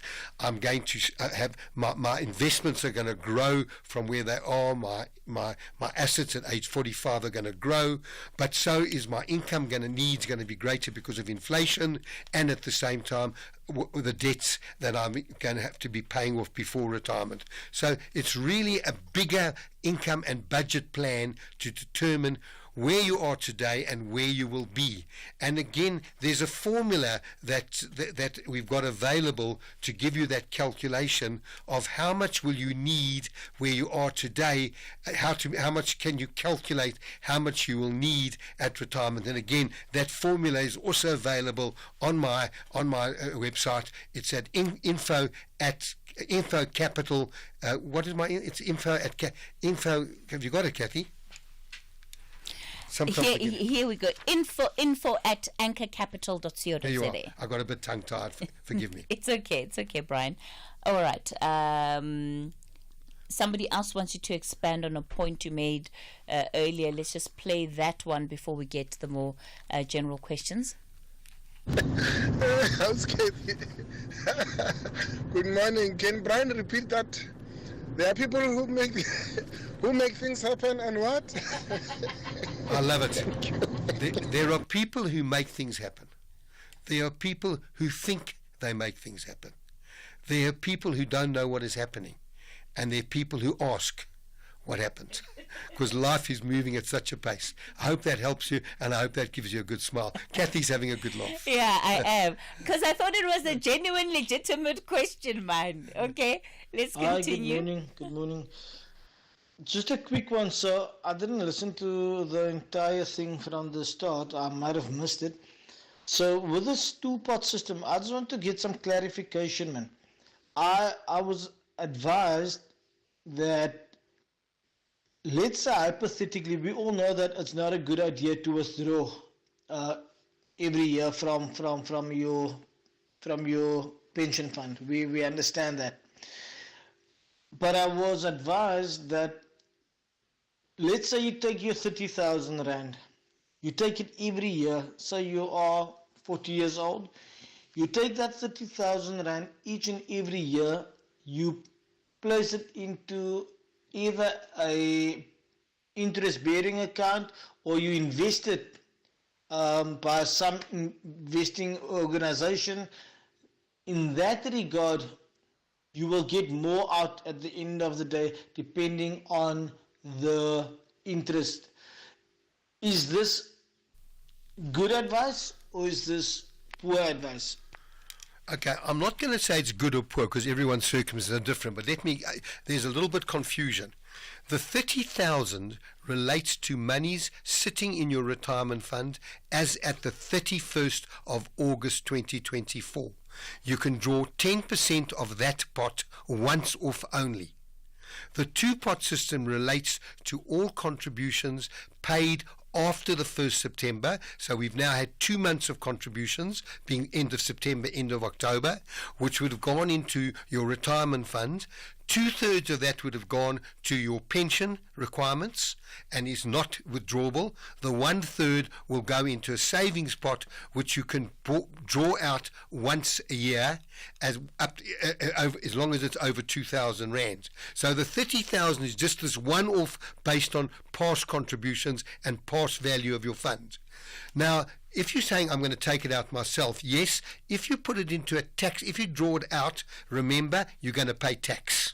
So whatever the tax deduction was, you're now going to pay it out. Whereas in the retirement fund, the full amount is in the fund. There's no tax, and all earnings in the retirement fund, whether it be interest, whether it be dividends, whether it be capital gains, is not taxed in the retirement fund. There are tax implications at the other end. So when you're comparing apples A with B, taking it out, paying the tax and investing it, even if you invest it in a tax-free investment, which you're allowed 36,000 rand a year, you will not be in a better position than in your retirement fund. So I'm saying that is not a decision I would make for anyone who asks me for that advice. Again, I'm always making a comment, I don't know your circumstances. I would rather leave it in my retirement fund, let the income accrue, all the investments accrue tax-free, and rather then draw it out, pay the tax. For someone who's not paying tax, the chances are they're not contributing to a retirement fund, because retirement fund tax starts, anything for people who are under the age of 65 starts around about 80,000 rand. You start paying up to, at 180, you're paying 18% tax. So to take it out and pay the 18%, if that's the lowest tax, and then try and invest compared to your retirement fund, leave it in your retirement fund. All right. I've got one message here, Brian, from BM in Bloem, who says, with the two-pot, I paid off 2 fundi loans that deduct straight from my payslip. At least month end, I'll have an extra 2,000 rand. So, thanks for sharing that. At least you've been able to scrap that debt effectively, BM, and you're probably sleeping a lot better at night. Let me comment on that, because obviously unsecured debt costs a lot of money. Yeah. And therefore, under the retirement fund, if the retirement fund is targeting 9.5% per year growth, and remember, if inflation, retirement funds try and beat inflation by 3.5 to 4%. So in that particular case, I have no problem with you drawing the money out, because you've now got 2,000. Now, what are you going to do with that 2,000? Because previously you were paying off expensive debt. Why don't you rather start putting that back into a retirement fund or a tax-free saving, or part of it? So carry on with savings, but you've actually paid off expensive debt. And that is, there I would so agree that to pay off expensive debt, you didn't comment on how much you got of that 30,000. We didn't get that. The previous caller, he said he paid 11,000 rand of the 30,000 rand in tax. So he came out with 19. All right. I want to take this voice note of somebody else and what they did with their withdrawal. Hi, good morning, Kathy and Brian. James here. Talking about the two-pot system, what people have done with the money. I've got a friend who claimed the 30,000, and shame, man. The taxman took about 9,000 from the money. So I think he got just around 2021, somewhere there. So I was advising him not to take the money because of exactly such reasons. But unfortunately, the guy went ahead, and there was the taxman after him. Thank you, James here. All right. There we go. Thanks for that message, James. Hitler, you're in the Free State. Good morning. Good morning, Sis Katie, and good morning to Grandpa Brian. Sorry? Sis Katie. So, sorry? Brian. Good morning to Grandpa Brian. Grandpa Brian, yes. Well, you're the one who said that your kids called you Grandpa Brian. Where's Grandpa? Brian, I'm Hitler from Boshoff. Yeah. I got my two-pot retirement system on the 23rd of last month, October. How much did you withdraw, Hitler? I withdrew 22,000 out of the 30,000.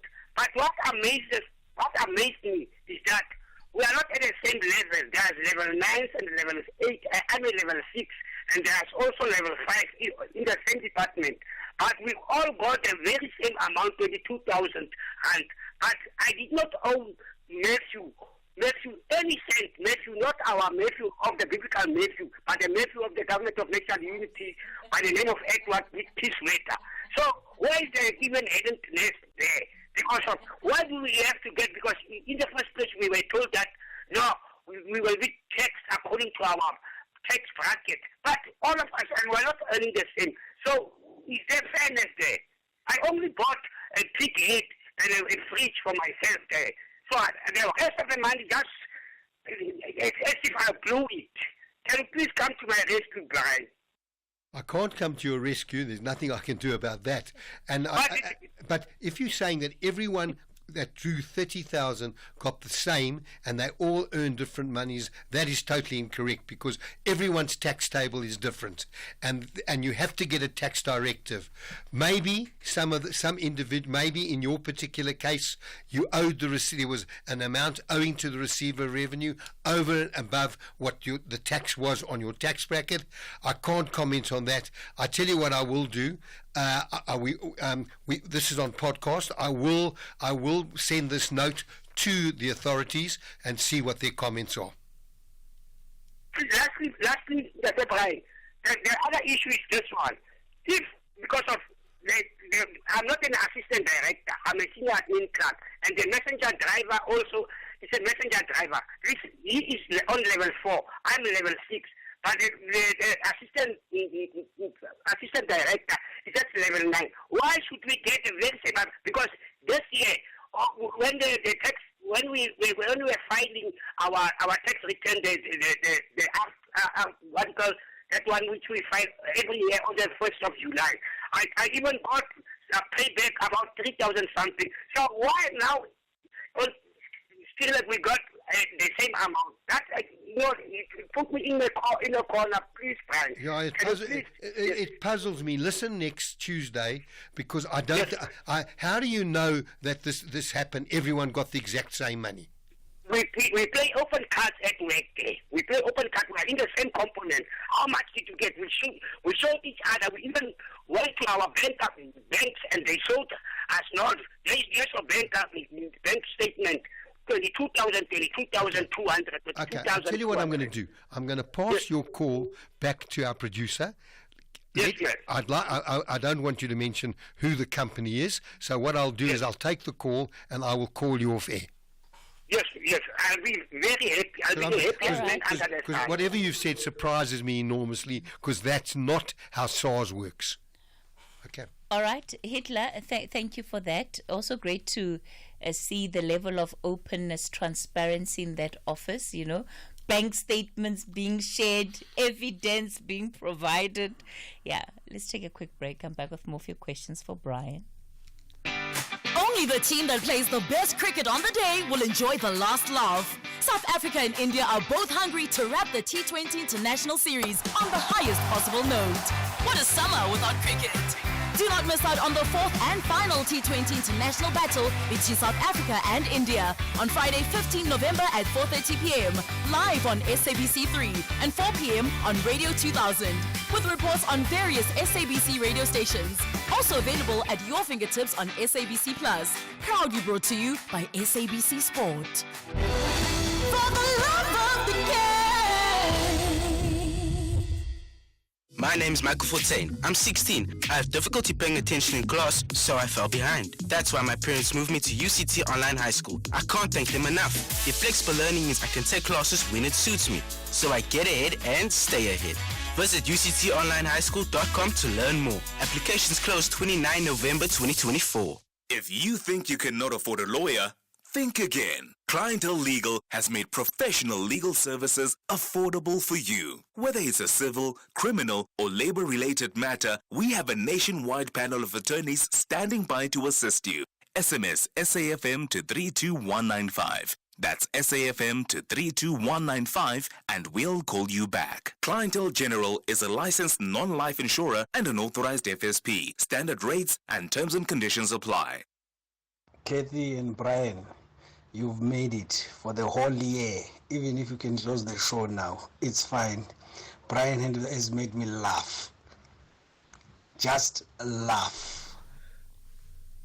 You've made his whole year, Brian. Oh, wonderful. I'm so pleased to hear that. Good. Sipho, you are in Emalahleni. Good morning. Good morning, Sipho.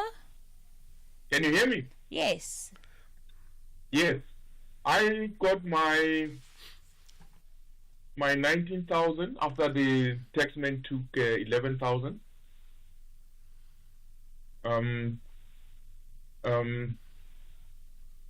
And paid my bond. Am I still? Yes, Sipho, we can hear you. So you paid your what? Your bond? I paid my bond, and I paid my class, and the rest I enjoyed it myself. I mean, My question now is, when is the next one? But Sipho, I'm confused. So you earn a salary, right? Yes. Every month you've got monthly expenses. Those expenses should include your bond and your car repayment? And my salary has been increasing below the inflation line. Okay. So I'm behind on all my payments. So I see. I had to use my 2 quotes to cover all those other things. I see. And yeah, I think I'm sitting with a pension of about yeah. Okay, so after you Yes. paid off the deficit with with the car repayment and the house repayment, how much were you left Yes. with? How much extra did you have? I had something like 400 rand and I enjoyed a nice price. How old are you, Sipa? Yeah. How old are you? Because, I mean, when am I going to enjoy this money? How old are you? How old are you? I'm 52 and I've got a pension sitting above 4 million. So it's good. I mean, 1% it will cover that 60,000. Okay. Look, everyone, as I say, Sipho. everyone's circumstance is different. But you obviously, by the way, the fact that you paid 11,000 rand tax, you're in a high tax bracket. So and when you say you paid off your car and you paid off your house, what did you pay off? Did you use that to pay 1 month's installment? Yes, I was behind. Like all South Africans, I was behind on my payments. Okay, but remember the car payments and the bond payments were at much lower rates than the previous caller who was paying unsecured interest rates for unsecured loans. So in that particular case, I understand it.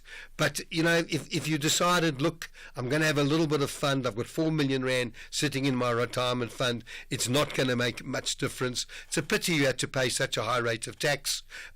So you didn't. And when is it going to happen again? Well, you will have a chance in 2025. Whatever you've put into your retirement, into the savings pot, now that means 1/3 of your contributions you will be able to draw out at the end of the year. Do you have any idea what you're contributing monthly to your pension fund? Almost 15,000 rand. Okay, so 5,000 of that is going to your savings pot. That 5,000 over 12 months will be 60,000.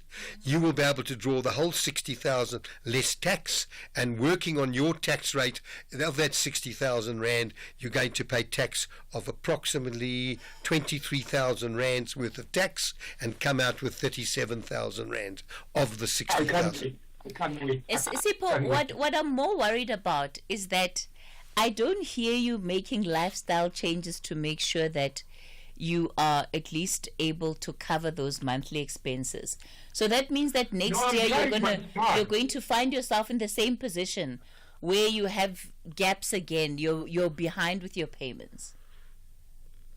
And Sipa, look, I've got kids in universities and so forth, so it's not easy. I'm trying. Yeah, and Sipa, let me just add, your pension of 4 million. If you took a pension of 4 million rand today, just to give you an indication, if you invested that money, and 4 million rand is going to be taxable, because if you invested in a pension, you would get a pension of around. Just bear in mind this, and you may be surprised, you'd get a pension of around about 22,000 rand a month. Well, you're earning a lot more than 22,000 rand a month. So you must realize that the implications over the next 12 to 13 years of not taking that money and not paying the tax. I mean, if you got take 60,000 rand out a year for the next 12 years, you've actually taken out something like 750,000 rand, which have been added to your pension plus performance. That's probably going to cost your pension of 1.5 million at age 65. So I'm just sharing you've obviously done the numbers, and really good luck to you, but thank you for sharing that information with us. Sure, wonderful. Thank you very much. Thank you. Next time, come share some of that 400 with us, eh? Buy us cake with your... Invite us to the bride. Exactly. Colin, you're in Cape Town. Good morning. Good morning, Kathy. Good morning, Brian. Morning, Brian, Colin. I agreed 100% with you with this voluntary packages and early retirement and so and so and so and so. Stick to the job as long as possible. Do you know, I started working for Transnet Engineering in Salt River in 1964. 1995, they started retrenching, voluntary retrenchments, early retirements, and so, till 2000. And I was shop steward at that time, and I warned the guys. I said to him, guys, stick here. They're outsourcing. The government is now outsourcing all jobs and things like that, and the work was getting less and less and less in engineering. So I said to him, stick. I had 36 years service in 2000. Many of them just took the package, they took the voluntary package, they took early retirement. Some along the line even committed suicide.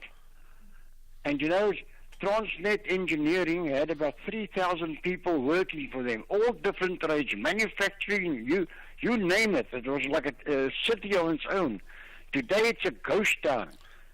Through affirmative action. Colin, sorry to stop you there. We have run out of time, but you're absolutely right. You just support what I've been saying all morning. Think very carefully. It sounds great, but be very careful. Do the numbers. You must do the numbers. Let someone, a financial advisor, help you do the numbers so you can see the empirical information that will help you make that decision. Contact details? 011-880-4888. And again, if you want any of the insight that I mentioned, info@anchorcapital.co.za. We'll let you have that information. Goodbye, Brian. It's 11 o'clock. Oh, you missed me.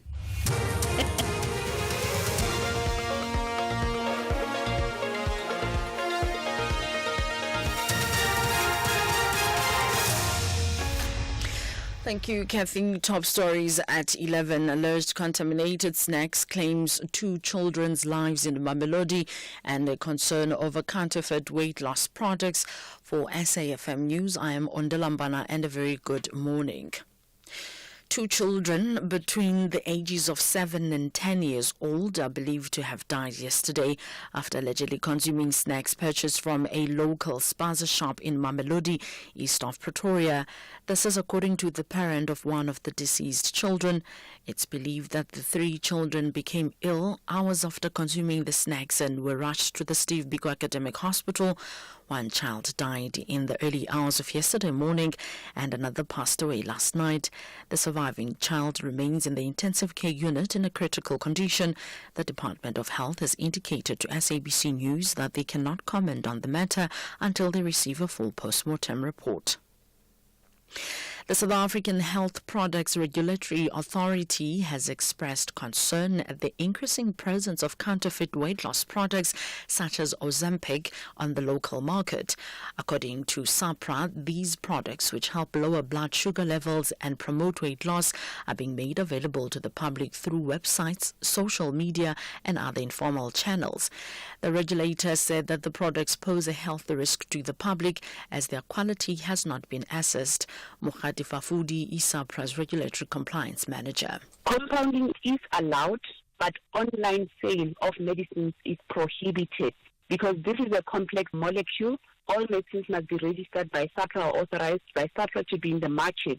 So those that are being sold online, you don't know where the source is. You don't even know what they contain. And also, when we say we allow compounding of medicines must be in an active pharmaceutical ingredient that is identical to that, for example, of Ozempic. At the moment, SAPRA has not approved or verified any of those for them to be able to be available in the market. A suspect who allegedly shot dead a road traffic inspectorate superintendent along the N2 at Grootville, north of Durban last week, has been arrested after a successful multidisciplinary police operation in the early hours of yesterday morning. KwaZulu-Natal police spokesperson Robert Nechunda says the suspect had robbed a taxi driver and passengers. He shot the traffic officer who approached the vehicle because it was incorrectly parked on the side of the road. Nechunda says the 27-year-old suspect will appear in the Ntuzuma Magistrate Court tomorrow on various charges, including murder. Intensive police investigations led the investigating team to Twelihle informal settlement in Melmoth, where the suspect was arrested. Follow-up investigations led the police to suspect's residence at the informal settlement in Kwamashu, where the murder weapon with a 5-off serial number was recovered with 32 rounds of ammunition. The 27-year-old suspect will appear in the Ntuzuma Magistrate Court on Wednesday, 13 November, on charges of illegal possession of firearm and ammunition. On the same day, the suspect will make another court appearance at the Kwadukuza Magistrate Court, who will face charges of murder, carjacking, and armed robbery. Labour Federation COSATU says it's concerned that Communications Minister Solly Malatsi does not give a time frame on how long the SABC bill will remain withdrawn. COSATU is one of the stakeholders that recently made a submission to the SABC bill. Malatsi has notified National Assembly Speaker about the withdrawal of the bill. One of the objectives of the bill is to create a funding model to ensure the long-term financial sustainability of the SABC. COSATU Parliamentary Coordinator Matthew Parks says Malatsi's reasons given for the withdrawal of the bill are vague. The Minister said he's going to withdraw, but doesn't give a clear time frame. Is it a 6-month intervention? Is it a complete overhaul which could take us 2 or 3 years, 4 years longer? And the concern there is that if we keep delaying and dragging these issues out, SABC continues to bleed and to struggle to find its feet. So we're not sure what is the Minister, what is his intentions. He did issue a statement, but it is fairly vague. So we don't know, will he retain the provision in the bill which says it's a public broadcaster, it's got a developmental mandate, it's free from interference by politicians, or does he have something else in mind? In international news, the main United Nations aid agency in Gaza says Israel has failed to meet an American deadline to improve humanitarian access to the territory. Last week, a committee of global food security experts warned of a strong likelihood that famine is imminent in certain areas of northern Gaza, a claim which Israel rejected outright. The BBC's John Donnison has the details. Last month, in a strongly worded letter to Israeli ministers, the US Secretary of State, Antony Blinken, demanded Israel took steps to improve the humanitarian situation in Gaza. He gave them 30 days to do so. The letter said by now at least 350 lorries of aid needed to be allowed into the strip every day. But the United Nations says for the past month, the average number of lorries per day has been only just over 40. Israel has reopened more crossings into Gaza and disputes those figures. Louise Wateridge from UNRWA, the main UN aid agency in Gaza, said Israel had failed to meet US demands. Recapping the top story, 2 children between the ages of 7 and 10 years old are believed to have died yesterday after allegedly consuming snacks purchased from a local spaza shop in Mamelodi, east of Pretoria. I am Undalambana for SAFM News, headlines at 11:30. It's Valley Weekend on a high note with Final Analysis on Sunday night. Tune in to Final Analysis every Sunday night and stand a chance to win a hamper worth 10,000 Rand, courtesy of Theodora and SABC Sport. Final Analysis, the premium wrap-up show, giving you match highlights, final scores, post-game reactions, expert analysis, and sport news weekend roundup of the local and international arena. Catch Final Analysis every Sunday at 8 p.m. on SABC Sport on TTT Channel 4 and 10 p.m. on SABC 3. Also available everywhere for everyone, always on SABC Plus and SABCSport.com. Hashtag We've Got It All. Proudly brought to you by SABC Sport. For the love of the game. The SAFM Playwriting Competition is back. After receiving hundreds of entries last year from South African writers of different ages and ethnic groups sharing their stories, now the time is yours. It's your story. You decide. SAFM invites all writers to explore the medium of sound, the theatre of the mind, and to create a 1-hour radio play in English. Get writing now and submit your play before the 3rd of February 2025 for a chance to win one of 3 large cash prizes. For more information, visit safm.co.za. SAFM, leading the conversations that move us. Our role must be to seek to build a better world. SAFM invites you to our annual public lecture, delivered by former Minister Dr. Naledi Pandor. The theme for the lecture is 30 Years of South African Freedom, reimagining South Africa's democracy, achievements, challenges, and the road ahead in protecting our democratic gains. The lecture will take place on the 21st of November 2024 at the Birchwood Hotel and Conference Centre. Secure your seat by emailing us at info@safm.co.za. Today, I'm part of seeking to build a better South Africa. SAFM, leading the conversations that move us.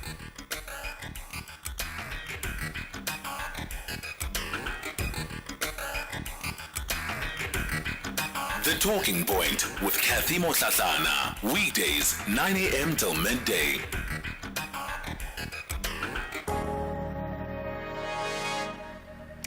Nine after 11 o'clock, you're listening to The Talking Point, leading the conversations that move us. And welcome to the final hour of the show. Coming up in this hour, we're focusing on energy, in particular, the equipping of leaders when it comes to, I think, not only the energy sector, but also the just energy transition and what it is that leaders in the sector need to be looking at, especially given the very changing, diversifying needs when it comes to energy sustainability for the future of not only our country, but for the future of the world's economies, really.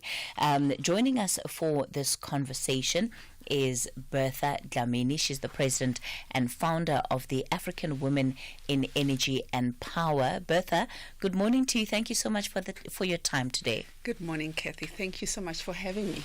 We're also, of course, set to be joined by the CEO of Energy and Water, CETA, but unfortunately, she is unable to come on. So we'll continue with you, Bertha. Firstly, let's maybe begin with a broad take of the energy sector in the country currently. Where would you say we are when it comes to our approach towards energy security? And we'll unpack a little bit of where that security and longevity, the plan around that longevity of supply, where that is anchored from a government point of view, but also from the multiple private players in the space. Yes, I think this conversation is timely as global leaders are convening at COP29 to deliberate on how globally we are going to achieve a sustainable energy security and transition to clean energy. And what is interesting is the terminology that is used now. It's not only just transitioning to only renewable energy, but it's transitioning to clean forms of energy, which gives a broader ambit for different countries to play within.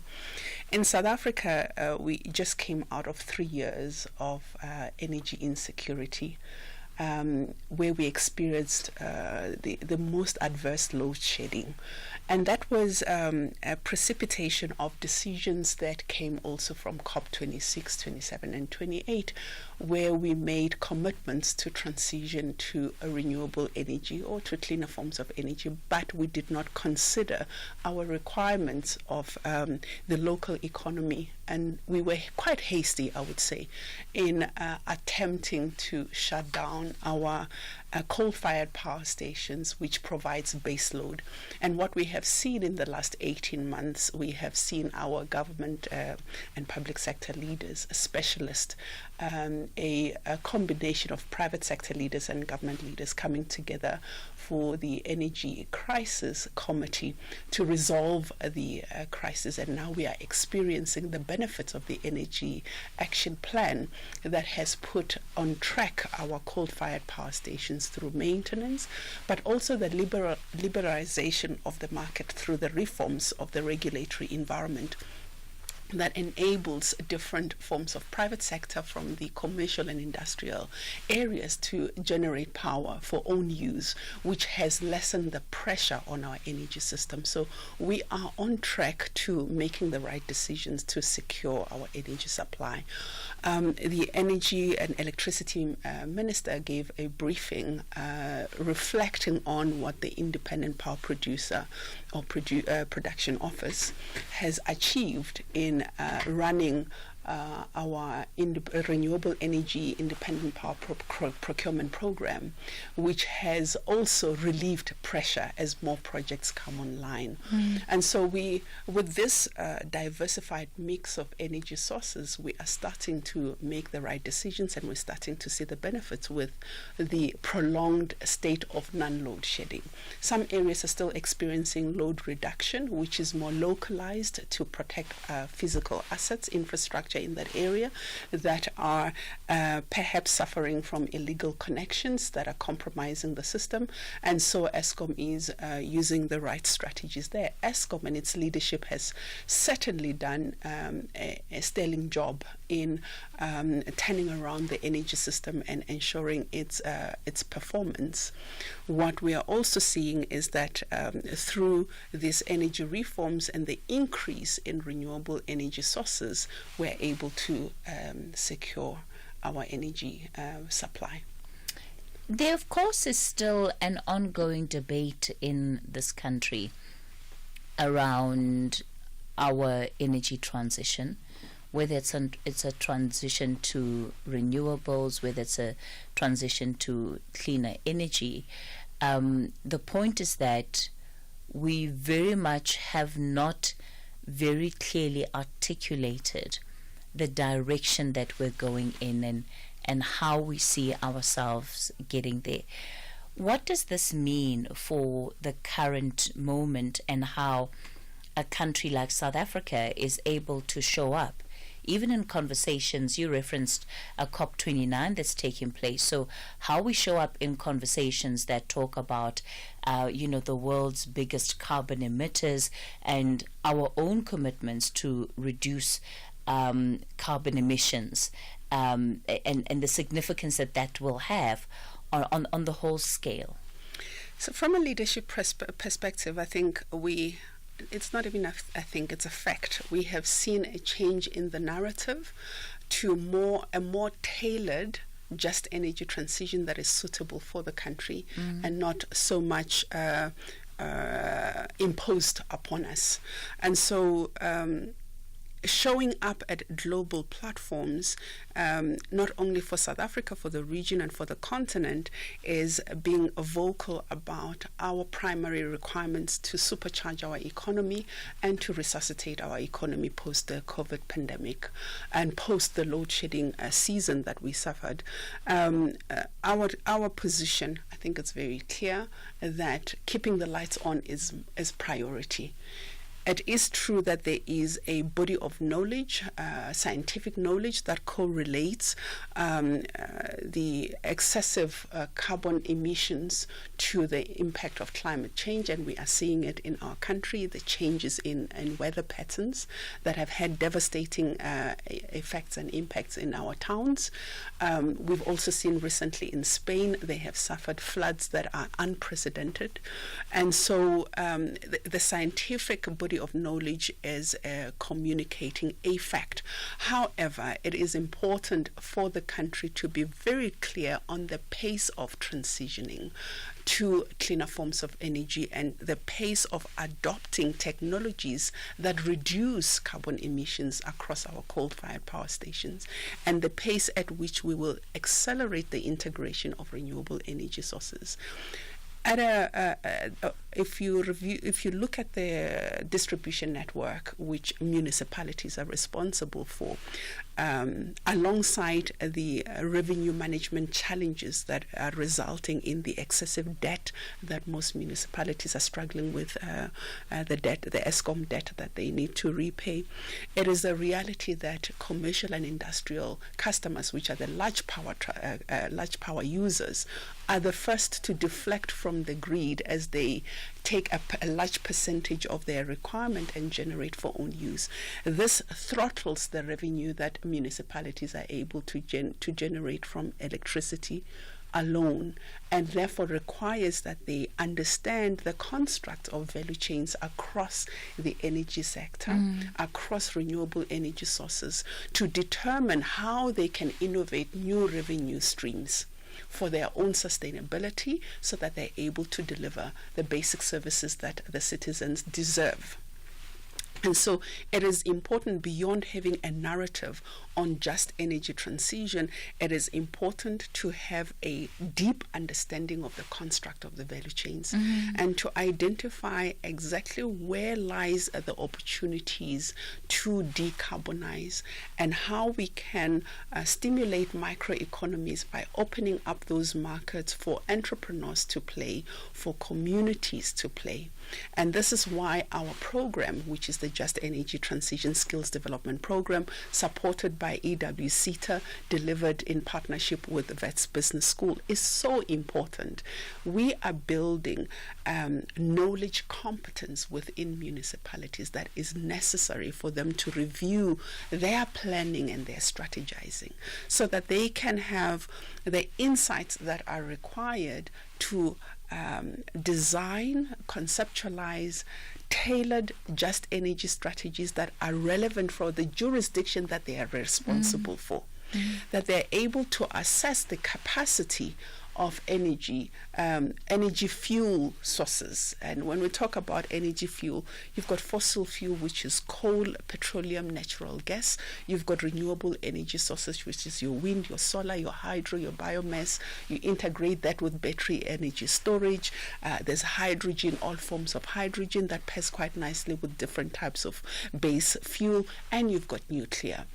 Municipalities must have the competence to assess, including waste to energy, must have the competence to assess what capacity is available and what is feasible in their jurisdictions, so that as they strategize, and they strategize along their energy mix, they're able to have a tailored transition to those sources. So if I'm listening to you carefully around the tailoring of plans, that with this transition, yes, you will have a national framework, but how this translates itself into districts, into municipalities, is very much going to be in the hands of the administrators there. Correct. And they are going to have to understand their particular nuance, their particular experience, in order to make sure that whatever decisions they're making around how to transition is in line with what those local economies can then bring on board. So if we are using that as an example, then what would you say have been the lessons learned from the projects that have already been undertaken? So if we talk about Komati and the closure there of the power station and the state that community is in, I think one of the biggest fears that is sitting with many other communities right now who have thrived off of an Eskom economy, in inverted commas, that they're looking at that situation and fearful that they might find themselves there. So how do you take some of those lessons into the training of these leaders? So the Komati case study is a brilliant case study to quote, because it served two purposes. One, it served to give an example of how we can repurpose power stations that have reached or exceeded their lifespan, including their extension period, how we can repurpose those assets and have them continue to be productive. That's one. And so it gave the platform to showcase different innovations in energy revolution, right? The other, it's a great case study to look at and reflect on the impact of haste and the impact of executing strategies without in-depth consultation within the stakeholder ecosystem. To assess the impact of disrupting and displacing the workforce that is relying on the coal value chain, whose identity is within the coal value chain. Going forward, there is definitely a necessity to be inclusive in designing the transition. And we see that there are a lot of initiatives to consult organized labor, to have their voice heard. I don't think it's sufficient. I believe we can do more. I believe we can, as a country, invest more financial resources to upgrade the competencies of organized labor, for them to be able to identify and understand where the future employment opportunities are within emerging value chains. And it's not just only emerging value chains as a result of the integration of renewable energy sources, it's also as a result of automation and digitization that is displacing traditional roles. The introduction of artificial intelligence also has an impact. So we have to think broadly beyond just introducing renewable energy sources to decarbonizing value chains across multiple sectors using new technology. And we have to be considered in empowering stakeholders to participate with a frame of reference that is informed so that they can co-create the solution. So that's one. The other is a building capacity within community leaders themselves to understand what is just energy transition, what is the just element of the transition, what is the energy element of the transition, and what is the transition itself, and what is the what is the timeline, and what does it mean for their community, so that they themselves can partner with other parties to co-create solutions to present that are suitable for their communities, and that would cover employment, entrepreneurship, not only for women, youth, excuse me, but also for persons with disability, a population group that is often not considered. And so our Just Energy Transition Skills Development Programs aims to close that gap, that information gap. I often use this example that a teaspoon is such a basic commodity that we all have. Doesn't matter which part of the world you come from. As soon as you eat solids, you are confronted with a teaspoon. But as educated and affluent as we are, if I ask you the question, can you define the value chain of a teaspoon? You will find that a lot of us will struggle because our education system is not built to teach us the constructs of value chains of the things that we consume. And I would say, as a practice, just as you go home, from when you open your gate, you open your garage, you open your door, everything you touch, imagine the value chain behind that commodity, and then go further and imagine the entrepreneurial opportunities that are hidden because you don't understand the construct of the value chain.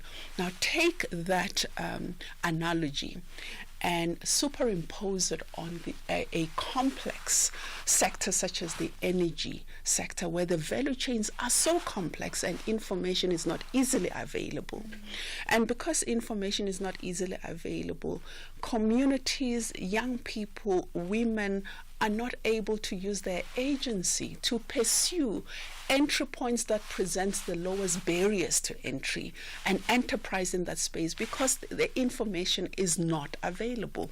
And the gap that we are closing, this information gap, is we are curating information from experts. We are bringing experts to present this information in palatable terms, so both utility operators and managers are able to imagine, to reimagine how they can drive socio-economic development as they contemplate transition, where some of the jobs that are required in this transition, modernizing the system, digitizing the system, integration of renewable energy sources, dealing with an informed consumer who is now a prosumer and not just a consumer in a monolithic value chain, how they reimagine their role in that ecosystem and how they imagine how they can stimulate that micro economy to generate new jobs, to generate entrepreneurial opportunities, and to work collaboratively with communities to ensure that the transition is inclusive. The reality is that when we talk about the closed-off nature of the value chain within the energy sector, that is by design. because you have players very much like an ESCOM, and it's easy to look at it from a power utility point of view because they're the main player. But if you break that down across various sections of the energy sector, you realize that there seems to be very much an approach that says that there are few players who want to get their hands on whatever opportunities exist in the sector. And therefore, even when leaders or entrepreneurs in certain communities could potentially see opportunities in certain spaces, they're unable to access those opportunities, I would argue that by design, because the system is not really wanting to open itself up for more players, at least not in a true sense. So I would present a different perspective as follows. Please go ahead. The energy sector is complex and requires product systems and solutions that typically we don't have intellectual property for. Bertha, I'm going to pause you there, right? Sure. Pause you there. We're going to continue the conversation with Bertha Dlamini. She is the president and founder of the African Women in Energy and Power, and they're involved, of course, with a skills program that is where they're partnering with ENW CETA and Wits Business School, and this is in building leaders within the energy sector that are going to help ensure that our future energy needs are met. At least that will bring on the right kind of thinking to steer us in that direction. It's 11:30. Time for the latest news headlines. I'm back with Bertha and, of course, your contributions to this conversation. Thank you, Kathy. News headlines at 11:30 on SAFM. I am Onda Lambana, and a very good morning. Judge Jan Swanepoel has ruled in the High Court in Pretoria that accused number 3 in the Senzo Meyiwa murder trial should be released from solitary confinement. 2 children between the ages of 7 and 10 years old are believed to have died yesterday after allegedly consuming snacks purchased from a local spaza shop in Mamelodi, east of Pretoria. And 3 American airlines have suspended flights to Haiti's capital after gunfire struck a plane as it was landing yesterday. A full update follows at the top of the hour. EFC 119 is live this Thursday with a stellar main event featuring interim champion Terrence the Black Panther Balelo and Edson the Trapdoor Spider Machavani vying for the genuine 24-carat flyweight title, whilst the co-main event will usher in a new era. South Africa's Dana Van Wyk and Nigeria's Juliet Chukwu battle it out for the 135-pound golden buckle. EFC 119 from the World Sports Betting Arena. Watch it on SABC Sport Channel on DTT Channel 4 from 7 p.m. Brought to you by SABC Sport. If you think you cannot afford a lawyer, think again. Clientele Legal has made professional legal services affordable for you. Whether it's a civil, criminal, or labor-related matter, we have a nationwide panel of attorneys standing by to assist you. SMS SAFM to 32195. That's SAFM to 32195 and we'll call you back. Clientele General is a licensed non-life insurer and an authorized FSP. Standard rates and terms and conditions apply. Our role must be to seek to build a better world. SAFM invites you to our annual public lecture delivered by former Minister Dr. Naledi Pandor. The theme for the lecture is 30 Years of South African Freedom. Reimagining South Africa's democracy, achievements, challenges, and the road ahead in protecting our democratic gains. The lecture will take place on the 21st of November 2024 at the Birchwood Hotel and Conference Center. Secure your seat by emailing us at info@safm.co.za. Today, I'm part of seeking to build a better South Africa. SAFM, leading the conversations that move us. The Talking Point with Kathy Motlatlana. Weekdays, 9 a.m. till midday. We continue the conversation on the talking point. We're talking energy and equipping leaders in managing the just energy transition. Bertha Dlamini is president and founder of the African Women in Energy and Power. And you heard, she says one of the aims for this project is to help leaders identify and fully understand the value chain in energy so that they're able to identify opportunities, right? Where can entrepreneurs come in and potentially eke out a living? And the point that I made was that the system is closed off and inaccessible by design because there are big players who are not willing to share the pie. They're not thinking about sharing the pie. You wanted to offer something different, Bertha. Yes, indeed. I wanted to offer a different perspective as follows. The energy value chains are fairly complex, and a lot of the product systems and solutions that are required, we locally don't have the intellectual property. You'll find very few local players.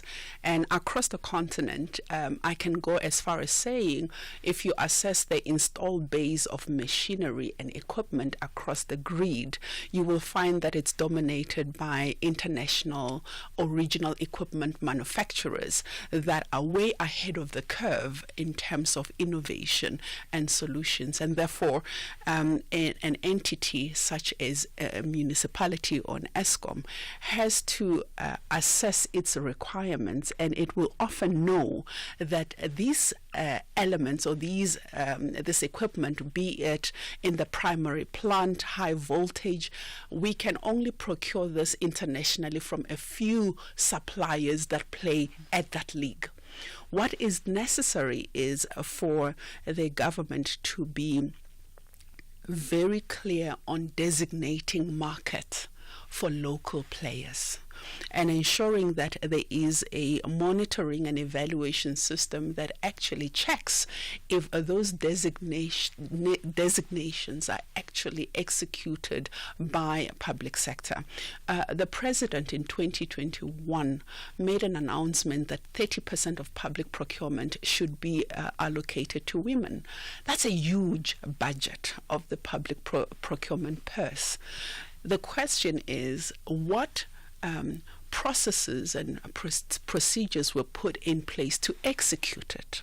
And was the competent capacity at all spheres of government to execute the designation?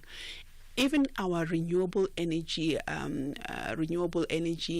independent power production or power producer procurement program, it should have designations that says the scale of capacity should be designated to youth, to women and persons with disability, and these are their limitations in terms of access to capital to develop a project and have a tariff to bid, and therefore we are going to remove these barriers to enable their entry.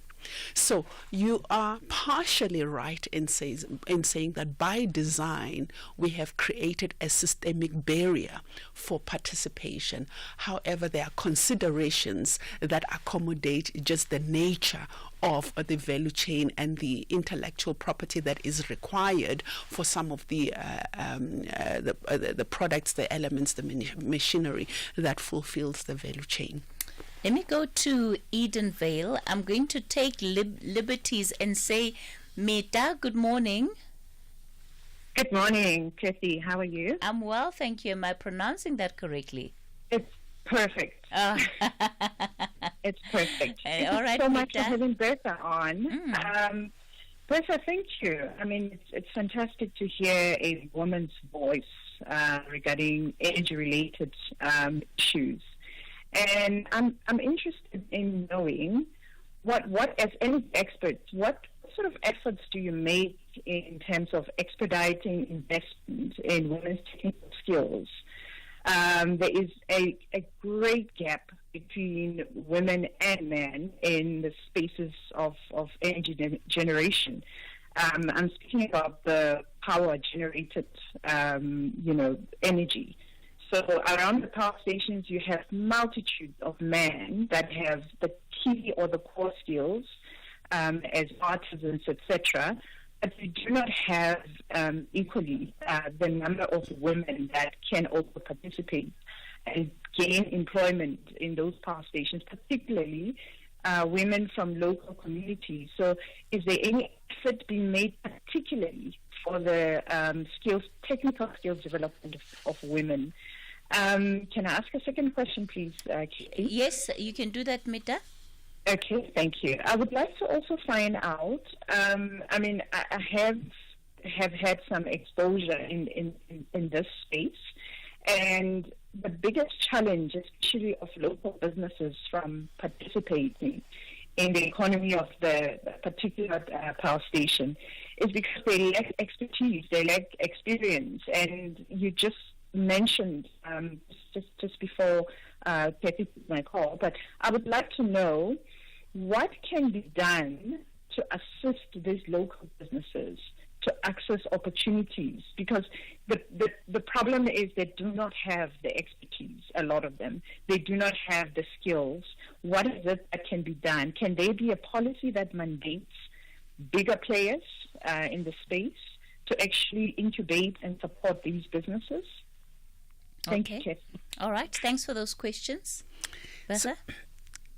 Brilliant question. I think when we embarked on this Just Energy Transition Skills Development Program, it was with great excitement, especially coming from COP27, COP28, where there were pledges to support South Africa's Just Energy Transition. And we have been spinning, I must be honest, to find anchor funders for our programs. And it was counterintuitive that for something that is so required to ensure the just element of the transition, to ensure inclusion, to ensure that we are building a competent pool of entrepreneurs that are able to take up the opportunities, as the caller, Ms. Mita, has just said, to ensure that they understand excuse me, where the opportunities are. Funding is such a difficult challenge. And it's difficult to secure that we are not able to scale and reach the 9 provinces and reach communities to educate young people, to educate unemployed people on where the opportunities are, whether it's at a power station or at a utility scale renewable energy plant. So the one thing that from African Women in Energy and Power's perspective, the one thing that we need to resolve very fast as a country is to ensure that we increase the allocation of funding for non-profit companies that are engaged in skills development programs for just energy transition. That is a serious problem. And so that is number one. Number two is there are a lot of other companies such as ourselves that are delivering similar programs to build or to upgrade the competency levels of entrepreneurs and of women and persons with disability. But we are working in silos perhaps, and we are facing the same challenges, which is access to funding. And for us, education on the construct of value chains is a foundation, because once you understand how a solar plant operates and where the opportunities are, it is easier to organize yourself within a network and to target those areas that are easy to access. Bertha, isn't it ironic that you would have billions of US dollars pledged towards supporting and assisting South Africa with its energy transition, think JET-P and others, and yet you don't have funding to do what really should be the foundation of that work, which is to come? Because what that does is that it sets again the system up to benefit those that have traditionally and historically been the players. So, a study that was conducted by a Wits Business School by researchers who looked at where the just energy transition funding has gone, and it was released recently, has found that it has gone back to organizations from the pledging countries. And so very little as 24% only has come to South African entities, and as little as 0.4% was actually dedicated to civil society or non-profit companies. And that is shameful. That is actually shameful. That is heartbreaking.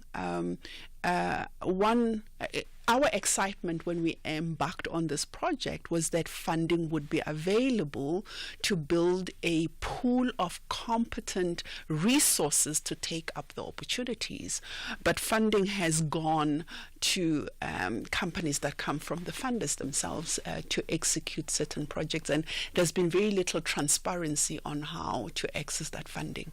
And that's why I said earlier, the one thing that I would appeal to our leaders, to the President, to the Minister of Energy and Electricity, as they go into COP and the new thing, the new negotiation now is called the new collective quantifiable goal that will be negotiated at COP29, is to pledge greater values, greater sums of money for developing countries to access for their transition into cleaner forms of energy. And for South Africa and the region and the continent in particular, I would appeal to the leaders to be bold. If you are pledging support for our transition, we should be able to execute that transition according to our requirements, our socio-economic development requirements, our infrastructure development requirements. We should be able to determine how we execute the funding. And yes, in cases where we do not have the skills, we can lean on the funders and the partners to support. But to have only 0.4% being dedicated to civil society in a society that is as unequal as our society is shameful, as you put it, and it's heartbreaking because we are perpetuating the divide between the haves and the have-not. When we have a once in a lifetime, a once in a century opportunity to do things right and to use this transition to industrialize the country and the economy, to supercharge the economy, and to set the right foundation for an inclusive economic ecosystem. I'm going to take just two more contributions from our listeners and then we'll wrap it up with this conversation. Good morning, Sis Kathy, and your visitor there. Thank you so much for such a wonderful program. I don't think our municipalities are in a good position to make decisions as far as adopting new energy systems is concerned. I'm running a renewable energy company with a bias on solar generation and storage. I've done presentation to a point that I've given up, where I'm actually giving them an offer on a PPA basis. They pay nothing for the system. They will only be paying for what is generated. But no one is prepared to adopt. How is this thing going to be rolled out? Should everything always be done on debt? Thank you, Kathy. I'd like to hear the response of your guest. Thanks a million. Good morning, Oskathy, and good morning to your guest, it's Fred the Trucker. Oskathy, I just want to ask, where is this just transition going to leave the people who are in the core business? Your Exaro, your SG Core, all these companies that are employing thousands of people, and all these trucking companies that are transporting coal, and your Transnet. Are we not in a rush to do things that are gonna hate us in the end? Those people in Europe, they are busy ordering coal, they are busy taking our coal in China to use it, and they are saying we must close our coal mines. Why? All right, thanks for those questions, Bertha. I'm going to ask you to respond, but also keep it as brief as you can because we have to wrap up in a minute. From the first caller, this is why we believe that our Just Energy Transition Skills Development Program for utilities is necessary to build a competent capacity for municipalities to be able to have authority and autonomy to design their own transition and to engage with private sector players from a competent basis and to remove some of the frustrations. And that's why our program is necessary. That's why it requires funding. That's why it requires collaboration with the private sector so that we can reach all 188 municipalities that are licensed to distribute electricity. So that is why this is important. The second caller on just energy transition. Transitioning to clean forms of energy is inevitable. It is the pace and how it is done. We have learned from our past mistakes that, in fact, South Africa is the only country in the world that has attempted to execute a just energy transition based on a just energy transition partnership in the face of geopolitical crisis, in the face of global supply chains being disrupted by global conflicts. We are the first and the only country. So we've been the guinea pig of the world, but we also have had the opportunity to learn to do things differently. And so the intention of a just energy transition is so that we don't leave anyone behind. The just element of the transition is to ensure that we look after our socio-economic development imperatives and we transition to cleaner forms of energy that will secure energy security for the economy. All right. I guess it's one of those, right, where you think sometimes maybe we shouldn't want to be the outlier. It's okay sometimes to not be the guinea pigs because of the high price, premium that is attached to that. That's how we leave it for today on The Talking Point. Show back with you again tomorrow between 9 and midday. Up next, the book reading. Bertha, thank you for your time. Thank you for having me. If you think you cannot afford a lawyer, think again. Clientele Legal has made professional legal services affordable for you. Whether it's a civil, criminal, or labor-related matter, we have a nationwide panel of attorneys standing by to assist you. SMS SAFM to 32195. That's SAFM to 32195 and we'll call you back. Clientele General is a licensed non-life insurer and an authorized FSP. Standard rates and terms and conditions apply.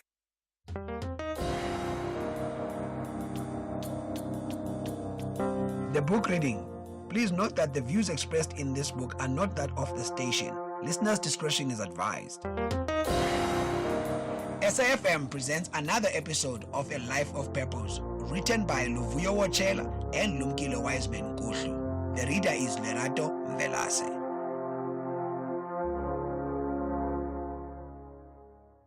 The state capture era.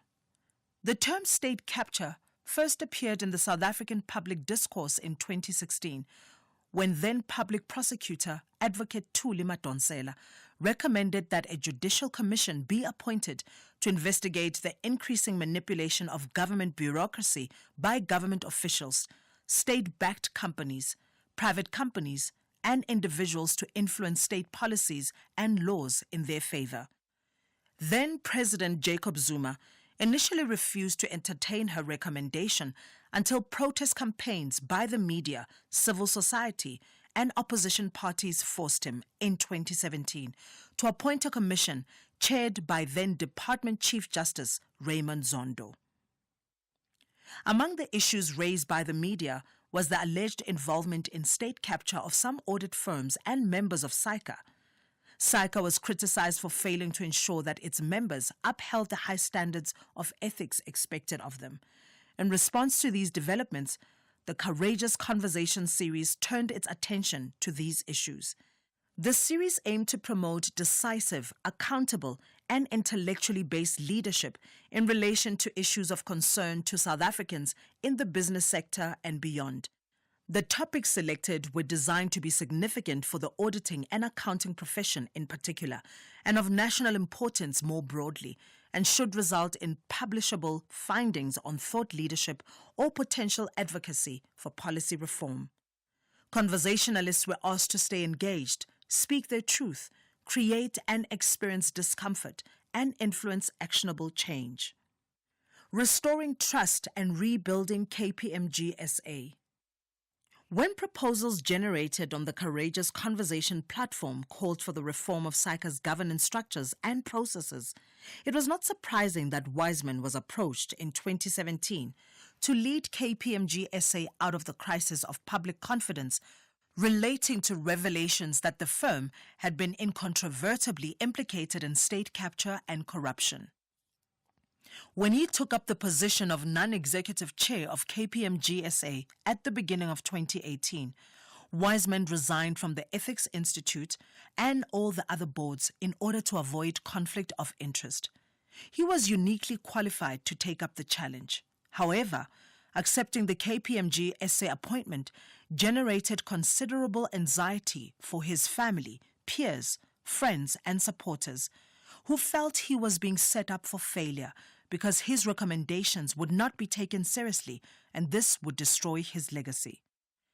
As he explains in his memoir, Enabler or Victim, KPMG SA and State Capture, Wiseman resigned from the KPMG SA position when news broke of the corruption in VBS Mutual Bank and the implication in it of the bank's auditors, KPMG, in late March 2018.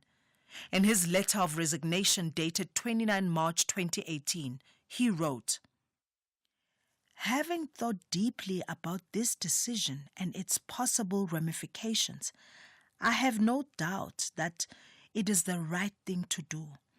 In my assessment, the recent revelations around VBS Mutual Bank are going to further damage the reputation of the firm at a time when it's already weak.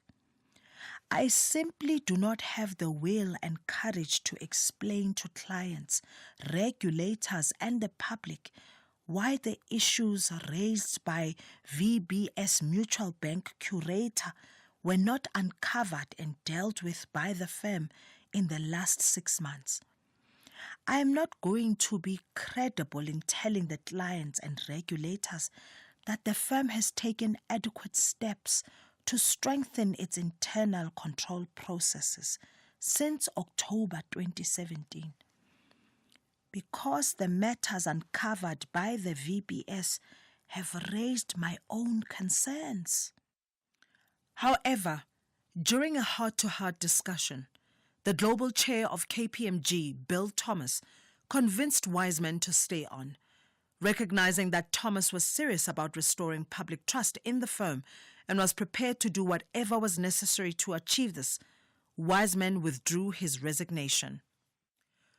Responsiveness and renewal.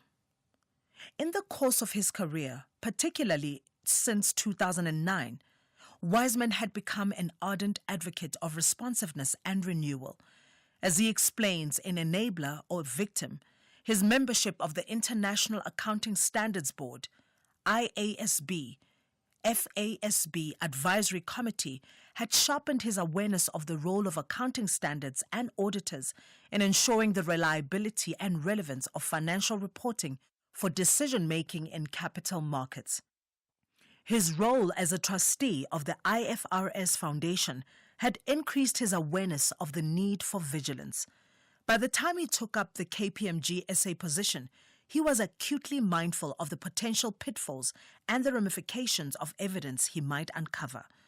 The multiple responsibilities he had taken on compelled him to immerse himself in thinking and reading extensively and deeply about the accounting and auditing profession, its role in society, public expectations, and the proficiency and ethical standards it should endeavor to achieve and maintain.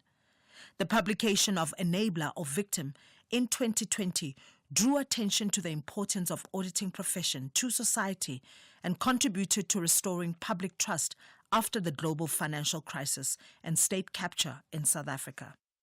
His second thrust has been to highlight the personal accountability of leaders for their actions and behavior and the need for them to consider the impact on society of the organizations they lead. It is critical, he feels, to acknowledge these factors following the revelation of several massive corporate failures in South Africa that caused huge losses for workers, pensioners, and other vulnerable groups. As an advocate for transformation and regeneration, his initial step was to share his concerns and concrete proposals for renewal in enabler or victim. Since then, he has published extensively in the journal Accountancy Essay and addressed numerous conferences and seminars, appealing to both seasoned professionals and university students. Call for responsiveness. His has been one of the consistent voices cautioning that the auditing profession should not be defensive but responsive to public criticism of its performance. He took this stance at a time when the profession was under severe attack and many of its leaders were inclined to be non-committal or defensive for fear of possible litigation. The criticisms were serious. Auditors were accused of failing to warn of the threats to the global financial system as a consequence of excessive risk-taking by banks and other financial entities and the build-up of toxic asset linked to subprime mortgage lending in the early 2000s. In South Africa, the situation was exacerbated by the implication of auditors in the failure of a number of companies and their entanglement in state capture. These developments unfolded at a time when the country was still dealing with the aftermath of the global financial crisis. As a consequence, public trust in the auditing profession was severely eroded. Reputational damage of leading firms, including KPMG SA, was pervasive. Wiseman's approach was not to minimize the gravity and complexity of the issues or to deny the reality of the repercussions of state capture for the country, which was in the full glare of the international media. He crystallized his position when he delivered the Abasa inaugural lecture in February 2018, in which he drew attention to the pivotal role of auditing in society. Executives and directors of companies, he said, face an inherent conflict between maximizing their own interests or those of the entity they serve and its legitimate stakeholders. Society relies on auditors to pronounce on whether those executives and directors have executed their duties with integrity and whether reports on their stewardship and management fairly represent what really happened and the financial position at the end of the reporting period.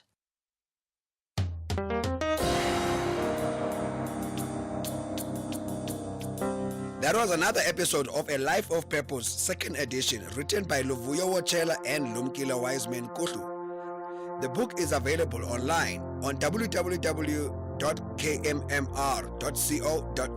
KMMR Publishers, and in all leading bookstores countrywide. It is broadcast on SAFM at 11:45 Monday to Thursday on The Talking Point. It is produced for the station by Vovi Patala, read by Lerato Mvelase, technical production Wiseman Manqele and Nanda Khoza.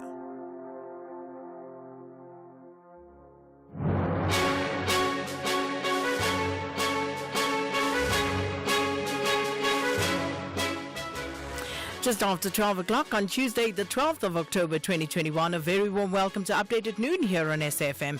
Leading the conversation, I'm Sakina Kamwendo. Coming up in the next hour, we ourselves were over consuming water. We're using 218 per capita per day as against the international standards and norm. Water and Sanitation Minister Phemi Majodina says that reducing water losses will require a multi-pronged approach. And the unemployment rate has decreased to 32.1% in the third quarter of 2024 from 33.5% in the second quarter. Coming up in sport. Speaking of unemployment, Hugo Bruce says he will quit as Bafana coach if they don't qualify for AFCON. And I'll bring you the latest of the women's Proteas cricket side who are resting some big names. Yeah, he said he'll go straight back to Belgium. But John Hurricane with those details later on in the show.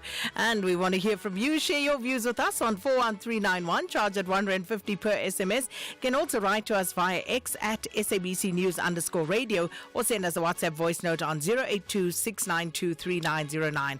Well, these and more stories coming up on this Tuesday edition of Update at Noon. First, though, let's bring you up to speed with the latest news. Here's Ondela Mbana.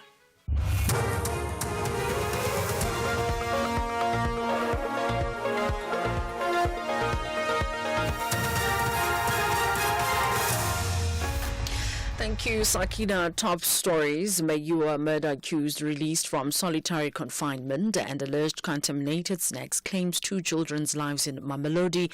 For SAFM News, I am Ondelambana and a very good day. Judge Jan Swanepoel has ruled in the High Court in Pretoria that accused number 3 in Senzo Meyiwa murder trial should be released from solitary confinement. Mtwabisi Mncube and accused number 5 Fisokuhle Nduli made an urgent application complaining about conditions at the Kgosi Mampuru Correctional Center. The two stated that the conditions infringe on their human rights and mental well-being. Mncube has been in solitary confinement for the past 4 years. The city of Tshwane says the recent technical issues at the timber treatment plant have caused major water supply interruptions. Areas affected include Isikampeneng, Hammanskraal West, Hammanskraal North, and other surrounding areas. City of Tshwane spokesperson Lindelo Mashego says the reservoir levels have dropped and there is a possibility of water may get depleted by noon today should consumption exceed the currently available supply. Mashego is urging residents to continue using water sparingly. The filters cannot be backwashed, which cause clogging, resulting in an overflow. A team of technicians is working on resolving the problem. In addition, the city has enlisted the services of a specialist with a view to speedily resolve this challenge.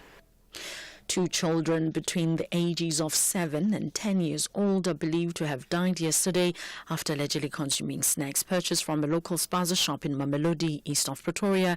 This is according to the parent of one of the deceased children. It's believed that the 3 children became ill hours after consuming the snacks and were rushed to the Steve Biko Academic Hospital. 1 child died in the early hours of yesterday morning and another passed away last night. The surviving child remains in the intensive care unit in a critical condition. The Department of Health has indicated to SABC News that they cannot comment on the matter until they receive a full post-mortem report. Parliament has confirmed that the salaries of the lowest paid workers of the institution will increase over the next 3 years.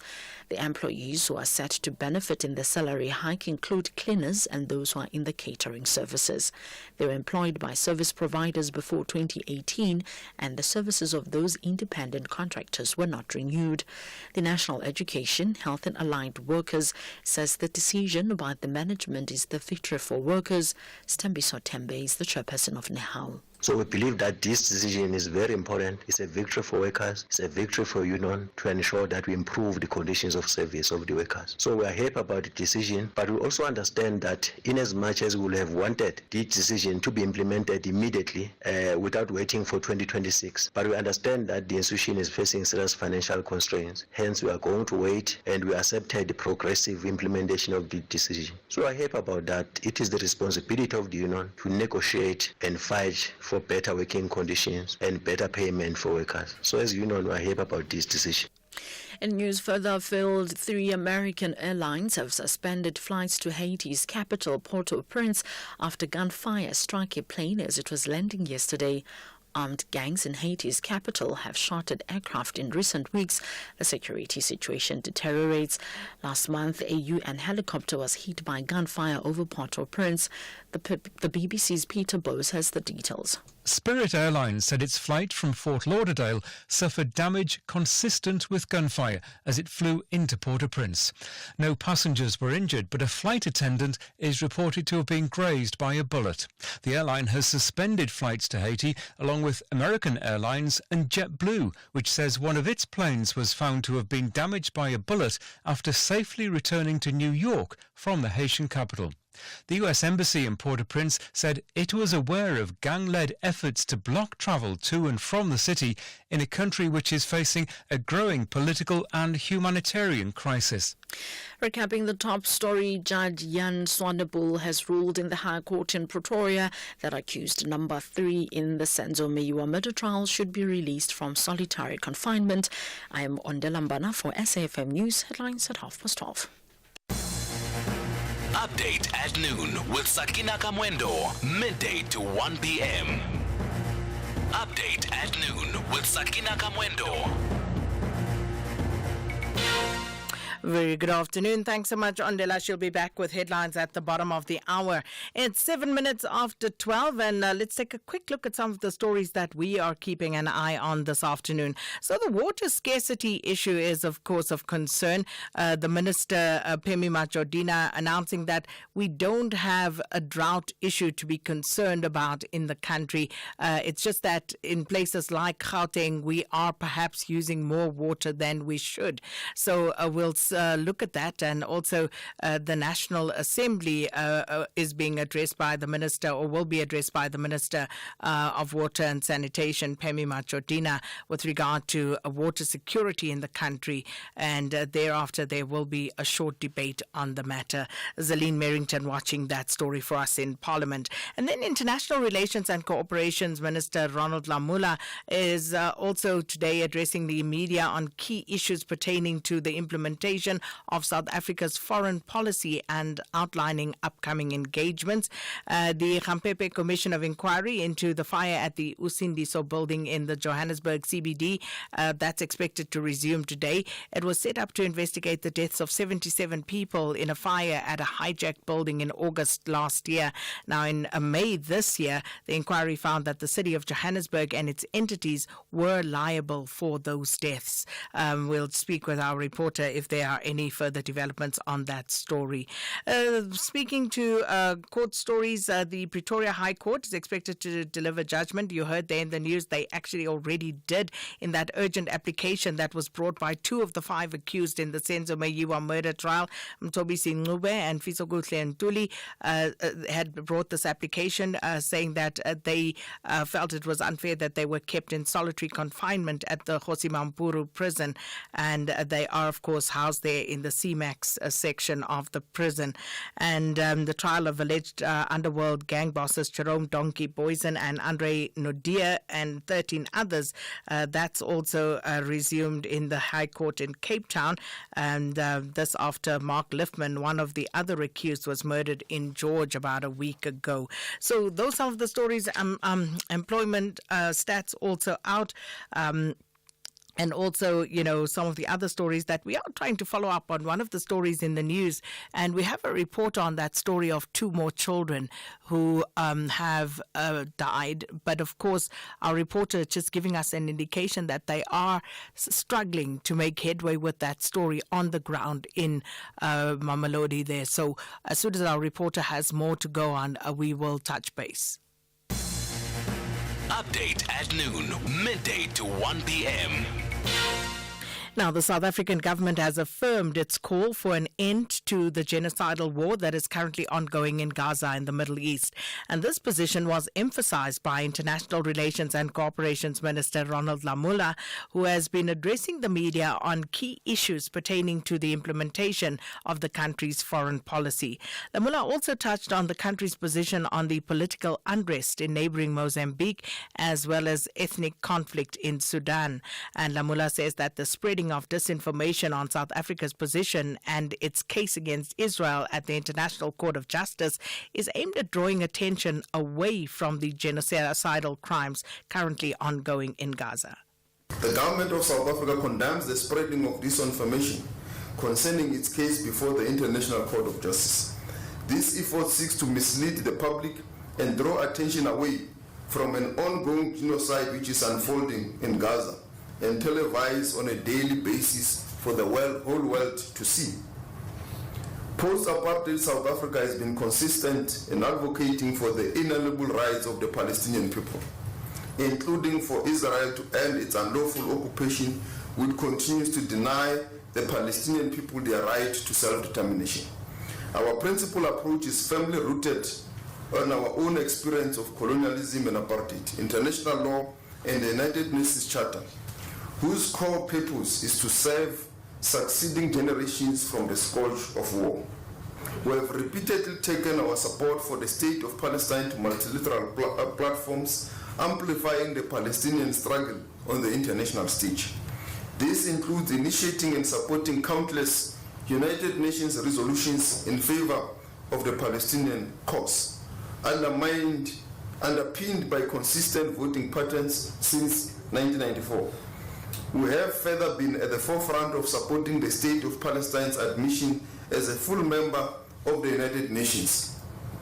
On the 28th of October 2024, we submitted our memorial to the ICJ containing evidence which shows how the government of Israel continues to violate the Genocide Convention by promoting the destruction of Palestinians living in Gaza, physically killing them, depriving them of access to humanitarian assistance, causing conditions of life which are aimed at their physical destruction, and ignoring and defying several provisional measures and orders of the ICJ.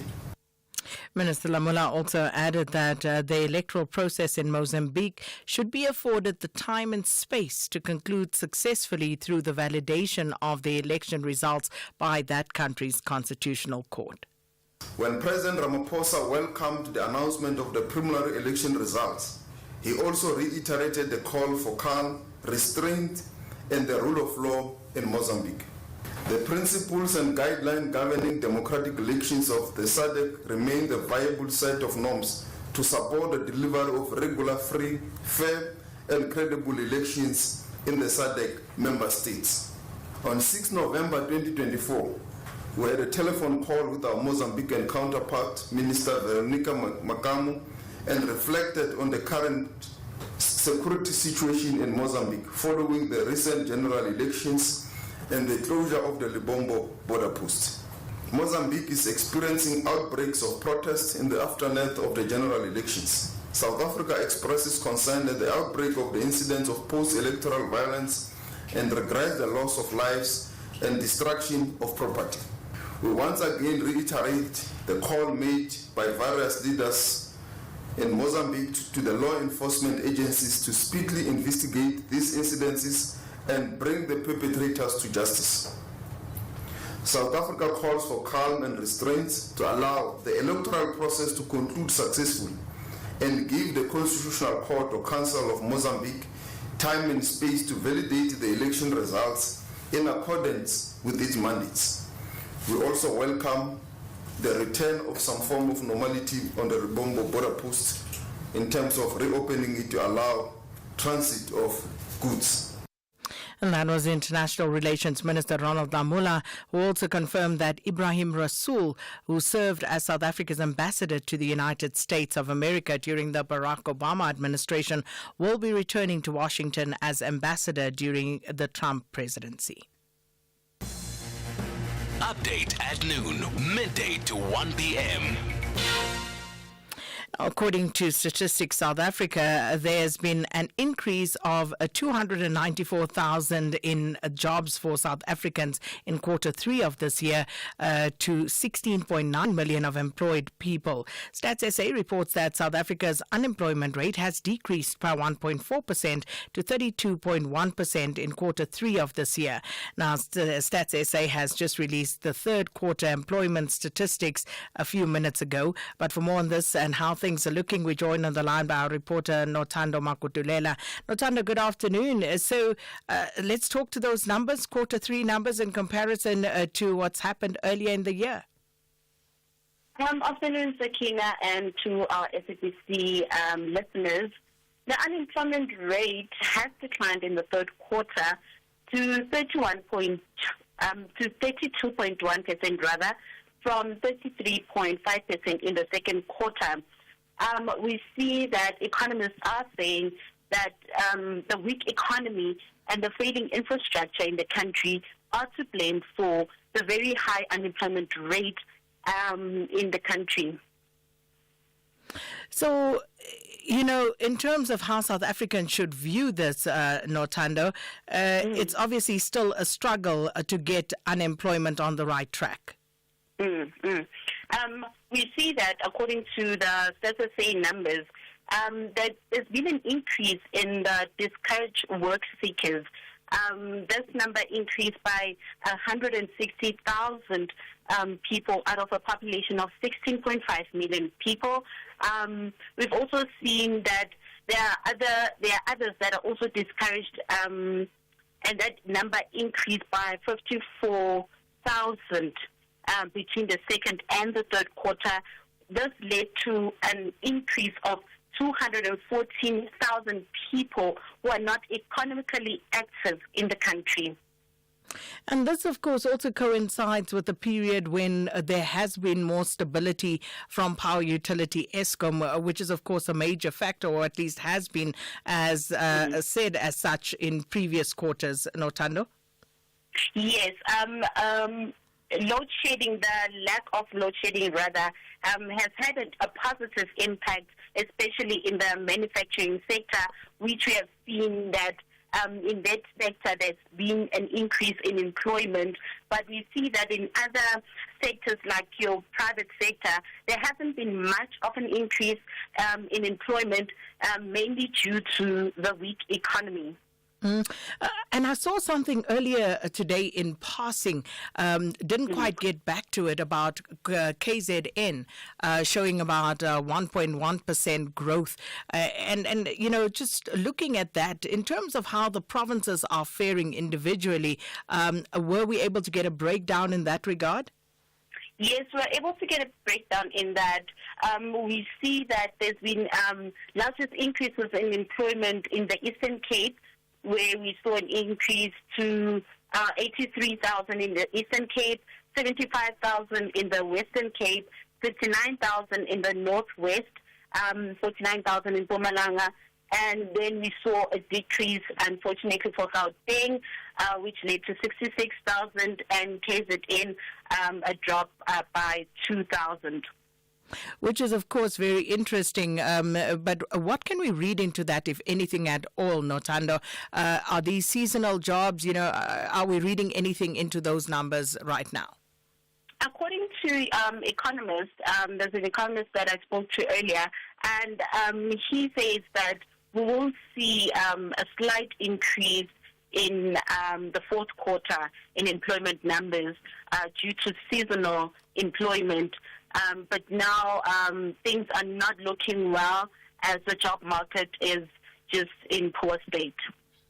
Notando Makudulela, thanks so much. And those, of course, the latest statistics released a short while ago by Statistics South Africa, and of course still needing time to really go through and crunch what that data is telling us. But right off the bat, we can tell you there has been an increase of 294,000 jobs for South Africans in quarter 3 of this year.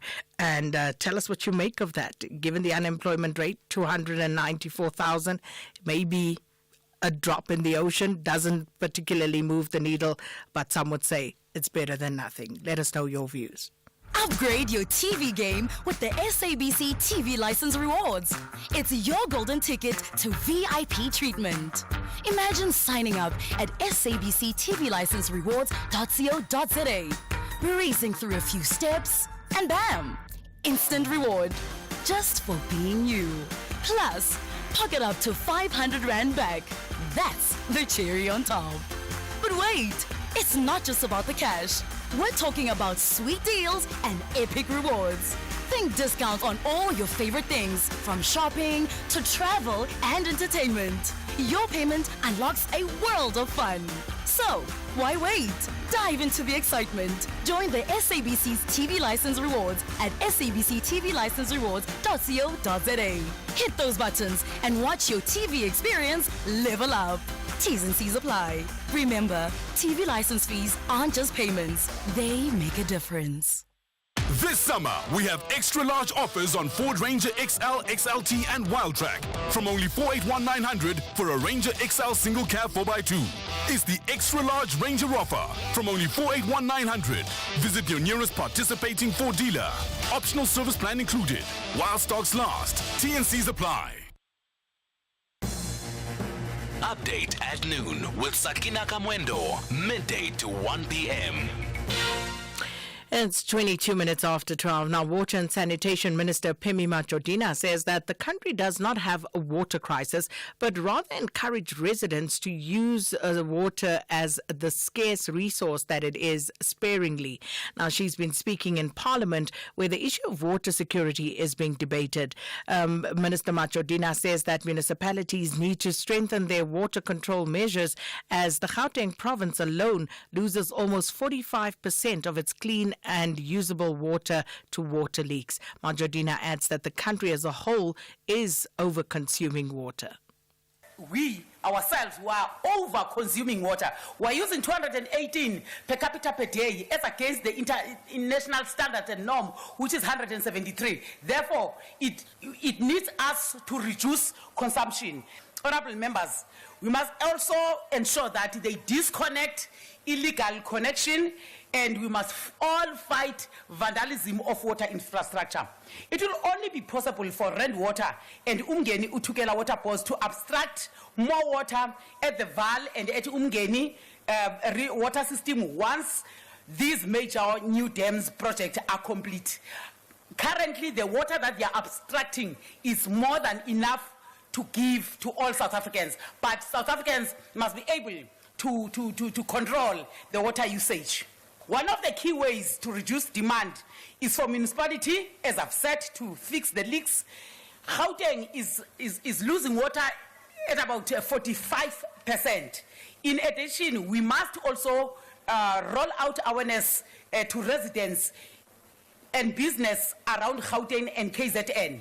We do appreciate the fact that there are still challenges of our people unable to access water, especially in the rural areas. Our responsibility is to build a water resource, but it is the responsibility of municipality to reticulate